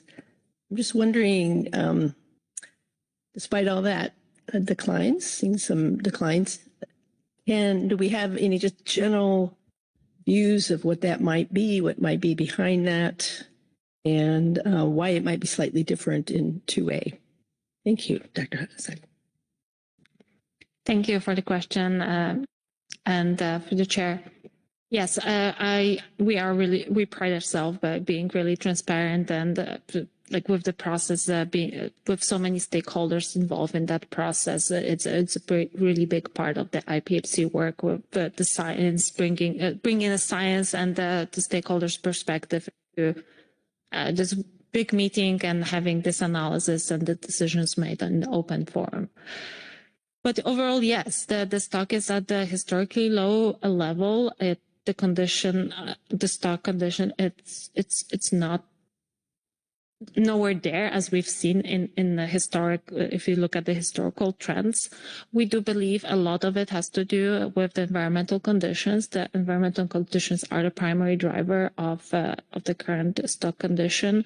We have not seen strong recruitment for a long time, and that is driving mainly the declines. We've seen from the analysis done by our stock assessment expert, without going into too much details, but according to the analysis done by the IPHC, even in the absence of fishery, within the current environmental conditions, the stock would be declining regardless. So there are multiple aspects to that. We see very low weight at age if you compare it with the historical levels. Again, poor recruitment, and these are the aspects that drive the current stock and where we are. But I think it's really important to note that we do have that a lot of very involved stakeholders, and a lot of it is also being precautionary in terms of management and making sure that we do our best in terms of accommodating the stock for future use. Thank you, Rebecca. Anyone else? I'm not seeing anybody else.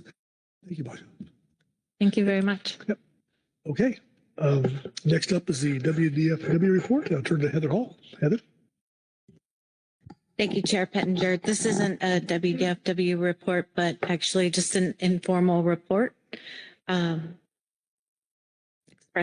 sharing some of the input we provided at the IPHC meeting as state representative that was there. And I just want to appreciate Dr. Huntsiak's report and the presentation. I think it did a really good job of summarizing the stock assessment results, the commission's decisions, and the 2A allowable catch and season dates for us. Area 2A was represented by representatives from ODFW and WDFW, as well as several tribal representatives, in addition to Dave Kronquist, Tom and Mary Marking, Larry Phillips, attending in person, and we had Dave Johnson and Phil Anderson attending remotely. The U.S. Commissioners, Bob Alverson, John Kurland, and Richard Yamada met with the U.S. delegation several times during the meeting and also met independently with the tribal representatives throughout the meeting. We're really grateful for their time and in particular for Commissioner Alverson's attention to and understanding of the issues in Area 2A. During those meetings, we were able to provide some perspectives on maintaining a consistent 2A allocation of 1.65 million pounds, which provides incredible stability to both the state and tribal fisheries that operate under that, that allocation. The delegation that was there, and I know those that weren't there are following the assessment closely and the information that we heard from the stock assessment.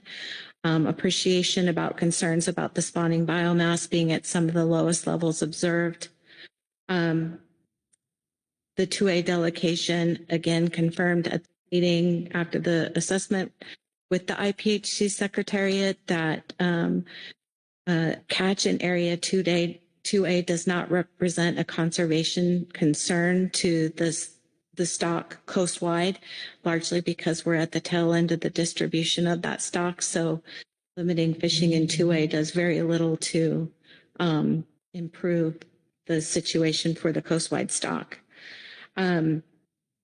We've also expressed concerns for not having a survey in Area 2A last year. I'm really appreciative for the efforts that went towards securing additional funding to conduct a survey, at least in some areas of Washington and Oregon. And I think that will provide really important information for us as we approach the next year's IPHC annual meeting and the stock assessment there.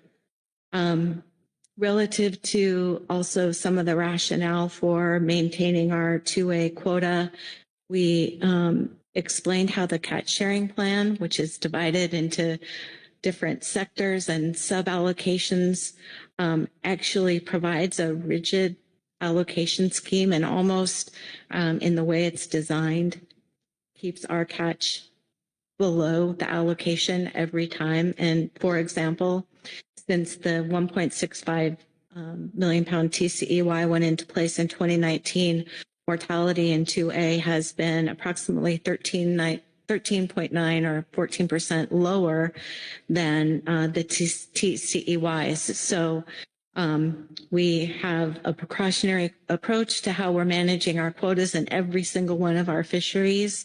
And it means that in some ways the 1.65 allocation that we need to be flexible and operate those fisheries keeps us a little bit lower than that. I mean, I think the salmon troll set aside that we have is a good example of that, and the impact of Oregon and California having very limited to no salmon troll seasons has left some of that allocation not being caught. So again, just reiterating that we've been precautionary in our management through our catch sharing plan. And we're really in agreement with our tribal co-managers that if there is a conservation concern from the fishery in Area 2A, we would be the first to address that and come to the table for that. And to that, I just want to offer the appreciation for the coordination with the tribes and the state representatives and stakeholders that are at the meeting. It's really valuable to be there in person. I know there were challenges with travel restrictions that we were all under. It was a small team from the states, but appreciated to be able to be there to have those conversations with our commissioners. And I don't think Bob's in here, but a special appreciation for Bob and taking the time to meet with us and hear concerns. Thanks. Thank you. Lynn Bettis. Thank you, Chair. I was also there, able to be there in person. Just a couple of things that Ms. Hall didn't hit on, although she did a great overview. ODFW and WDFW were able to send people to this meeting, but CDFW still participated. They were online and emailing or texting those of us who were there to still be part of the process and wanted to make sure they got acknowledged for being there. Additionally, with everything going on, Mr. Frank Lockhart and Ms. Heather Fitch from NIMS were there and were helpful. Frank at the beginning of the meeting helping coordinate everything, and then Heather toward the end of the meeting to help make sure all the numbers matched, and working with Baja and others at IPHC. It was a small team, but it was a good team there. Another piece that I think it was on the last day, as a lot of people were filtering out. Commissioner Kurland did kind of send a shot over the bow to Area 2A that we're getting, part of the reason we were able to maintain 1.65 when all the other areas were taking a decrease was because there was no survey to indicate up or down. So with having survey areas in parts of Area 2A, especially the key parts off of Northern Washington and Central Oregon, if that survey indices shows any sort of decrease, Commissioner Kurland indicated we will also be looking at a decrease next year.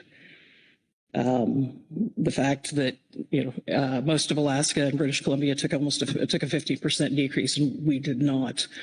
There's many reasons that Ms. Hall got into, but that survey that's scheduled to occur off of 2A will determine a lot of what we move forward with.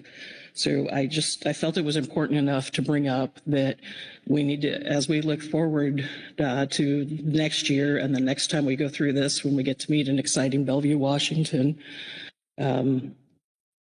we may have some additional challenges on our hands depending on what that survey indices comes out to be. Thank you. Thank you, Lynn. Okay. David Sons. Thank you, Mr. Chairman. Yeah, I just wanted to comment a little bit. Great work up there. I mean, it was so critical that you all stuck together and you had the same arguments for conservation and meeting our objectives to maintain those numbers, and didn't let them get you on everybody's going down, so you got to go down when there's no justification for it. Really important to the tribes to make those statements and hold their position when they know they have good conservation arguments.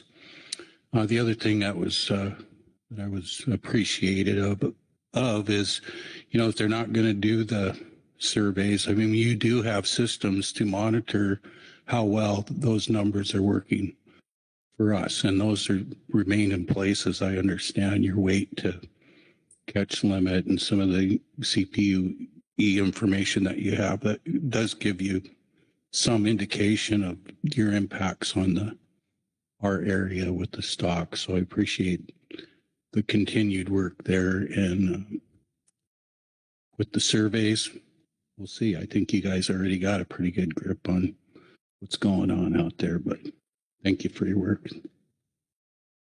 Thank you, David. I think everybody certainly appreciates the tribe's support and working with you to get the limit ACL where it's at.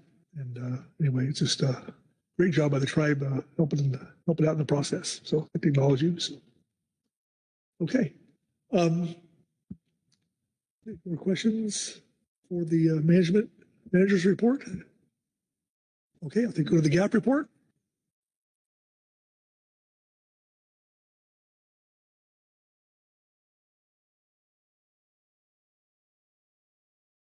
Welcome, Bob. Phil? Mr. Chairman, this is a report from the GAP Groundfish Advisory Panel, subpanel report on the annual report of the International Pacific Halibut Commission, agenda item C1C. The Groundfish Advisory Subpanel discussed the outcomes of the 101st annual meeting of the International Pacific Halibut Commission and appreciates the Makah tribe, Washington Treaty Tribes, and the U.S. delegation efforts to retain the status quo total exploitation yield TCEY of 1.65 million pounds is delineated in IPHC Proposal C3. The GAP recognizes other areas under IPHC jurisdiction were subject to lower allocations and that the Area 2A allocation may change in the future. However, this status quo TCEY will provide some stability for fisheries in Area 2A during 2025. The GAP appreciates the successful contributions from everyone in the Area 2A delegation this year. The GAP also appreciates the additional surveys proposed for this year off Washington and Oregon and recommends the continuation of surveys off the entire West Coast to support the management of Pacific halibut.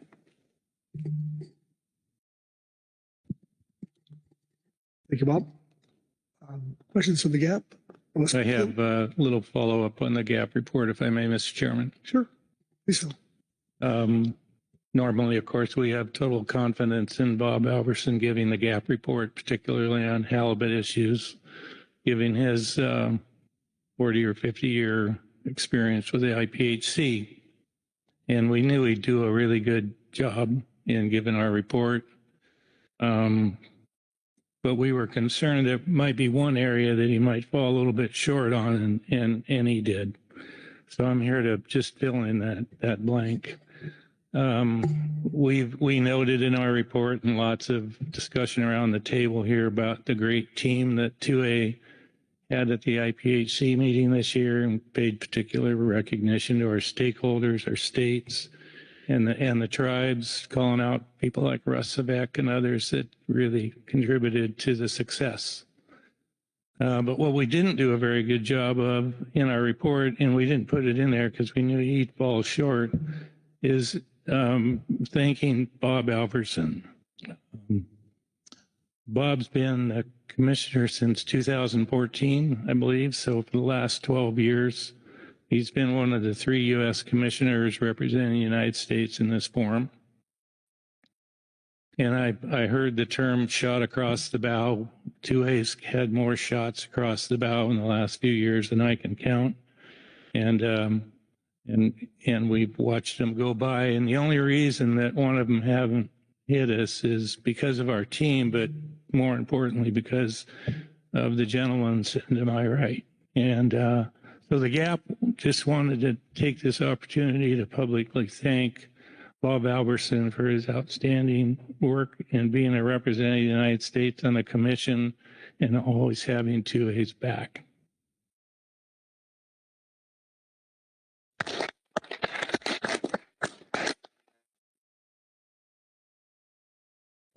Well, thank you, Phil. You bet. You guys look different from this. Questions on the GAP report? Okay. Bob, thank you. Thank you. All right. That concludes our reports. And I don't think there's any public comment. Okay, that confirms that. All right, we're getting close to being done here. So open the floor for discussion. And Mattis. Thank you, Chair. In Dr. Hutnozak's presentation, she did mention there's an IPHC MSAB MSAB meeting in early May in Juneau.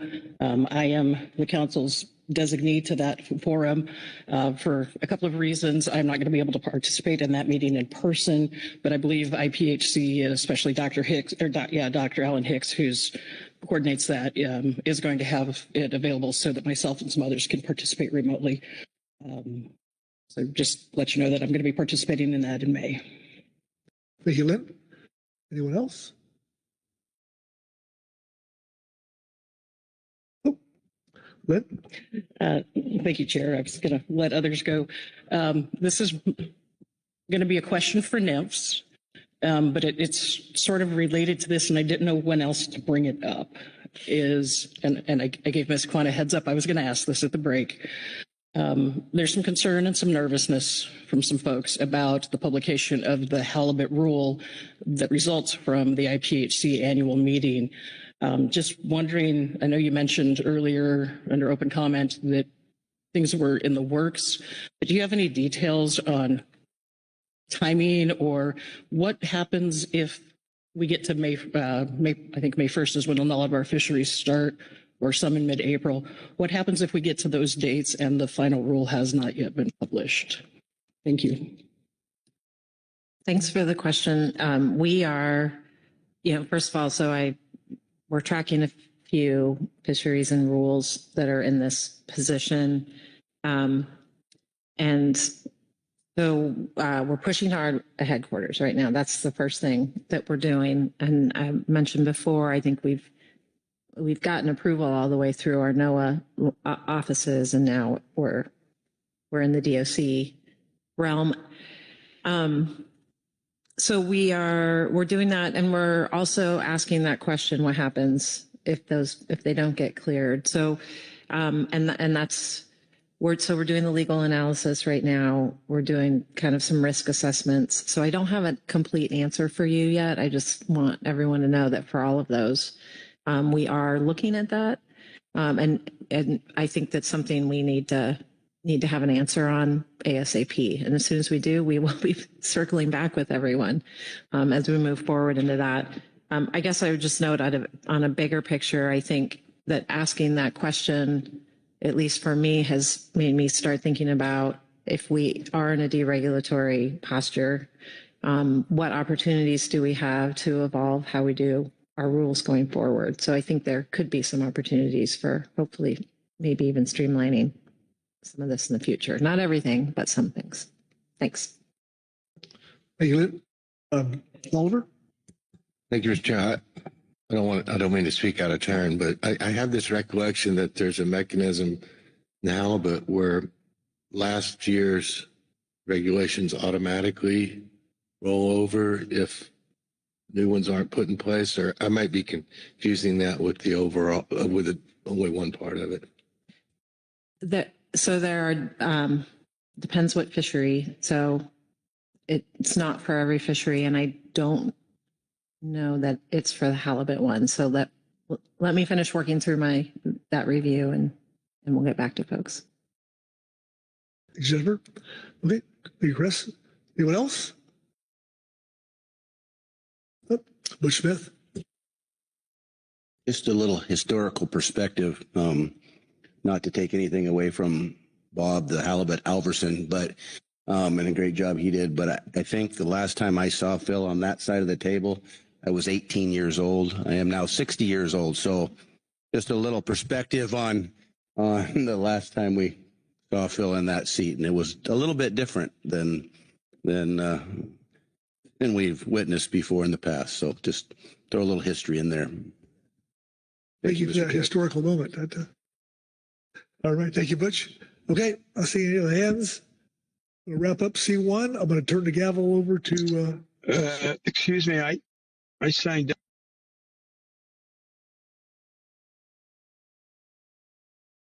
We have two. Okay. Turn to Vice Chair Hasmer to start us off on C2. All right. Thank you, Chair Pettinger. Continue with our halibut agenda items, and let's turn to Angela Forstall for an overview on this one. Angela.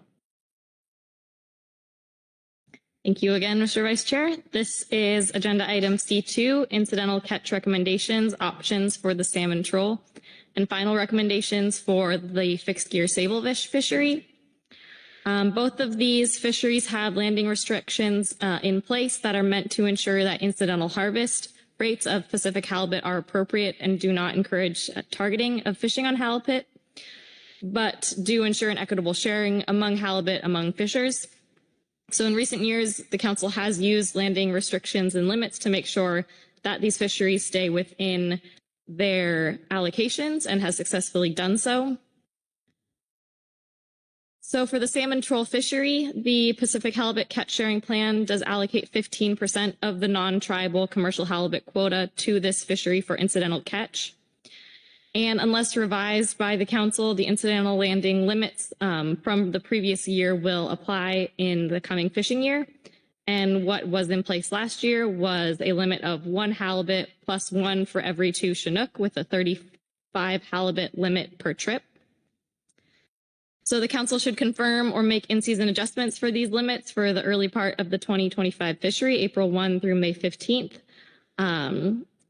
And should also adopt for public review a range of incidental halibut landing restrictions for the fishery beginning on May 16th.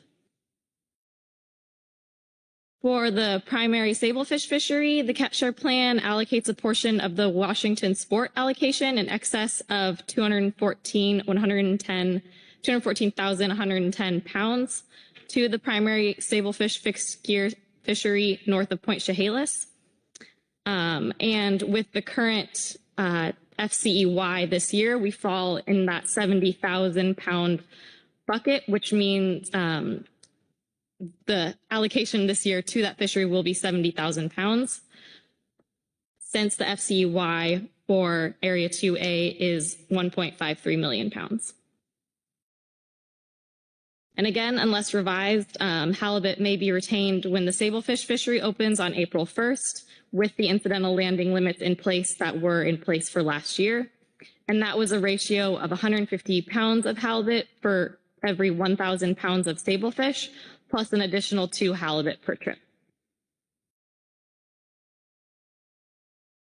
So the council does have a number of attachments under this agenda item, which includes a summary of Pacific halibut incidental catch management for both of these fisheries.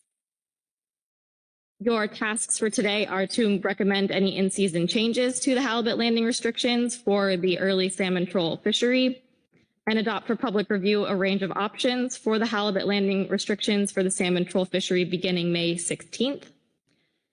And also adopt final halibut landing restrictions for the fixed gear sablefish fishery north of Point Chehalis beginning April 1st.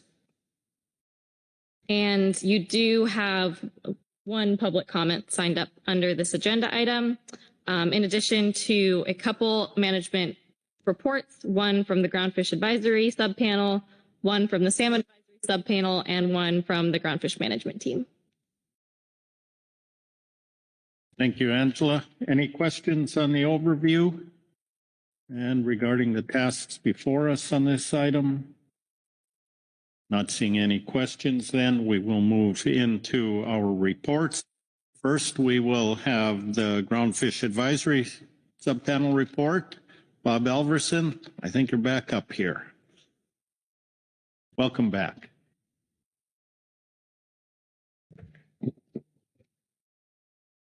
Mr. Chairman, this is the Groundfish Advisory Subpanel report on incidental catch recommendations in salmon troll and fixed gear sablefish fisheries, agenda item C2A. The Groundfish Advisory Subpanel recommends the Pacific halibut incidental landing limit for the primary sablefish fishery north of Point Chehalis be 75 pounds of halibut per 1,000 pounds of dressed sablefish plus 2 halibut. This limit was last used in 2015. This is a reduction from the 150 pounds of halibut per 1,000 pounds of dressed sablefish in 2024. The reduction is recommended due to the large increase in sablefish harvest limits of about 238% this year. The 2025 allotment of Pacific halibut is 70,000 pounds and could be quickly harvested by just a few top tier, primary tier vessels if a reduction in the incidental halibut is not implemented. Lowering the halibut limit will allow more vessels to participate and for the fishery to continue throughout the year without exceeding the halibut allocation. Should the recommended level of 75 pounds per 1,000 pounds of dressed sablefish plus 2 halibut be too low, the council can make an in-season adjustment at the June or September meetings. That concludes our comments, Mr. Chairman. Thank you. Questions on the Groundfish Advisory Subpanel report? Not seeing any questions. Thank you, Bob. Next, we'll have the Salmon Advisory Subpanel report. Ryan Johnson. Good afternoon, Ryan. Good afternoon. I'll be providing the SAS report on incidental halibut catch in the salmon troll. The SAS recommends the following options for public review. All alternatives are for the time period of May 16, 2025 through the end of the 2025 salmon troll fishery and beginning April 1, 2026 until modified through in-season action or superseded by 2026 management measures.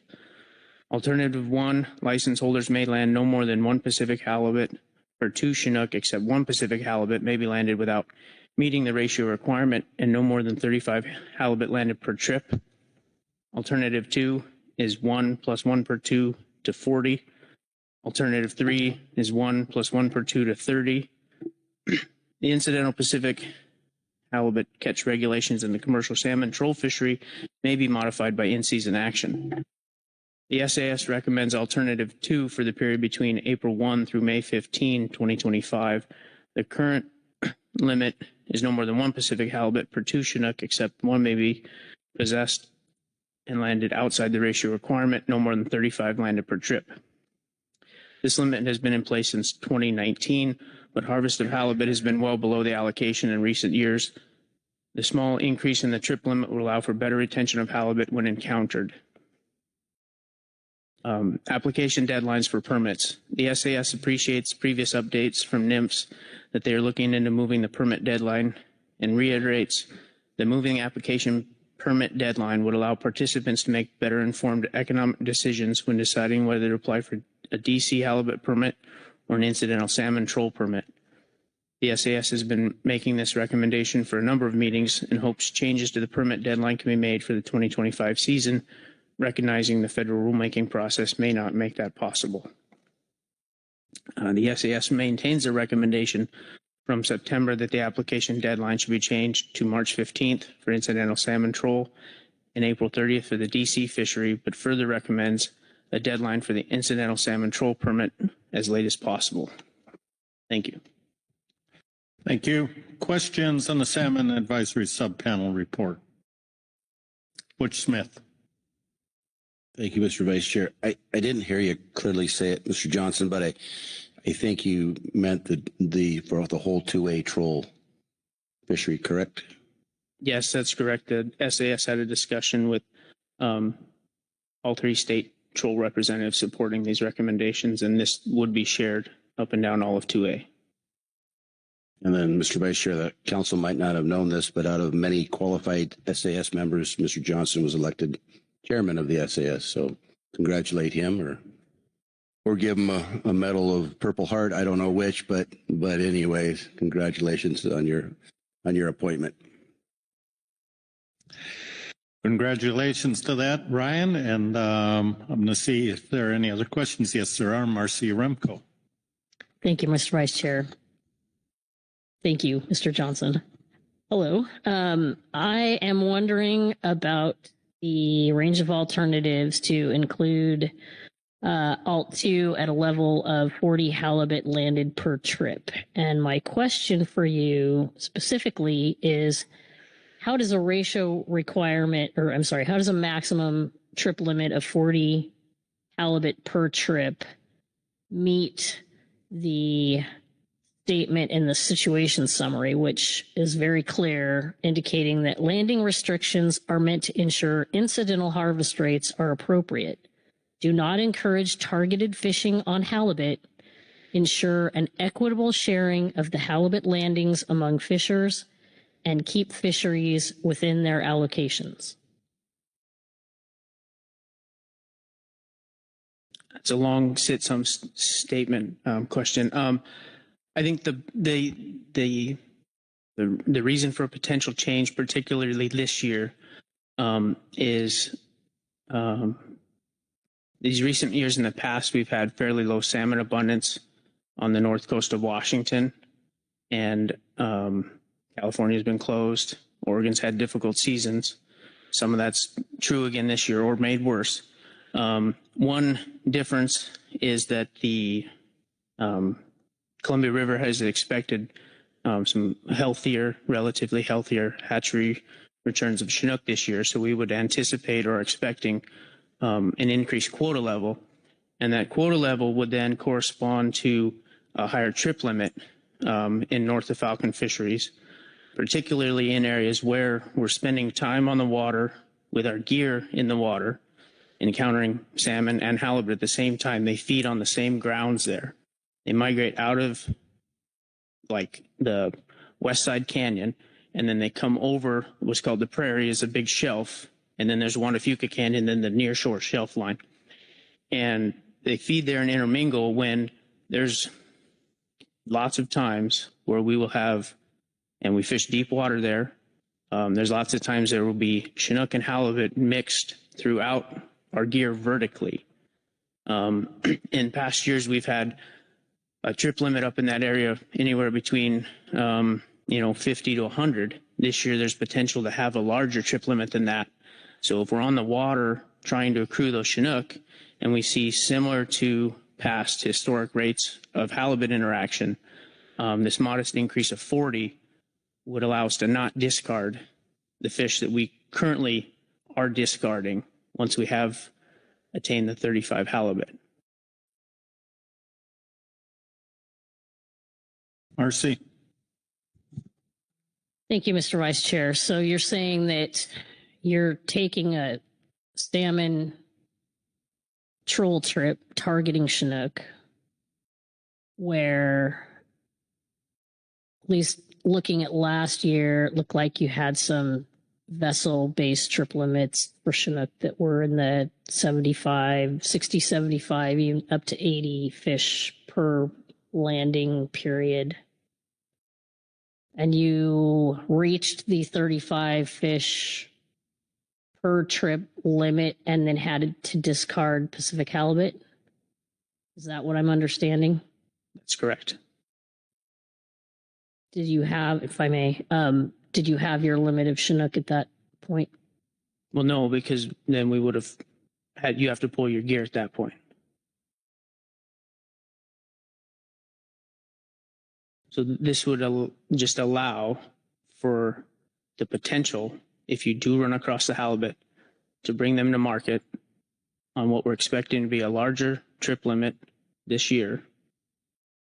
And we reviewed the past table that there's room for a modest increase. It was supported and it was supported by California and Oregon and Washington Troll representatives.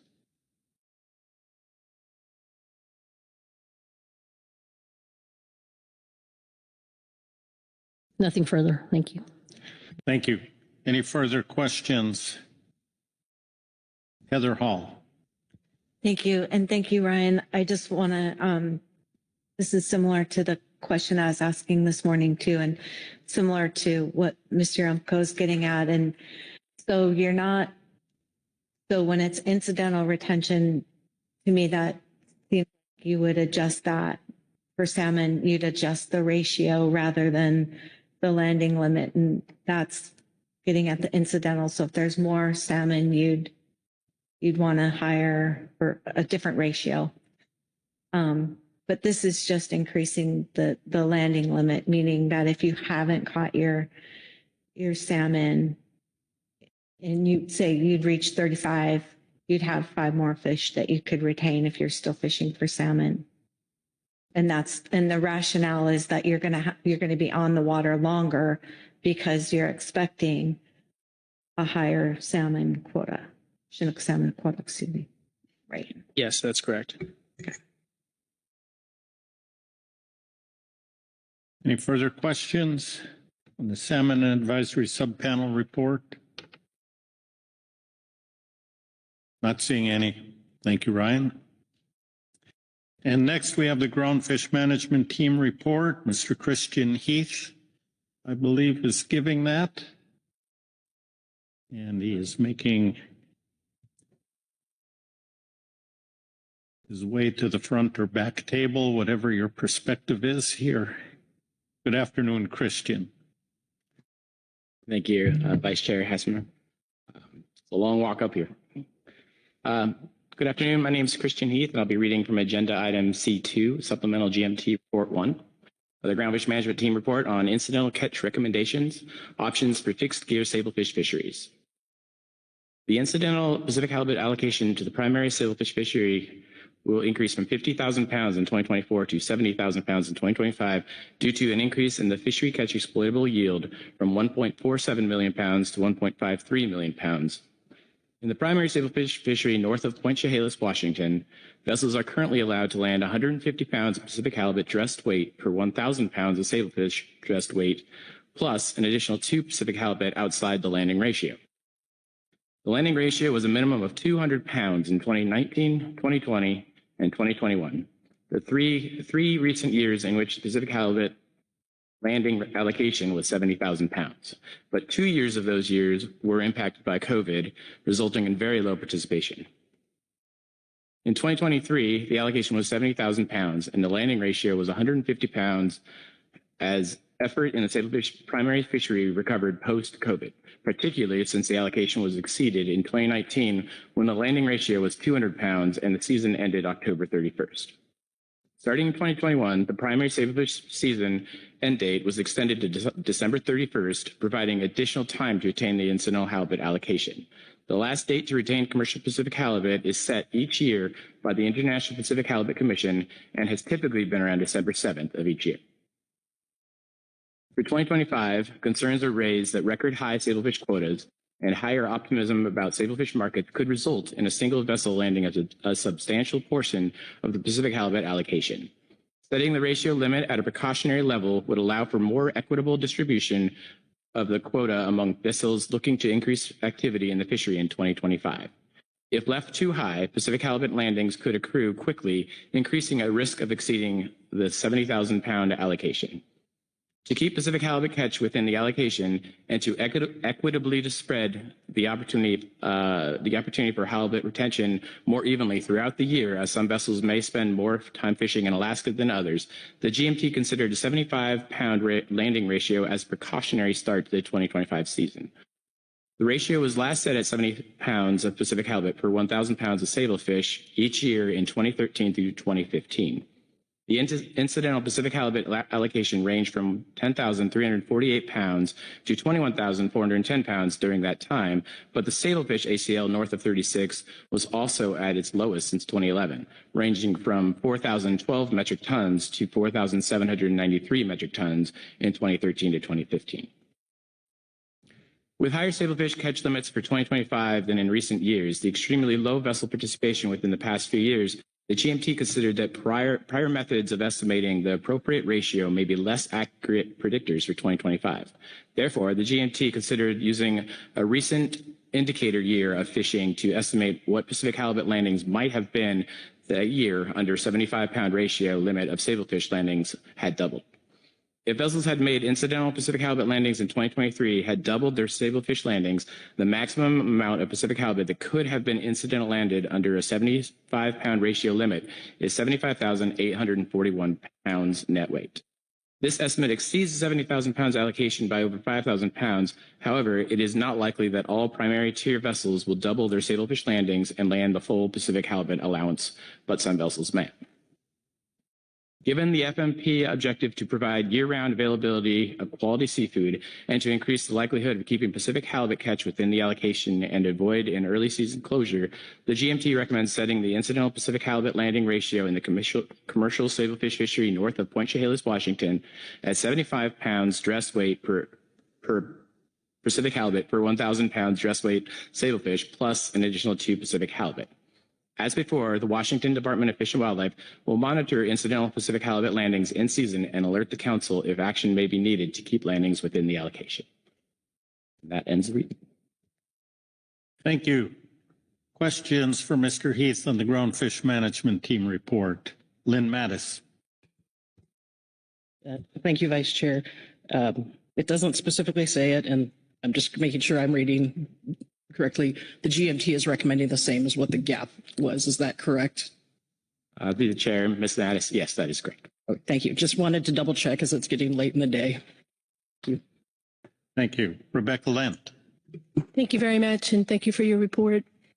Do we have estimates of the post-release mortality for halibut, and is it different for pot gear than hook and line? And if it is, if we do have estimates, do those count against a quota somewhere? Thanks.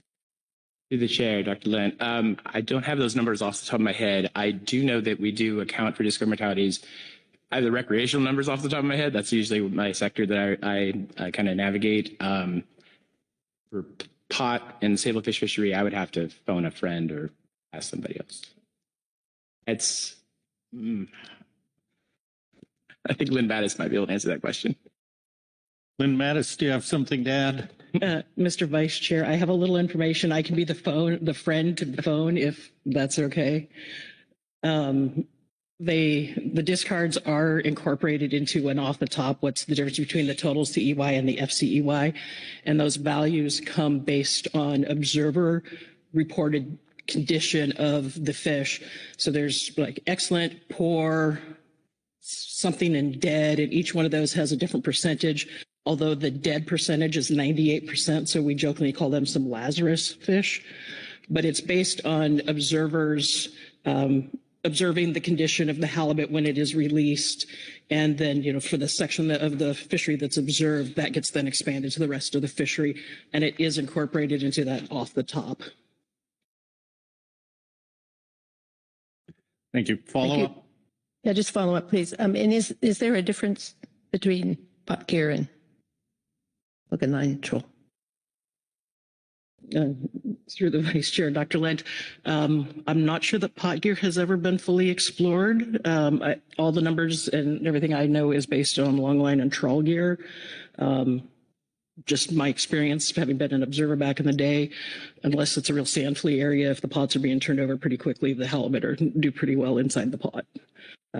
I suspect their survival rate would be very similar to the long line, maybe even a little better. Any further questions for the Ground Fish Management Team report? Not seeing any. Thank you, Christian. That completes our reports, takes us to public comment. We have one sign up, at least there. Mr. Paul Clampett. Paul is remote. Paul, can you hear us? Yes. Can you hear me, Chairman?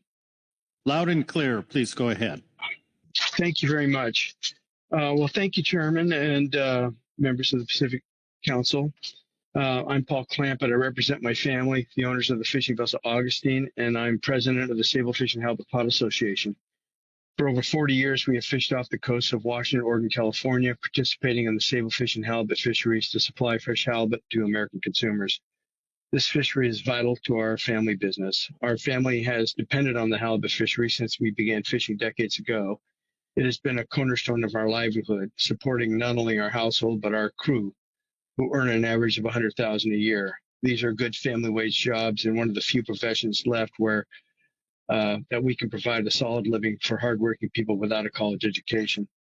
The ability to retain halibut as bycatch in the tier sablefish fishery has been critical to our operation. It factored into our decisions when we invested in the tiered permits, and any reduction in the allowance would create financial hardship as we work to meet those obligations. In the tiered sablefish fishery, we operate with hook and line and pot gear. Bycatch is already minimal compared to other methods. We were allocated 70,000 pounds of halibut as bycatch, but we only receive this allocation if the overall quota exceeds 950,000 pounds. With the increased sablefish quota in the coming year, we will inevitably encounter more halibut. If our halibut bycatch allowance is reduced, we will be forced to discard more of these fish. Even with our careful release practices, 12% of those encounters are considered dead loss due to discard mortality. This is a waste of a valuable resource. Allowing us to retain and deliver this halibut to the public is a far better use than throwing it back dead into the ocean, where it benefits no one and harms the fishery's sustainability. We've seen the halibut fishery endure tough times, short derbies, and limited bycatch opportunities, but we are also seeing signs of recovery. Conservation efforts like the rockfish conservation areas and trawl rationalization have protected not just rockfish, but halibut as well. As fishermen, we're witnessing a dramatic rebound in the halibut populations off our coast of Washington. even if the surveys haven't fully caught up. Reducing our ability to retain bycatch now, just as resources rebuilding, would undermine these gains and lead to unnecessary waste. We agree with the GMT and recommend a 75 pound per thousand of sablefish retention of halibut. I urge the council to consider the importance of the halibut fishery to family businesses like ours and the need to avoid wasteful discards that harm our resource. Thank you for your time and attention. Thank you. Questions for Mr. Clampett on his testimony? Rebecca Lemp. Thank you very much, Mr. Vice Chair, and thank you, Mr. Clampett, for your testimony. It's great to hear your positive view of how things are going on the catch of halibut. I recall hearing at an earlier council meeting that sometimes buyers won't buy certain fish, such as sablefish, unless you have some halibut to sell with it. Is that still the case, and does that add to the importance of bycatch allowances? Thank you. Through the chair, thank you for the question. We haven't experienced that. We usually fish north of Chehalis in coastal Washington, although we have wandered all the way down to California in the past. And we've never been required to bring in halibut with our sablefish. So that isn't our experience. Thank you. Any further questions? Not seeing any hands. Thank you, Paul. Thank you. Hang on. Don't hang up, Paul. I'm here. Marcia Remco. Yes, thank you, Mr. Vice Chair. Thank you, Paul, for that description of your activities. Maybe you can clarify, just so that everyone's clear. You're only allowed to retain those halibut that are incidental to your sablefish north of Chehalis. When you're venturing all the way to California, do you not have to discard every one of those halibut? Yes, we do. It has to be through the chair. Yes, we have to. We only allowed to retain them north of Chehalis, but that's our. Unless there's no sablefish there. I mean, if we can't find sablefish there, then we'll travel. But the last few years, the sablefish resource has been very strong everywhere, and we haven't had to travel very far from home. Thank you. Thanks. I'll look again, make sure there's no other further questions. Not seeing any. Thank you, Paul. Thank you. Bye. That completes our reports. Public comment takes us to council and discussion and action. Give a few seconds here. That'll pop up on the screen. There are the three tasks before us. And as you have looked over those, I want to see if there's any hand to initiate discussion on this agenda item. Heather Hall. Thank you, Vice Chair. I just wanted to offer appreciation for the GMT for helping with the salmon troll analysis and looking at that. It's not a ground fish, so appreciate their help with that and the input that they provided to help with the ratio for halibut in the sablefish fishery. I do have a motion when folks are ready. I don't want to limit any further discussion, but I flagged that I do have a motion. All right, let me look around and make sure there's Jennifer Kwan. I'm not sure if this is the right time to give this comment or not, and just a bearer of really good news, but I just wanted to flag the council is welcome to make a recommendation on the salmon in season. I understand the issue. The flag is we don't know whether we'd be able to make it through a regulatory process. Doesn't mean we won't try, but couldn't guarantee it. So, as you're thinking about it. Sorry. I think it's number 1. And that pertains, so can you go back to the list of actions. So what you're saying is just on the in-season change, the salmon fishery that will be closing May 15th, changes to that. Correct. Okay. Thank you for your help. Okay, we have a motion in waiting. I just want to make sure if there's any other discussion. Not seeing any, then Heather, let's have your motion.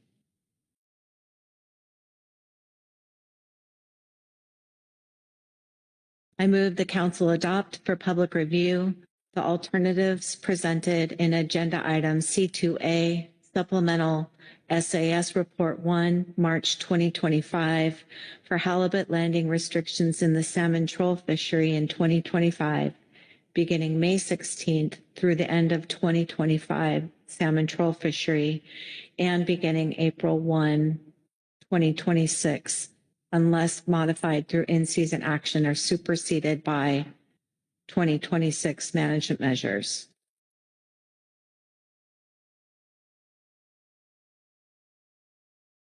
Okay. I followed along there. What's on the screen looks accurate and complete. Yes, it does. Okay. Is there a second to the motion? Seconded by Butch Smith. Please speak to your motion.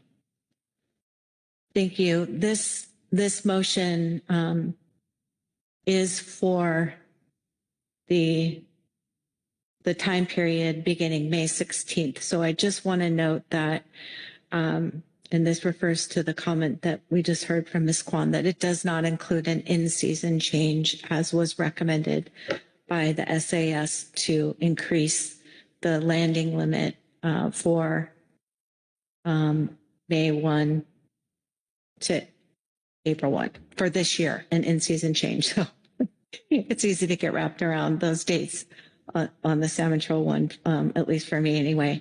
So I just wanted to say that this motion does not include that, but it does include their request to add alternative 2 to the range of alternatives. So I think this would allow us to have that come back in April and we can think through the range of alternatives before adopting that. And so I'll leave it at that. Thank you. Thank you. Are there any questions for the maker of the motion for clarification? No questions. Any discussion on the motion? Marcy Remco. Thank you, Mr. Vice Chair. I'd like to offer an amendment to the motion. Please go ahead. I'm just doing this verbally, so I will be slow. Amend alternative 2 so that the number 40 is replaced with the number 25.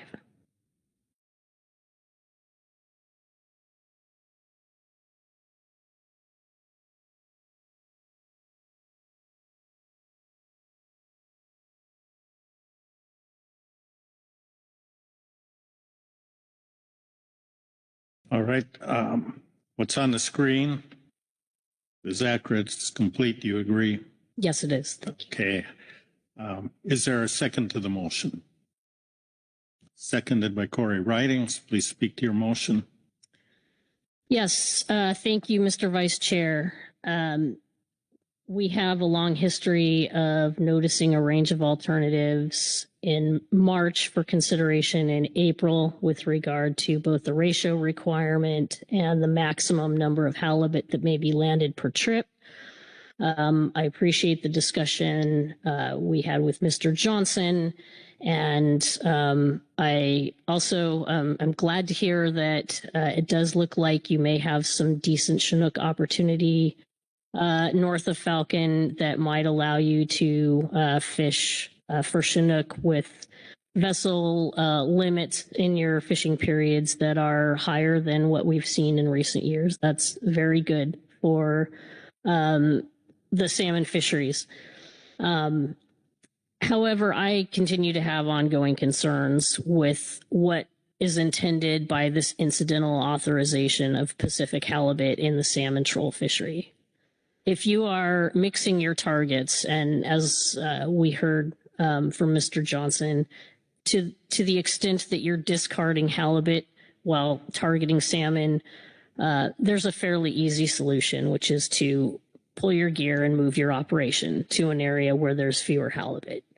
It's just very difficult to consider a number of 40 halibut in a trip, which may have a limit of 60 Chinook, that's truly an incidental opportunity. So also considering that we have a number of other West Coast commercial fisheries, as we heard from Mr. Clampett, that encounter Pacific halibut incidentally that have zero allocation of incidental allowance, and they must discard all of those fish.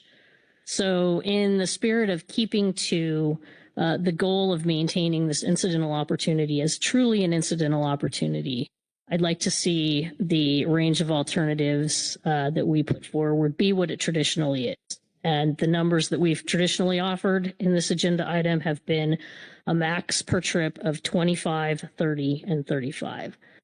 Thank you.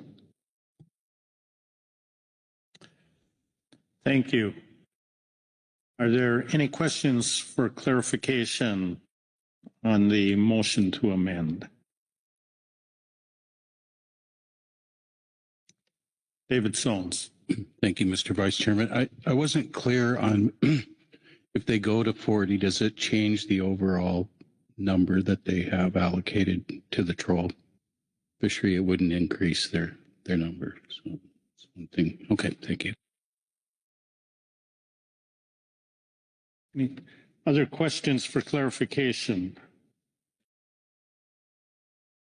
That's Asia. Thank you, Vice Chair. I'm just a question for Marcy about why you asked for a substitution rather than just simply adding it to the range for consideration so that the advisory bodies can weigh in on that alternative as compared to the alternative that's already there that they were evaluating before.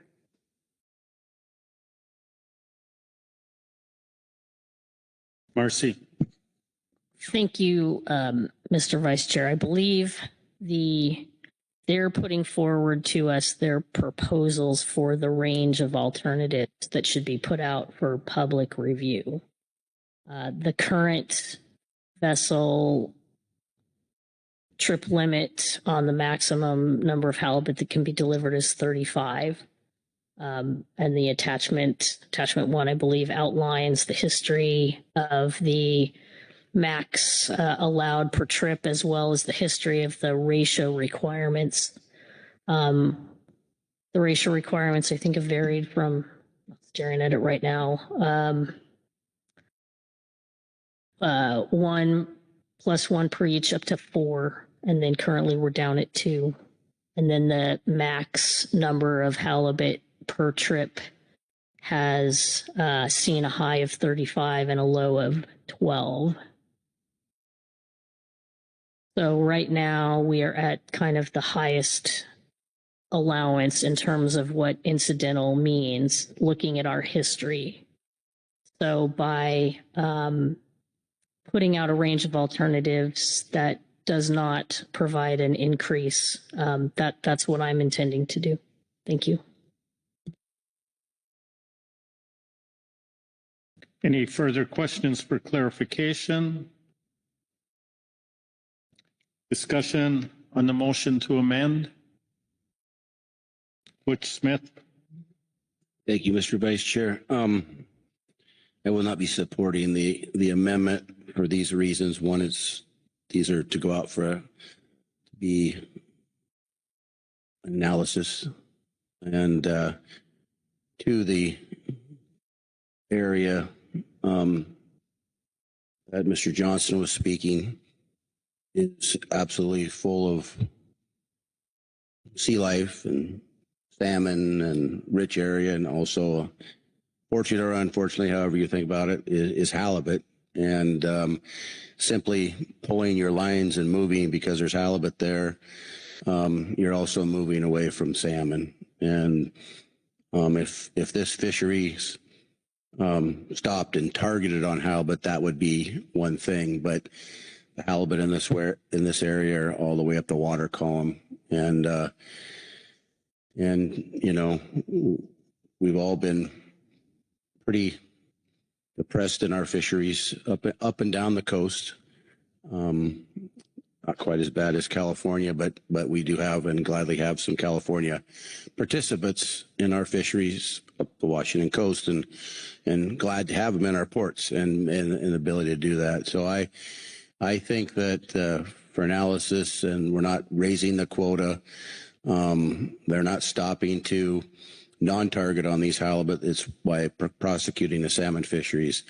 I think for analysis purposes, I think I won't be supporting the amendment, but will be supporting the motion. Thank you.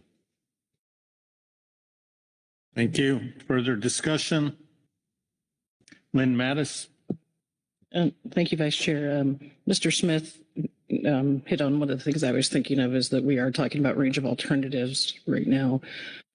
We could come back and get some more information, and when we get to the main motion, I may have a request for council, NIMS, and or ODFW staff for some additional information to see if we can see how many people have met the trip limits at the current level.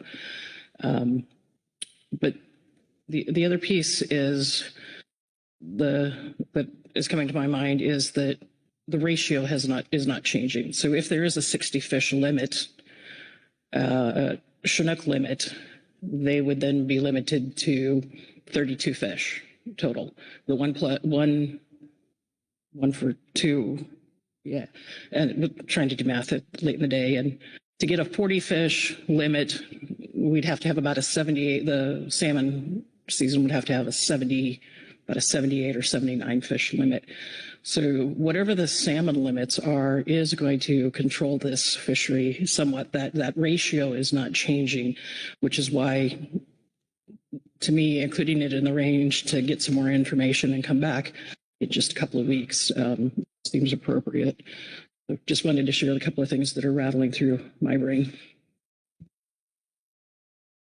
Thank you. David Sones, then Rebecca Lent. Thank you, Mr. Vice Chairman. I'm a little concerned too with going down to the 25. That would increase our mortality discard level. I believe we'd be recording more discards that could affect our position in the IPHC. It could have an impact. I don't know if that analysis would draw that out, but that would be a concern for me also. But I also will not be supporting the amendment. Rebecca Lent, then Marcia Remco. Thank you, Mr. Vice Chair. Just so that I can understand the implications of what we're proposing here. If incidental Pacific halibut catch regulations, is it's bycatch. I'm looking at the paper from the SAS report, but here it says in-season action, unless modified through in-season action. Are we saying that we could actually modify the ratio as well as the plus 25, plus 35 in season? But right here, we're looking at a range of alternatives to look at, to consider, including post-release mortality. But whatever we adopt, how much flexibility do we have on what we change in season? Thank you. Anyone in particular you want to direct the question to, or does anybody want to? Maybe I'll see if Angela, because it's regarding management flexibility in season, how that works. Yeah, I can take a stab at that, Mrs. Lent. I think you're correct that this could be modified by in season. To my understanding, typically how that's been used in the past is to make in-season adjustments for this April 1 to May 15 fishery. But the language does indicate that there's that flexibility there. Sorry to be so dense. So we could in season change the ratio as well as that plus number at the end? Yes.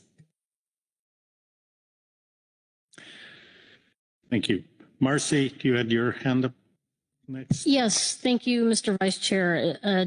Maybe just to follow up on David Soanes's comment or question, I guess I'd look to the state of Washington. Do you collect information on halibut discards incidental to your salmon troll activities?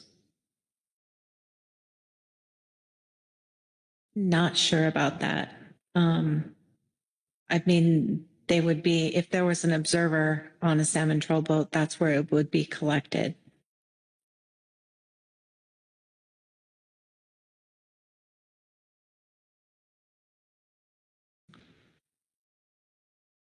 Asia? Thank you, Vice Chair.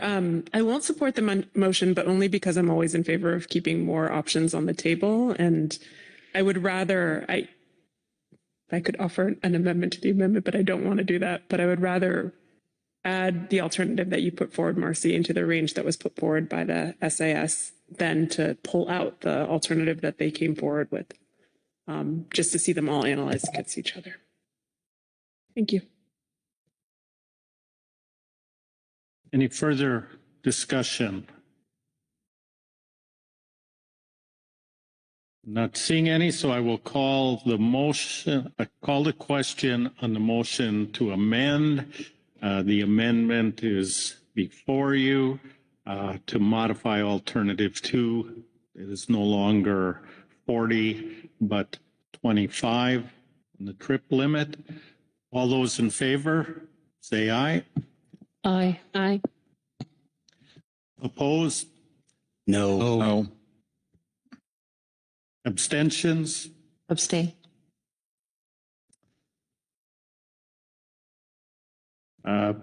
Executive Director Burden, close for me to call. Would you please call a roll call vote?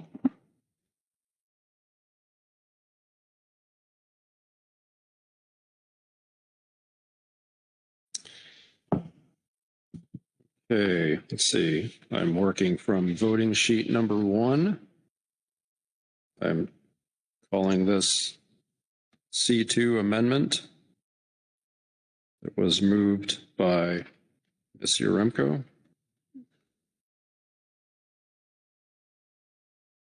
Let's see, starting from the top, Rebecca Lent, Yes. Corey Ridings, Yes. Krista Svensson, No. David Soanes, No. Heather Hall, No. Virgil Moore, No. Jennifer Kwan, Abstain. Lynn Mattis, No. Asia Shumalo, No. Butch Smith, No. Marcy Yaremko, Yes. Mark Gorelnik, Yes. Brad Pettinger, No.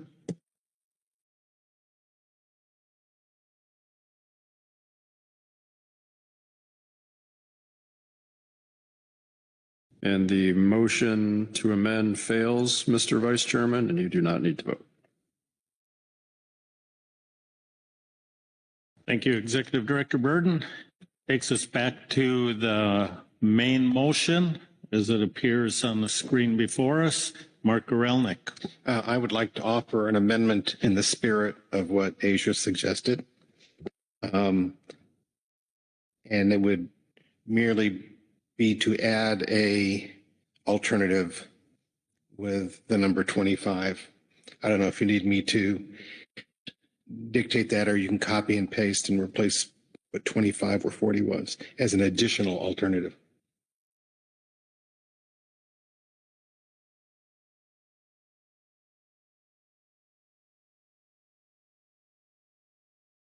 That works for me.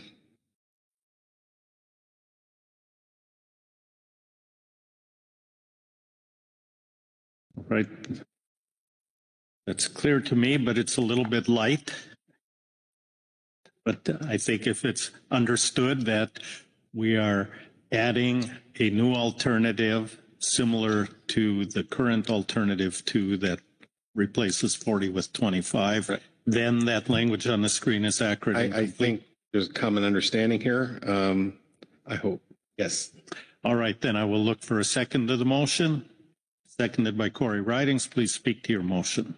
I don't think I need to speak much to it. I think the notion here is to provide a wider range, and we'll make our decision in April. Thank you very much. Questions for clarification on the motion to amend? David Solms. I see it's replacing 40, so there would be no 40 in the alternatives. No, as I said, let me have Mark explain it. It's his motion to amend. The SAS alternative that was added with 40 would remain in the range. This would be to add a further alternative. The ratio would stay the same, but the limit would be 25 instead of 40.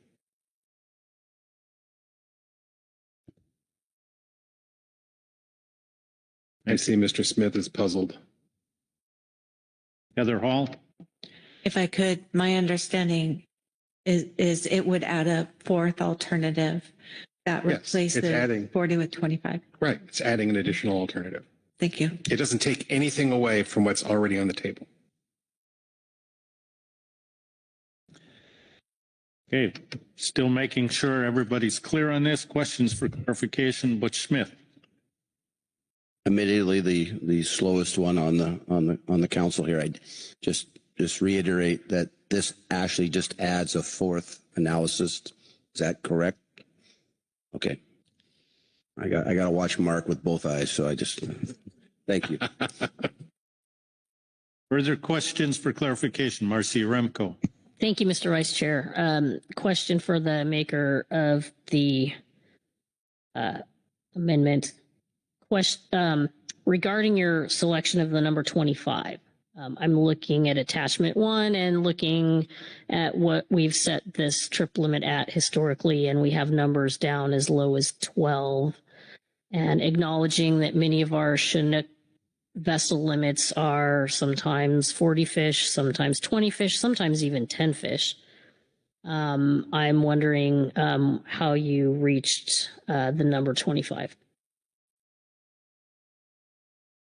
Well, I think first of all, we need to be realistic about what's going to be, what is reasonable to put on the table. And I think that someone smarter than me recently suggested the number 25. And I felt that was a reasonable outside range to provide a reasonable range for analysis. I don't think that it is reasonable to propose anything lower. Thank you. Any other questions for clarification? Not seeing any discussion on the motion? Asia. I plan to support the motion. Thank you, Vice Chair. I plan to support the motion. Just acknowledging we can change things in season, and also this will provide us more information to think about and an additional chance for the SAS to comment about the alternative that you put forward, Marcy, in comparison to what they put forward in the range. Thank you. Further discussion? Lynn Mattis. Thank you, Vice Chair, and thank you, Mr. Gralnick, for taking some friendly advice from the other side of the table.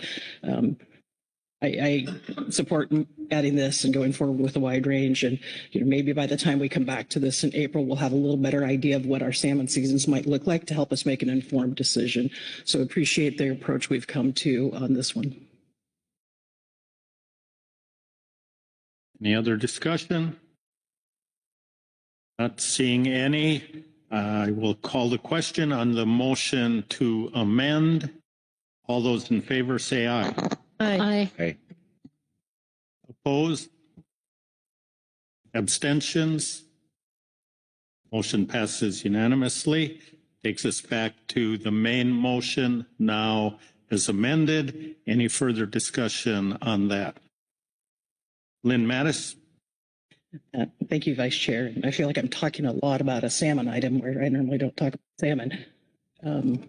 What I alluded to a few minutes ago, and it may or may not be possible because as we've been discussing under some halibut items, having the number reported on fish tickets, wondering if, I know the ODFW staff are probably going to throw things at me tonight, but wondering if council staff, state staffs can take a look and see if we have any information to inform how many vessels may be coming up against the current trip limit at what it is. You know, is it working, or is the data showing that that limit is restrictive to folks? It may not be possible. I'm not even positive on ODFW fish tickets for salmon right now, whether the number of halibut are there. But it was just a thought of maybe some additional data to inform a decision. I don't know that it needs to be a formal request, but just a thought of putting on my old data nerd GMT hat of, can I have data to make a decision? I don't know if anybody else has thoughts on that or doesn't have staff or the data for that. All right, thank you. Appreciate that consideration, but I'm wondering, are you implying something that would come back in April to be combined with the results of the public review, or an analysis that would go out as pertains to this motion, what goes out for public review? Thank you, Vice Chair. My thought was, if we have any information, we can bring it back as part of this agenda item in April to help inform our decision. It may not be possible. It may not be the right process, but I was just informed, thanks to the interwebs, that ODFW does have a number of halibut on fish tickets. But yeah, it was to not send that out for public review, to bring that as some data to possibly inform our decision in April. All right, thank you. Just want to make clear on what the how it relates to the action we're voting on. So come back. Any further discussion on the motion as amended? Seeing no discussion, call the question. All those in favor say aye. Aye. Aye. Opposed? Abstentions? Motion passes unanimously. Thank you.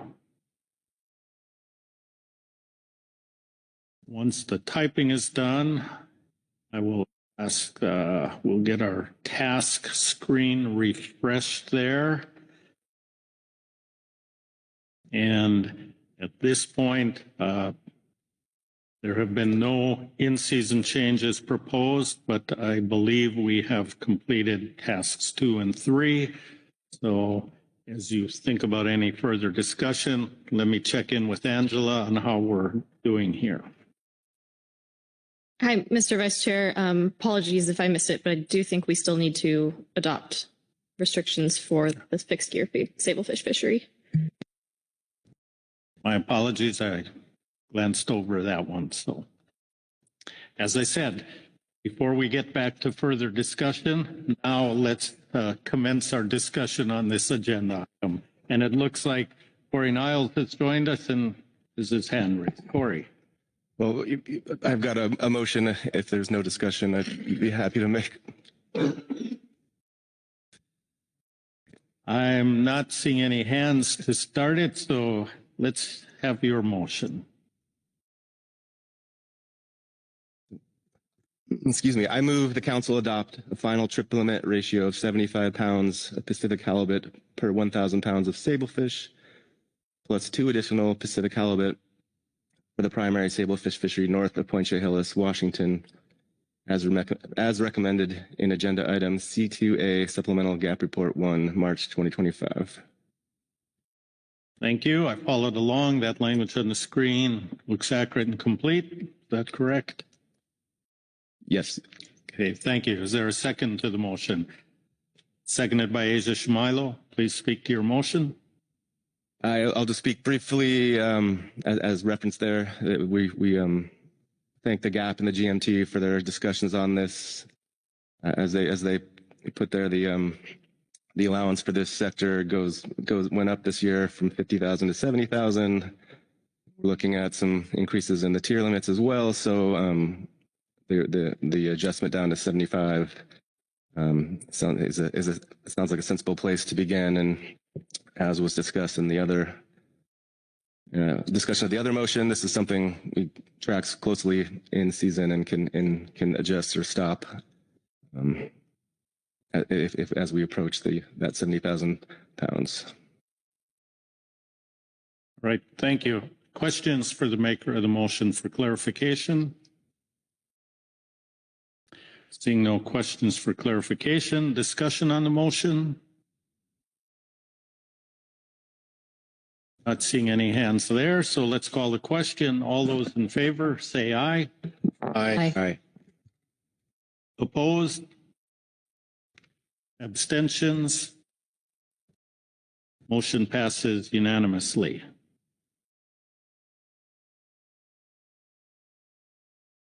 Thank you. Now, first, I'm going to ask if there's any hands for further discussion. Not seeing any hands, I'm going to check in with Angela and see how we've done here. Thank you, Mr. Vice Chair. There were no recommendations at this time for in-season halibut landing restrictions to the salmon troll fishery, but you did adopt a range of 4 alternatives for public review for that fishery and final landing limit ratio for the sablefish fishery, so you've completed your tasks. All right. Thank you all for that work, and that completes our work on this agenda item, so I'll close it out and pass the gavel back to our chair. All right. Thank you, Vice Chair Hassemer. And we managed to cram 6 hours of floor time into 7 3/4, so we're on time. So with that, I'll turn to Executive Director Burden to give the announcements and what it looks like for tomorrow. Yeah, thank you, Mr. Chairman. Like we started discussing at the start of this meeting, we will have the need to be flexible at this meeting. And so we'll start being flexible tomorrow. So I've got some updates on the schedule for you. We will post an updated agenda to the website. We'll put an announcement out so everybody's aware, but I'll let you know right now. So on Friday, March 7, which is tomorrow, we will start with habitat. That's G1. So we need to give our salmon folks a little bit more time to get things ready before we take them up. So that's why we're moving halibut to the first thing in the morning. Habitat, sorry, we're not taking up halibut again. After that, we'll go to salmon on E3 and proceed from there to F1, which is ecosystem. We're going to move marine planning to the weekend and bring in the groundfish biological opinion, which is H2 tomorrow. That way we'll have some protected resources folks available for you. You can ask questions about the take reduction team to them. They are not available on the weekend, so that will allow you to engage with them tomorrow. And then after H2, we'll get to H1. So just to recap, go G1, E3, F1, H2, H1. We will post this to the website so everybody has it, but making quite a few changes tomorrow in the interest of making sure we have people to engage with you so that you can make informed decisions. Sure. Len? Thank you. Totally understandable. You said marine planning is being moved to the weekend. Do you know when? I have Mr. Harrington is scheduled to come up from Salem to be in the ODFW seat for that item. And if I can let him know Saturday morning, Sunday afternoon, at least that ballpark for him and some other staff who are interested, that would be very helpful. Yep. So right now, Saturday is looking like we'll start with D2, which would be Saturday morning, first thing. And then go to E4. And then go to the balance of the day. So we're essentially swapping the groundfish items Saturday morning and replacing them with marine planning Saturday morning.